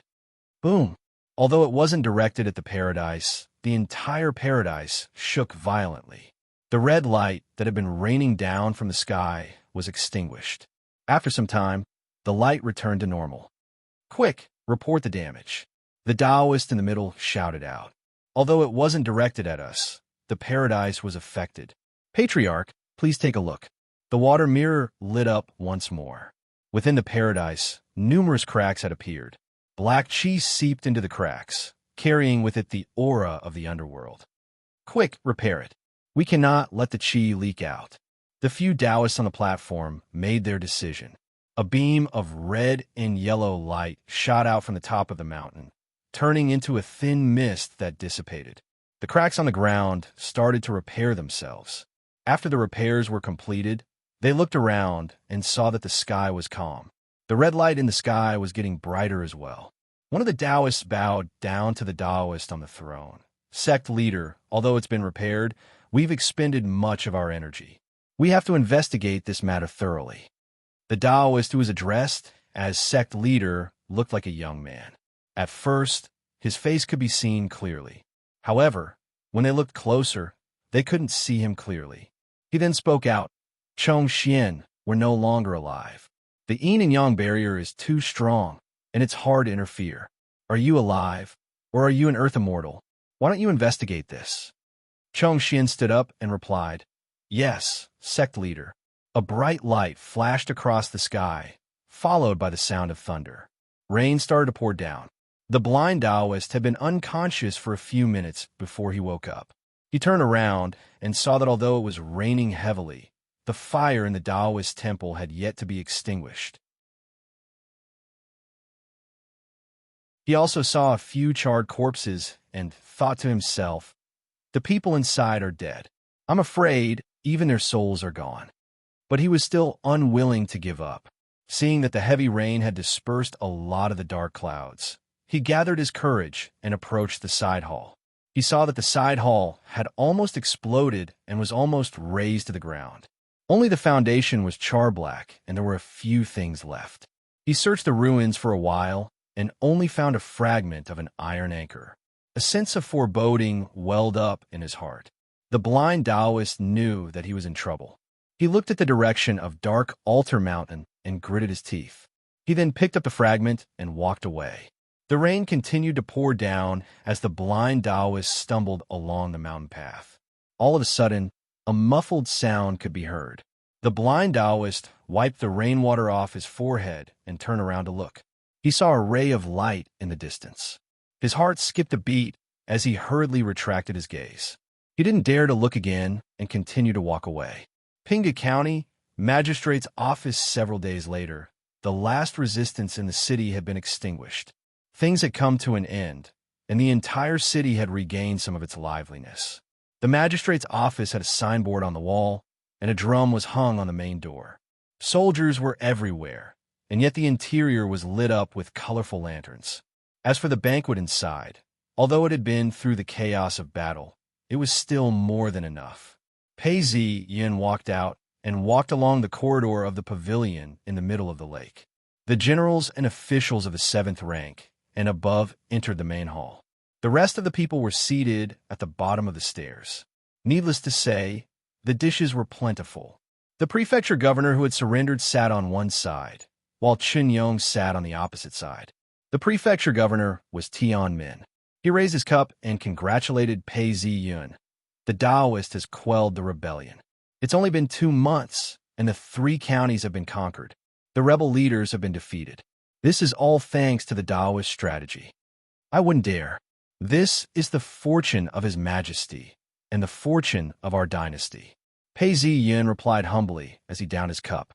At that moment, the entire atmosphere relaxed. The prefecture governor clapped his hands, and a young lady appeared. It was the beginning of summer, and the air of spring was thick. Her dress was thin and delicate, and she danced gracefully in the air. Behind the veil, a musician was singing and singing softly. All the officials and generals forced a smile on their faces. Some of them were full of worries, while others were trying their best to please the Taoist. However, at this point in time, they had no choice but to put on a happy expression. The soldiers of the imperial court were much more relaxed. They ate and drank to their heart's content, and drank to their heart's content. Before long, they were drunk. Many of the generals had heated gazes as they looked at the young lady before them. Pei Zi Yin squinted his eyes, and at this point he could hear the singing. Do you not see? The waters of the Yellow River came from the heavens and flowed into the sea, never to return. Do you not see? The bright mirror in the hall grieves for white hair, like fine black hair in the morning, like snow in the evening. Do you not see? The golden goblet is empty against the moon. I am born with a purpose. 1,000 pieces of gold will come back again. I will sing a song with you and ask you to listen to me. Bells, Drums, dishes, and jade are not expensive, but I hope that I will never wake up.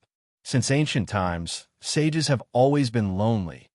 The song was written by Pei Ziyun himself and was sung by the people of the world. Even the boorish generals who listened to the music gradually calmed down. In front of such a beautiful woman, it would be a lie to not be moved. However, military discipline was very strict. When the song ended, everyone stood up and shouted, "Let's drink to our heart's content. May the Taoist be victorious, and may the world be at peace." Pei Ziyin drank another mouthful of wine and waved his hands. The musicians and the young ladies all retreated. The entire banquet hall was silent, and the atmosphere was tense. Chen Yong stood up and asked Pei Ziyin, "Taoist, since Pingge County has surrendered, should we attack in Yong County?" The prefecture chief, Tian Min, was secretly intoxicated with wine and women. He retreated just like that, which was a sign of military discipline. When he heard Pei Ziyun's words, he bowed and replied, "Taoist, your subordinate is willing to surrender." Pei Ziyun raised his cup as the wine swirled in his cup. After some time, he spoke, "Jibeiho only had 5 counties. Now that 3 counties have fallen, the war has reached a critical juncture. If not for King Lu's incident, our army would have taken advantage of the fact that 3 counties have fallen and attacked in Yong County. The remaining 2 counties would have surrendered without a fight. Even if there was resistance, it wouldn't amount to much. Then we'll attack the capital and take care of Jibeiho. But if we attack in Yong County, Jibeiho would definitely retreat back to the capital. Although he would still be defeated, the capital is very strong. I'm afraid we won't be able to conquer it for a long time. If it's short, it'll take a few months. If it's long, it'll take half a year." Of course, this wasn't a problem. The imperial court can wait, and so can the crown prince. But now that King Lu's incident has happened, the imperial court doesn't want the north and south to be in chaos. The crown prince and the emperor are getting impatient. Although the original plan was good, it can't be carried out. Our army has 30,000 men, and 6,000 of them have surrendered. I've also transferred another 6,000 soldiers from the nearby counties. Even if we take into account some of the injured soldiers, we still have 40,000 men. Immediately order the entire army to rest and recuperate for the next 7 days. Also, order the armors and weapons to be shipped here. Once we've rested, we shall wage war against Jibeiho. At this critical juncture, the difference in strength between us and Jibeiho isn't that great. Jibeiho is a valiant general on the battlefield and knows this. Although he's been besieging the city for a month, he's only left with 40,000 men. Compared to the 55,000 men we have gathered in Qibei County, this is his only chance. If we retreat to the capital, the remaining 2 counties will surrender without a fight. When that happens, Ing Prefecture will become a lone city. Although we can hold out longer, we won't stand a chance at all. Hence, if we retreat to Qibei County, Jibeiho will definitely stay there and fight the final battle with us." Chen Yong's face was full of excitement as he said, "Yes, Taoist master. I will go prepare for the final battle right away." Governor Tian Min was somewhat disappointed. At this point, Pei Ziyin turned around and looked at the governor. "Your Excellency Tian, I have something I need you to do. I await Dao Master's orders." Tian Min bowed as he spoke. It's true that the army has gathered to wage war against Jibeiho. However, that doesn't mean that it's impossible to persuade them to surrender. I'll give you 1,000 men, and you can persuade them to surrender to the other 2 counties. If you succeed, I will report this to the imperial court. Not only will you be absolved of your crimes, you will also be promoted." Pei Ziyin said. Hearing this, Tian Min was overjoyed. "Thank you, Dao Master. I will accomplish this task." Pei Ziyun and Yu Yinjun were taking a stroll together. Under the moonlight, Yu Yinjun's skin was as white as snow, as though it was coated with a layer of light. She looked calm and composed, but her eyes were filled with worry as she asked, "About this matter, do you have any confidence?" When Pei Ziyin heard this, he laughed.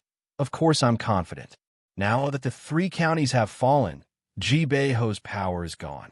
My army has gathered 40,000 men, and 50,000 men have arrived at North Enlightenment County. We can break through this easily. Besides, I have a plan. I've left an ambush on the battlefield in North Enlightenment County." Seeing that there was no one around, Pei Ziyun spoke softly. "In front of North Enlightenment County, we will set up camp at a fixed location. I've already buried a batch of gunpowder in the best camp. All it takes is a little spark to blow it up." "You thought of this from the start? How powerful is it?" Yu Yanjun did not expect Pei Ziyun to have such foresight and asked in surprise. "I've thought of it from the start. Look carefully at my setup. At first, I used an iron net to restrict and compress Ji Bei Ho's position. Next, I'll use it to break through and open up the situation in North Enlightenment County. Once North Enlightenment County falls, Ji Bei Ho will definitely attack. Hence, I buried a batch of gunpowder. Of course, this batch isn't that powerful and won't kill anyone. It's just a big firecracker. In the past, when the army was at its peak and their morale was high, it would only cause a ruckus. But now that the 3 counties have fallen and the siege has failed, the casualties are heavy. The morale and stamina of the entire enemy army is at its limit. Once the explosion is heard in the middle of the night, we will take the opportunity to charge into the camp. The enemy will definitely be defeated." When Yu Yunjun heard this, she nodded her head and heaved a sigh of relief. She then turned around to look at Pei Ziyun's profile and suddenly thought of Chu Xia. She couldn't help but sigh. Who wouldn't admire such a man? Pei Ziyun couldn't say this out loud. Instead, he said, "Although your disciple, Liao Qingyi, is still young, she was able to learn Dao arts very quickly. It looks like she's like you in terms of Dao arts, and is much stronger than Chu Xia. Chu Xia's talents aren't bad either. With some accumulation and luck, there's still hope for her to open the gates of heaven." Pei Ziyun laughed. Liao Qingyi was a 3-leaf cultivator and was naturally extremely talented. Pei Ziyun was just relying on the system. Looking at the clear moonlight, he suddenly had a thought. At this point, how will King Lu and Xie Chengdong deal with this new situation?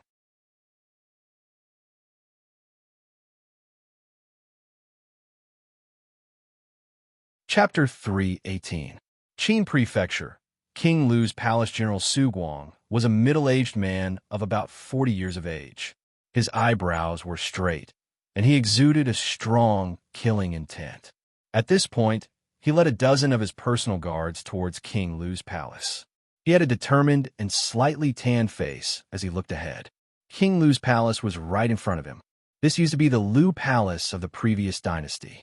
Due to its location, the area was naturally larger than the palace of the Lu Palace in the capital.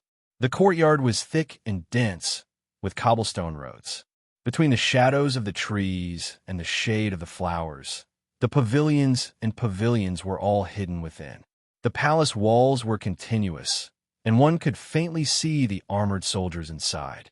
Su Guang shuddered and pulled his horse to a stop. The deputy general raised his hand, and all the bodyguards stopped in their tracks. Only then did the deputy general approach Su Guang and asked in a low voice, "General, are you worried?" A gust of wind blew past his face as Su Guang paused for some time. That's right. At this juncture, not only did King Lu refuse to close his doors and wait for the imperial envoy, he even summoned the general. His intentions are hard to predict. When the deputy general heard this, he whispered, "General, since the prince's mansion is not friendly, it's best if you don't go in." Su Guang fell silent, as a struggle appeared in his eyes. After some time, he sighed. There's no other way. King Lu has decreed that the 3 prefectures are under control. Before the imperial court decides to strip you of your authority, it's only right for me to meet you. I have no choice but to go. If I don't go, it means I'm disobeying orders, and you can take me down immediately. Su Guang frowned as he spoke. The horse beneath him seemed to have sensed his unease and began to dig the ground. Sigh. When the deputy general heard this, he sighed. Naturally, he understood his superior's dilemma. But, General, we need to be prepared. Su Guang rubbed his temples before speaking out. That's right. We have to take precautions. It's just that King Lu wouldn't dare to kill me. Once I'm imprisoned or dismissed from my post, I want you to return to command the army. Apart from the imperial court's orders and the imperial envoy's orders, you are not to listen to anyone else. With the army in my hands, I will have peace." "Understood," the deputy general replied. Su Guang paused before closing his eyes. If King Lu really rebels, then that's fate. The deputy general didn't say a word as Su Guang led his personal guards forward, half a street away from King Lu's palace. When they arrived at the front of the palace, they saw that the gates were wide open. There were guards standing guard in front of the gates. They were all clad in armor, and just looking at them made one feel a chill down their spine. Feeling uneasy, Su Guang alighted from his horse and entered with his 2 bodyguards. "General Su, please follow me." An imperial bodyguard stepped forward to lead the way. Once inside, he saw that there were sentries every 3 steps and sentries every 5 steps along the walls. Along the way, there were many armored soldiers. All of them had their swords in their hands and did not look sideways. It was so tight that even a fly would not be able to fly through. Su Guang sensed that something was amiss and hesitated for a moment before he heard the expressionless Imperial Guard urging him. "General Su, please hurry up. His Highness has been waiting for a long time." When Su Guang heard this, he started to feel vexed and remorseful. It was just that he couldn't return to King Lu's palace, which was filled with Imperial Guards. He took a deep breath and calmed himself down before he reached the main hall. An Imperial Guard arrived at the main hall to report the arrival of the Imperial Guard. Seeing that everything was normal and orderly, Su Guang felt more at ease. He then thought to himself, perhaps King Lu doesn't have any intentions of rebelling. Just as he was deep in thought, the eunuch arrived at the door and said, "General Su, His Highness requests your presence." Su Guang straightened his robes in front of the main hall in order to avoid any loss of decorum. 2 of his personal guards remained outside the door. When they entered the main hall, they bowed to King Lu. General Su Guang pays his respects to King Lu. When King Lu heard this, he raised his hand. "General, you may dispense with the formalities. It looks like you're still in good spirits. It's just that you've become tanned and skinnier. It's a good thing that you're strict with your troops, but you still have to take care of your body." Su Guang thanked him and calmed himself down. He then stole a glance at King Lu and noticed that he was dressed in a grand prince's robe. He had pearls on his crown, with narrow sleeves, and a dragon embroidered on his shoulders. Actually, he didn't look much different from a Ken prince. The only difference was that he had 8 Eastern pearls, while the crown prince had 9. He then thought to himself, King Lu seems different from before. There's an indescribable aura about him. He's sitting upright and has an air of authority about him. It's different from the emperor. Su Guang composed himself before asking, "I wonder what instructions does King Lu have for me?" King Lu had a cold smile on his face as he replied, "There are some things I wanted to say later, but since you've asked, it's better to be direct." He then looked at Su Guang. "My emperor father has many despicable people by his side. They persecute the loyal subjects and mislead the emperor. I wish to raise my troops to rid the emperor's side of evil. I wish to raise my troops to support the virtuous officials and to help the people under heaven." General Su Guang, are you willing to follow me? Some failed to rid the emperor's side of evil officials, while others succeeded. It had long since become synonymous with rebellion. Although Su Guang was prepared for this, when he heard these words, he couldn't help but shiver in fear. His face turned pale. At this point, the entire hall was silent. It was as quiet as an ancient tomb. Su Guang felt a heavy weight pressing down on him, making it hard for him to breathe. There was only one thought in his mind. King Lu really wants to rebel. At this point, many thoughts flashed through his mind. Should he submit to King Lu, or sacrifice himself? Or should he beg for death? Or should he wait for his subordinates to save him? Within seconds, his entire body was drenched in sweat, and his undergarments were stuck to his body. "Official Su, how is it?" King Lu asked as he picked up a cup of tea.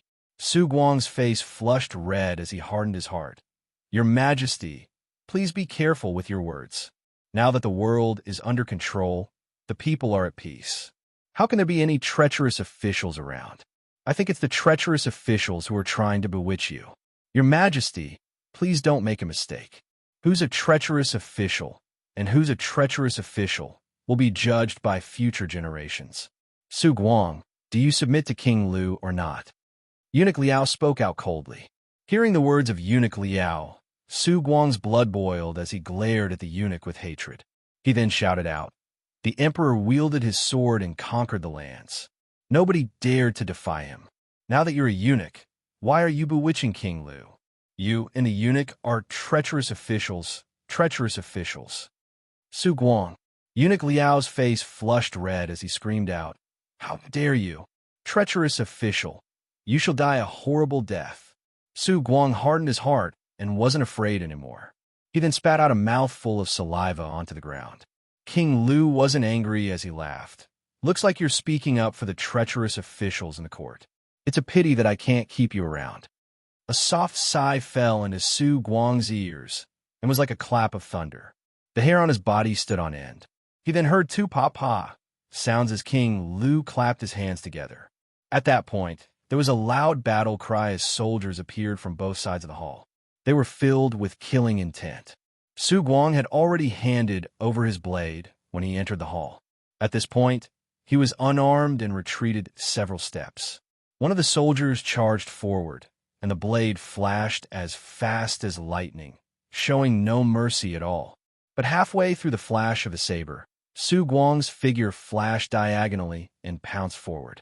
The armored soldier immediately suffered a heavy blow and fell to the ground. Su Guang's hand moved and snatched the saber away. With the blade in his hand, Su Guang didn't back down. His blade flashed like lightning as he charged towards the soldier. Clang, clang, clang. The blade flashed as it pierced through the gaps between the soldiers. The three soldiers groaned as they fell to the ground, fresh blood splattering everywhere. They then pounced towards King Lu like a tiger. King Lu, I'm sorry to offend you. Su Guang didn't pounce, but when he did, he was like a bolt of lightning. King Lu didn't retreat as he laughed. I've long heard of General Su's blade techniques. When you joined the army, you were just a small soldier. You relied on your blade techniques to carve out a path for yourself. Now that I look at it, you're truly a tiger. What a pity. A group of 5 soldiers appeared beside King Lu. Their faces were expressionless as their blade energy pierced through Su Guang's skin. I'm invincible. Kill. The blade flashed as soon as it made contact. The 3 soldiers fell to the ground. Su Guang's body had a new wound as fresh blood spurted out. General Su is indeed a tiger. However, my soldiers aren't cattle or sheep. King Lu's tone was calm and cold. How long can you last? Another group of soldiers pounced forward as they drew their blades. At that point, the entire hall was filled with sparks as blood spurted out. At this point, Su Guang felt a chill run down his spine as he tumbled to the side. He saw a Taoist holding a sword in his hand. He had an otherworldly aura about him. He had stabbed Su Guang with his sword. Su Guang pointed at him and cursed. So it was you Taoists who bewitched King Lu and interfered with the affairs of the court. Aren't you afraid of the wrath of the heavens? When the Taoist heard Su Guang's words, he laughed. I'm acting on King Lu's orders. How could I face the wrath of the heavens? Besides, we're following King Lu to support the good officials and the people under him. This is a great merit. We're truly bringing peace to the world. This is what the heavens will remember. Shameless. Su Guang's face was flushed red as he cursed. The Taoist closed in on him. All of a sudden, his sword flashed with a strange light, like a spider or a venomous snake. Clang, clang, clang. The sound of the sword rang out as the Taoist retreated several steps back. However, he didn't give up. This caused Su Guang to be unable to extricate himself. The soldiers around him took the opportunity to charge forward and slashed at him. Kill. Su Guang killed several soldiers. However, 3 blades had already pierced deep into his body. As he pulled them out, fresh blood spurted out. Su Guang screamed out as he moved closer to King Lu. The soldiers wanted to kill him, but King Lu waved his hands. 1 step, 2 steps, 3 steps. King Lu didn't move an inch as he stared coldly at the approaching soldiers.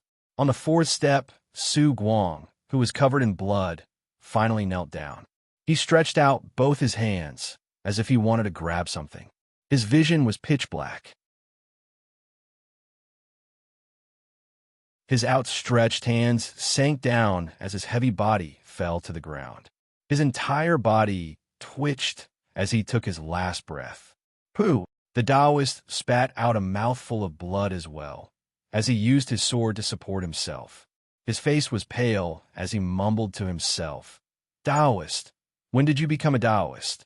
It's just that I killed a general and even had the king's life. I've suffered from the backlash. Outside King Lu's palace, the deputy general listened attentively. He could hear shouts of killing and the footsteps of the soldiers around him. His face fell as he pulled on the reins of his horse. Quick, let's go. The soldiers were all on high alert as they turned around and left. The entire group of them ran toward the army camp. As they turned a corner, they saw a wine shop in front of them. It was a place that the deputy general liked to frequent. However, he wasn't in the mood to do so now. He shouted, "Quick, quick!" Just then, the window suddenly opened wide, and a hoarse roar broke the uneasy silence. Shoot! The order was given. At that point, a sharp sound pierced through the air. Actually, the soldiers were prepared. However, they didn't have any shields or armor. Even if they were prepared, it would be useless. At that point, blood splattered everywhere. The deputy general was the target. 7 or 8 arrows pierced through his body, causing him to look like a porcupine. He fell off his horse and died instantly.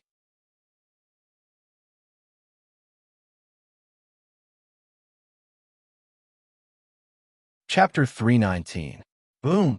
Cold rain fell from the skies, splashing onto the ground. Lightning flashed across the sky, illuminating the entire area.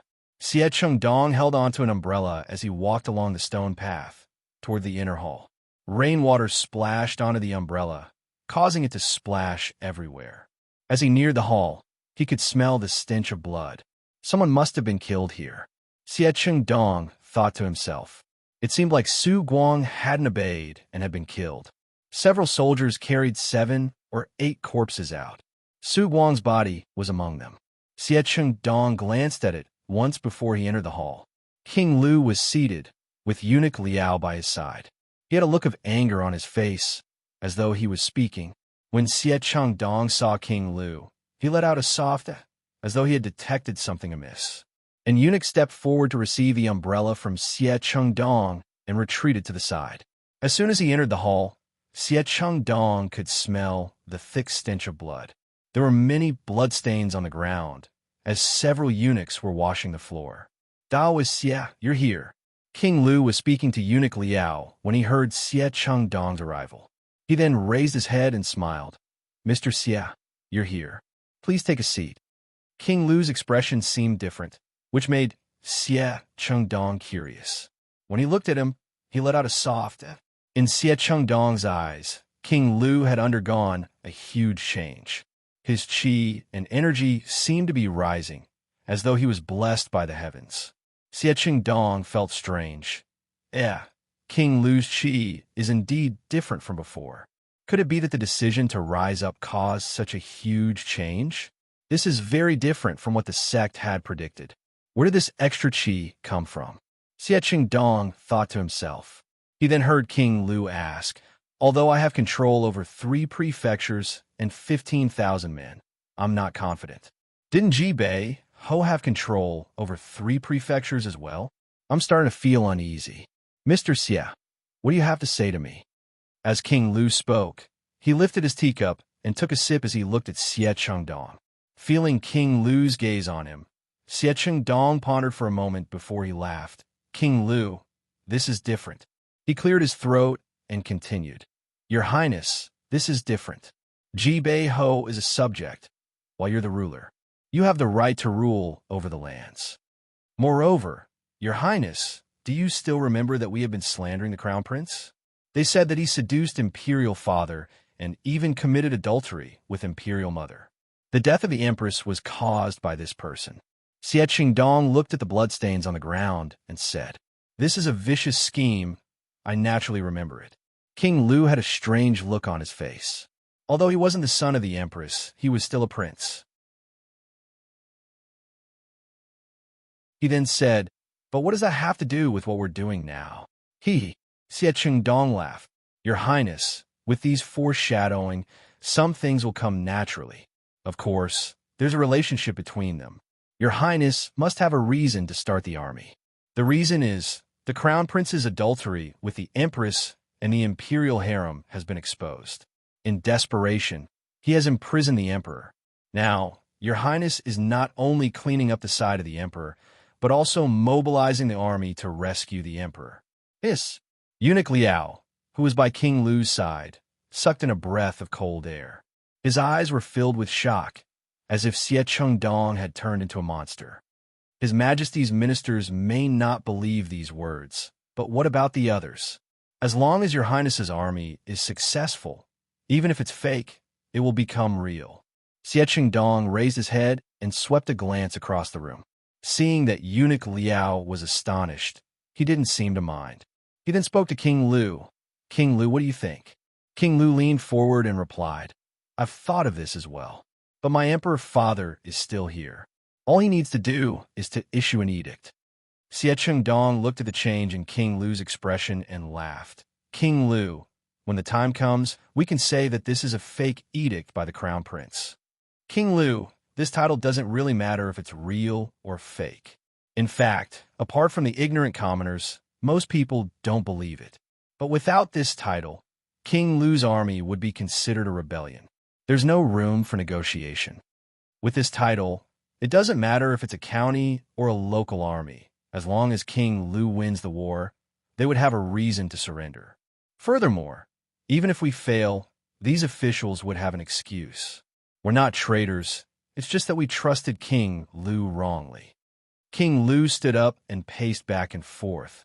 His expression was unreadable. Many things were easy to do, but when it came time to actually do it, it was extremely difficult. Eunuch Liao stood there with his hands by his sides as he looked at King Lu, waiting for his decision. Boom! Outside the hall, a thunderous sound rang out. Xie Qingdong couldn't help but frown. The rebellion should be carried out sooner rather than later. He stared at King Lu for some time and could tell what King Lu was worried about. "Your Majesty, the Emperor's health isn't good, and he might not be able to show his face in public. Besides, the arrow must be fired. If we kill Su Guang, there's no way out for us. The most important thing is this. Forgive me for saying something disgraceful. The various towns have been dissatisfied with the removal of the vassal state for a long time. The problem is that they don't have a reason to do so. What we're doing now is giving them a title. Once we have a title, some of the towns would respond to King Lu's call to attack the Crown Prince. This is beneficial to King Lu, but also detrimental. If King Lu succeeds, you could take advantage of this opportunity to become a dragon. But if you fail, you'll ruin the world." Xie Qingdong then continued. "Hence, whether or not we have a title and whether or not we use this plan are two completely different matters. This concerns the fate of the world and cannot be neglected. As for the specifics, I'll leave it to King Lu to decide." These words caused everyone present to be moved. King Lu paused before he raised his head. His eyes were bloodshot as he spoke. "Good. Let's use this banner. Also, didn't Ji Bei-ho say that he's following my orders? Then let's officially appoint someone as the Ji Country Duke. Let's see if he accepts it." Once he made his decision, King Lu acted decisively. "That's great." Xie Qingdong clapped his hands as he spoke. Many people didn't know the power of a title. Thinking back to when Han Xian was hailed by Xiao He as the unparalleled scholar of the nation, Liu Bang commented, "Every battle is a victory, and every attack is a victory. I'm not as good as Han Xian." After pacifying Wei, he defeated Dai and Zhao. He then proceeded to the north to subdue Yan. He led his troops to attack Qi and took down Linzi. He then annihilated Long at the Wei River. He then led 200,000 Chu soldiers to surround and annihilate the Chu army. He even forced Xiangyu to commit suicide. However, such a person was stripped of his military authority, and even his entire clan was wiped out. This world didn't have a Han Xin, but there were dozens of people who were similar to him. Once Ji Bei-ho received this title, he would be treated as King Lu's subordinate. In the future, if anyone wanted to fight against King Lu, they would have to bow down to him. This was needless to say. Capital City, Imperial Palace, it was early summer, and the afternoon sun shone down upon the land. The trees were green, and the roof tiles were yellow. The clouds were white, and the walls were red. Birds flew past and left their shadows behind. The entire place was filled with life, and the trees were green. The palace maids had changed into thin dresses, and the eunuchs were bustling about. Sleeping quarters, several rows of imperial guards were patrolling and changing shifts. Several eunuchs stood by the door, waiting for orders. The crown prince led a few officials to the West Hall to receive their meals. Gusun didn't speak a single word during the meal. The few eunuchs served the crown prince attentively, but none of them had the mood to do so. After a few mouthfuls, they were done. The crown prince then brought his men to the outer chambers. The bookshelves were arranged in a picturesque manner, and there were layers upon layers of yellow curtains. The corridors were filled with palace maids and eunuchs. The crown prince didn't look at the outer chambers and entered the sleeping quarters to serve the emperor. The emperor was lying on his bed, and his face was pale. He coughed from time to time. The crown prince served the emperor carefully and spoke softly. "Emperor Father, Yuan County and Peaceful Lake County have been pacified. The rebel army has been weakened and will be eradicated in a matter of days. Please rest and recuperate. The imperial court and your son still depend on you." Looking at the old emperor, the crown prince felt a sense of sadness in his heart. He picked up some good news and told it to the emperor. However, this was the truth. He then told the emperor everything that had happened in Ing Prefecture. He then bowed down and waited for the emperor's orders. Cough, cough. The emperor stood up, and the crown prince hurriedly helped him up. The emperor then sat up and said, "This news is not bad. I am old, and my body is getting weaker and weaker. My energy is getting weaker as well. You shall stay by my side and manage the government affairs. In the future, if there's any military situation and my energy is getting weaker and weaker, you can make your own decisions. However, you have to discuss it with the other officials." Crown Prince, although these officials are not pure officials, they are people who have been through thick and thin. There's no harm in listening to their opinions. "Yes, your son understands." The Crown Prince agreed. The emperor thought for some time before saying, "It's just that Pei Ziyun is a Taoist and should not be placed in an important position. Taoists are outsiders after all." Hearing these words, the Crown Prince paused, as if he didn't know how to explain himself. He then said, "Yes, your son understands."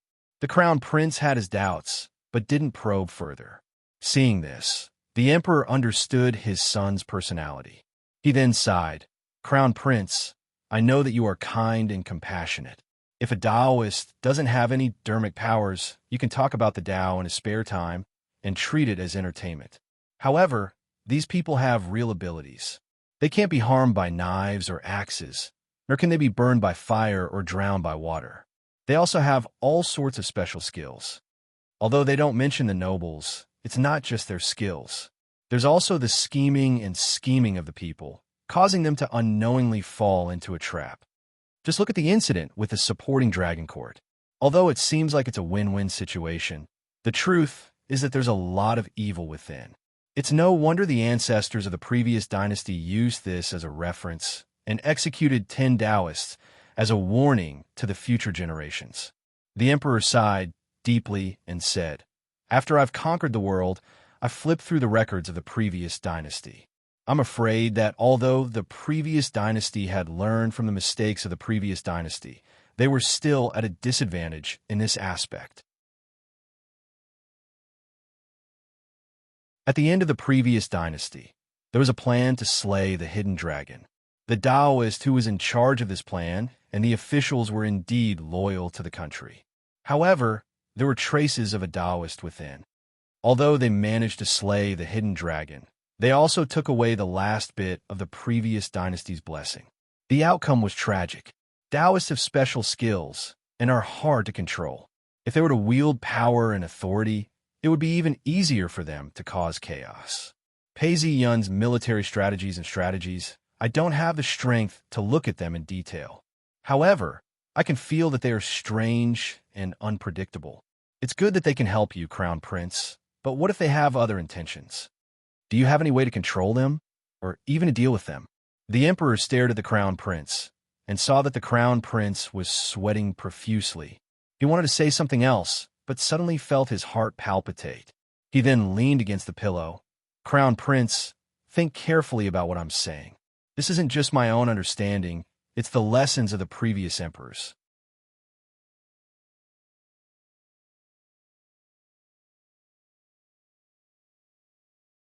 Chapter 320. As he spoke, the sun started to set, and a gust of wind blew in. The emperor looked at it and said, "It's getting late. I know that you bestowed the title of true sovereign to Pei Ziyun. This is a rare gift from a Taoist, but it's nothing to the imperial court. Actually, when the Mandarin prefecture is over, I'll summon this Pei Ziyun to the capital and take a look at him. If he's still suitable, I'll bestow him the title. If he can't, I'll bestow him the title. However, I want him to be a true sovereign in the netherworld. Don't feel that it's a pity. There are so many talented people under the heavens. Which ruler hasn't killed a genius before? If you kill a wrong person, then so be it. Don't think too much about it." And, yes, the Crown Prince was speechless as he kowtowed deeply. Just as he was about to take his leave, hurried footsteps could be heard. Someone entered the room and slammed onto the ground. He didn't even get up as he kowtowed. "Your Majesty, something bad has happened in Qin Prefecture. King Lu has rebelled and accused the Crown Prince." The Crown Prince, what? Speak. The Emperor sat up immediately, staring at him as he shouted. The eunuch who had reported the news knelt on the ground and kowtowed. "Your Majesty, King Lu has accused the Crown Prince of committing adultery, imprisoning you, and using his power for his own ends. He's tried to get rid of the Emperor. Unfilial son, how dare you?" The Emperor was enraged as he slammed the side of his throne. Blood rushed to his head as his face turned red. After some time, he spat out a mouthful of blood and collapsed on the ground. "Your Majesty." The Crown Prince and the people around him rushed forward and helped him up onto the throne. The Crown Prince was shocked as he shouted, "Quick, summon the imperial physicians." Before long, several imperial physicians rushed over to check his pulse. One of them looked at him and said, "Your Majesty is in a moment of agony. It won't be too serious." "Then why don't we treat him with medicine?" The Crown Prince shouted. Qibei Prefecture, the sky was filled with dark clouds, which made people feel uncomfortable. Jibei Ho's army was densely packed, and it looked like there were 40,000 of them. However, the attacks of Jibei Ho's army were getting weaker and weaker. Recently, the battles had been sporadic, and the soldiers guarding the city were starting to relax. "Speak. Is it time for Jibei Ho to retreat?" A soldier said as he moved some items forward. Another soldier was slightly older. His face was dark and wrinkled. When he heard what the soldier in front of him said, he turned around and looked down the city. From afar, he could see Jibei Ho's camp. Under the rays of the sun, Jibei Ho's camp seemed to have quieted down. He smiled and said, "That's right. It looks like the traitors of the Ji army won't be staying here any longer. There wasn't any war at first. With a wife and children by my side, how comfortable would that be?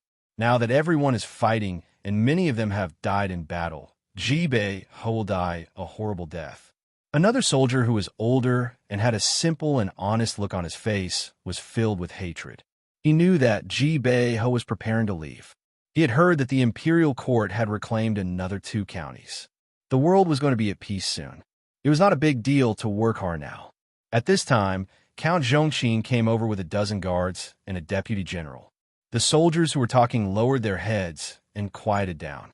Count Zhongqin watched from the top of the city. He could see that there were soldiers who were preparing tools such as salt, stones, and kerosene. They were prepared to defend against any sneak attacks from Jibei Ho. Seeing all these preparations, Count Zhongqin nodded his head. Well done. When the deputy general heard Count Zhongqin's praise, his face revealed a smile. Thank you for your praise, Count. However, these are your orders. How would we dare to be negligent? Count Zhongqin nodded his head. You've done your best to be on guard. That's a good thing.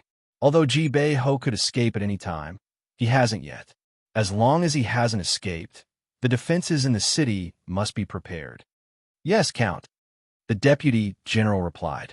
How many times has Jibei Ho attacked? Count Zhongqin asked. The deputy general hurriedly replied. Count, Jibei Ho initially attacked 7 or 8 times a day. Then he attacked 3 times a day. Now, he's attacked once a day. It's been 2 days since he last attacked. I've noticed that there's less smoke coming from the camp. That's not surprising. Our army has a city, and yet we've lost 5,000 men. Jibei Ho has lost at least 10,000 men. Count, Jibei Ho is getting impatient. He won't be able to hold out for much longer. Count Zhongqin stopped and looked at Jibei Ho's camp. Smoke was rising from the chimneys, and the soldiers below were still training. The sounds of battle shook the heavens. What a strong army. Jibei Ho was my comrade in the past, and was very capable. Who would have thought that he would turn into a traitor? Clouds drifted across the sky, casting a shadow on the ground. Count Zhongqin sighed. The deputy general didn't reply. After some time, he replied, Count, traitors have their reasons.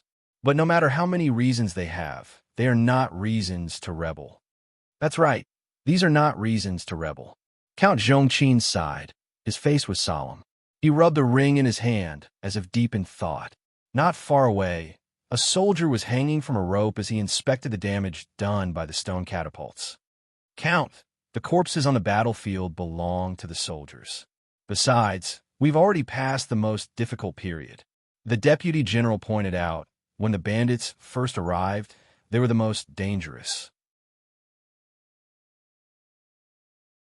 At that time, the city was in danger several times a day. But now, unless there's a sudden change in the situation, the bandits will not be able to threaten our city. Now, the bandits can only escape back to the city. They can still live for a period of time. Don't think that they're still training and the killing intent is still there. But if we fight for a period of time, the entire camp will collapse. Hearing the deputy general speak, Count Zhongqin looked at the camp. Although it was still intact, it was no longer as sharp as before. He then laughed. Yuanan County and Peaceful Lake County have been pacified. Jibei Ho is at the end of his rope. Once the main army arrives, they will be able to attack from the inside and destroy the bandits in one fell swoop. The war will finally be over, and we can return to the capital in triumph. Haha, it's all thanks to Count's good fortune. The deputy general spoke. Count Zhongqin laughed. Your flattery is too much. You should say that it's all thanks to the imperial court and the emperor. Ha! Count Zhongqin and the deputy general both burst out laughing. The war was about to end, and both of them heaved a sigh of relief. The sun shone down on the city walls. Count Zhongqin turned around and was about to return to his mansion when he saw Jibei Ho's army. Dozens of soldiers and horses galloped out, causing the soldiers on the city walls to be on high alert. The cavalrymen rushed out and shouted out, Listen up on the city walls. I've received orders to inform you that the crown prince has killed his own mother and caused chaos in the palace. The emperor has already issued an imperial edict to arrest him, but he has imprisoned the emperor. Now that King Lu has returned to the capital, he has officially been conferred the title of Ji Country Duke. Some cavalrymen shouted out, We're not rebels. We're here to protect King Lu. If you surrender now, you can still live. If not, King Lu will return to the capital. You're all traitors, and it's too late for regrets. As soon as these words were spoken, Jibei Ho's army shouted out, Cleanse the emperor's side, get rid of the villains, support the virtuous officials, and rule the world. Long live King Lu, long live King Lu, long live King Lu. Jibei Ho's army shouted out, causing the entire crowd to tremble. The morale of the soldiers was greatly boosted. Atop the city walls, the soldiers looked at each other in dismay. Count Zhongqin's expression changed as his face turned red. Shameless, extremely shameless. Quick, send a messenger to contact the imperial court. See if King Lu has really rebelled. Count Zhongqin ordered as he glared at the crowd below the city walls. The deputy general quickly went to send a messenger. Without much time, he whispered to Count Zhongqin, "Count, things aren't good. King Lu has really rebelled. Bastard, shameless, despicable." When Count Zhongqin heard this, he cursed out. It wasn't clear if he was cursing King Lu or Jibei Ho. The army marched forward, and the road ahead was so long that one couldn't see the end of it. The sun shone down upon them, bringing with it a sense of warmth. By now, 7 days had passed, and the army had gotten plenty of rest. Pei Ziyun had also killed the officials who resisted him and confiscated their houses. He had also rewarded them handsomely. Many people were calculating how much they would be rewarded if they won the next battle. Furthermore, because they had won so many battles, many of the new soldiers had regained their confidence and were no longer as fearful as before. As the army marched, they didn't march in formation. However, they were divided into battalions. In the middle, there were cavalry patrolling the area so that they wouldn't mix up. The battalions marched forward one after another. The sentries were spread out far and wide, reporting the situation around them. At this point, behind the carriages, a Taoist official whipped his horse and rode forward. As he neared, there was a commotion among the crowd.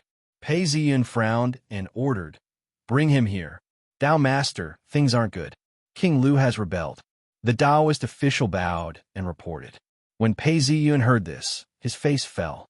Although he had expected this, he was still shocked when he saw it happen. The Taoist official continued to report, "Tao Master, King Lu has declared that he will purge the emperor of all his followers. Get rid of the vile people, support the virtuous officials, and rule the world." His army is now pointed at the crown prince. The Taoist official's face turned pale. He even said that the crown prince killed his own mother and caused chaos in the palace. The emperor has already issued an imperial edict to arrest him. The crown prince has imprisoned the emperor, and any future edicts he issues are fake. King Lu is calling for the entire nation to respond. Hearing these words, Pei Ziyun's face fell. He thought about it carefully and understood everything. This wasn't just a ploy by King Lu himself, but a ploy by all the other towns. Vicious, this is a vicious ploy. Pei Ziyun paused for some time before rubbing his waist and sighed. This ploy must have been devised by Xie Chengdong. It's extremely vicious. Isn't he afraid of the wrath of the heavens? Tao Master, Count Zhongqin has sent a message. King Lu has conferred Jibei Ho the title of Ji Country Duke. The morale of the Ji army has been greatly boosted. The Taoist official continued to report. Pei Ziyun froze as he pondered. All of a sudden, a vicious look appeared on his face. Jibei Ho, this is just a shot in the arm. It will temporarily restore the morale of the army. However, a shot in the arm will never be able to replace the loss of the army, nor will it be able to replenish their strength. Besides, even if King Lu rebelled, he's thousands of miles away. How can he support Jibei Ho's troops? All he can do is support him verbally. If Jibei Ho manages to intimidate him, he might be able to catch his breath. Men, the direction of the army remains the same. Continue to march towards Qibei County. I want to see, Jibei Ho, will you fight me to the death, or will you retreat from the city? If you retreat to the city, I will immediately surround it and take down the remaining 2 counties. When that happens, we will be able to catch a turtle in a jar. It's just that it will take some time. You're tuning in to the Warrior Lore YouTube channel. Don't forget to subscribe and join us on this journey to catch the most captivating stories.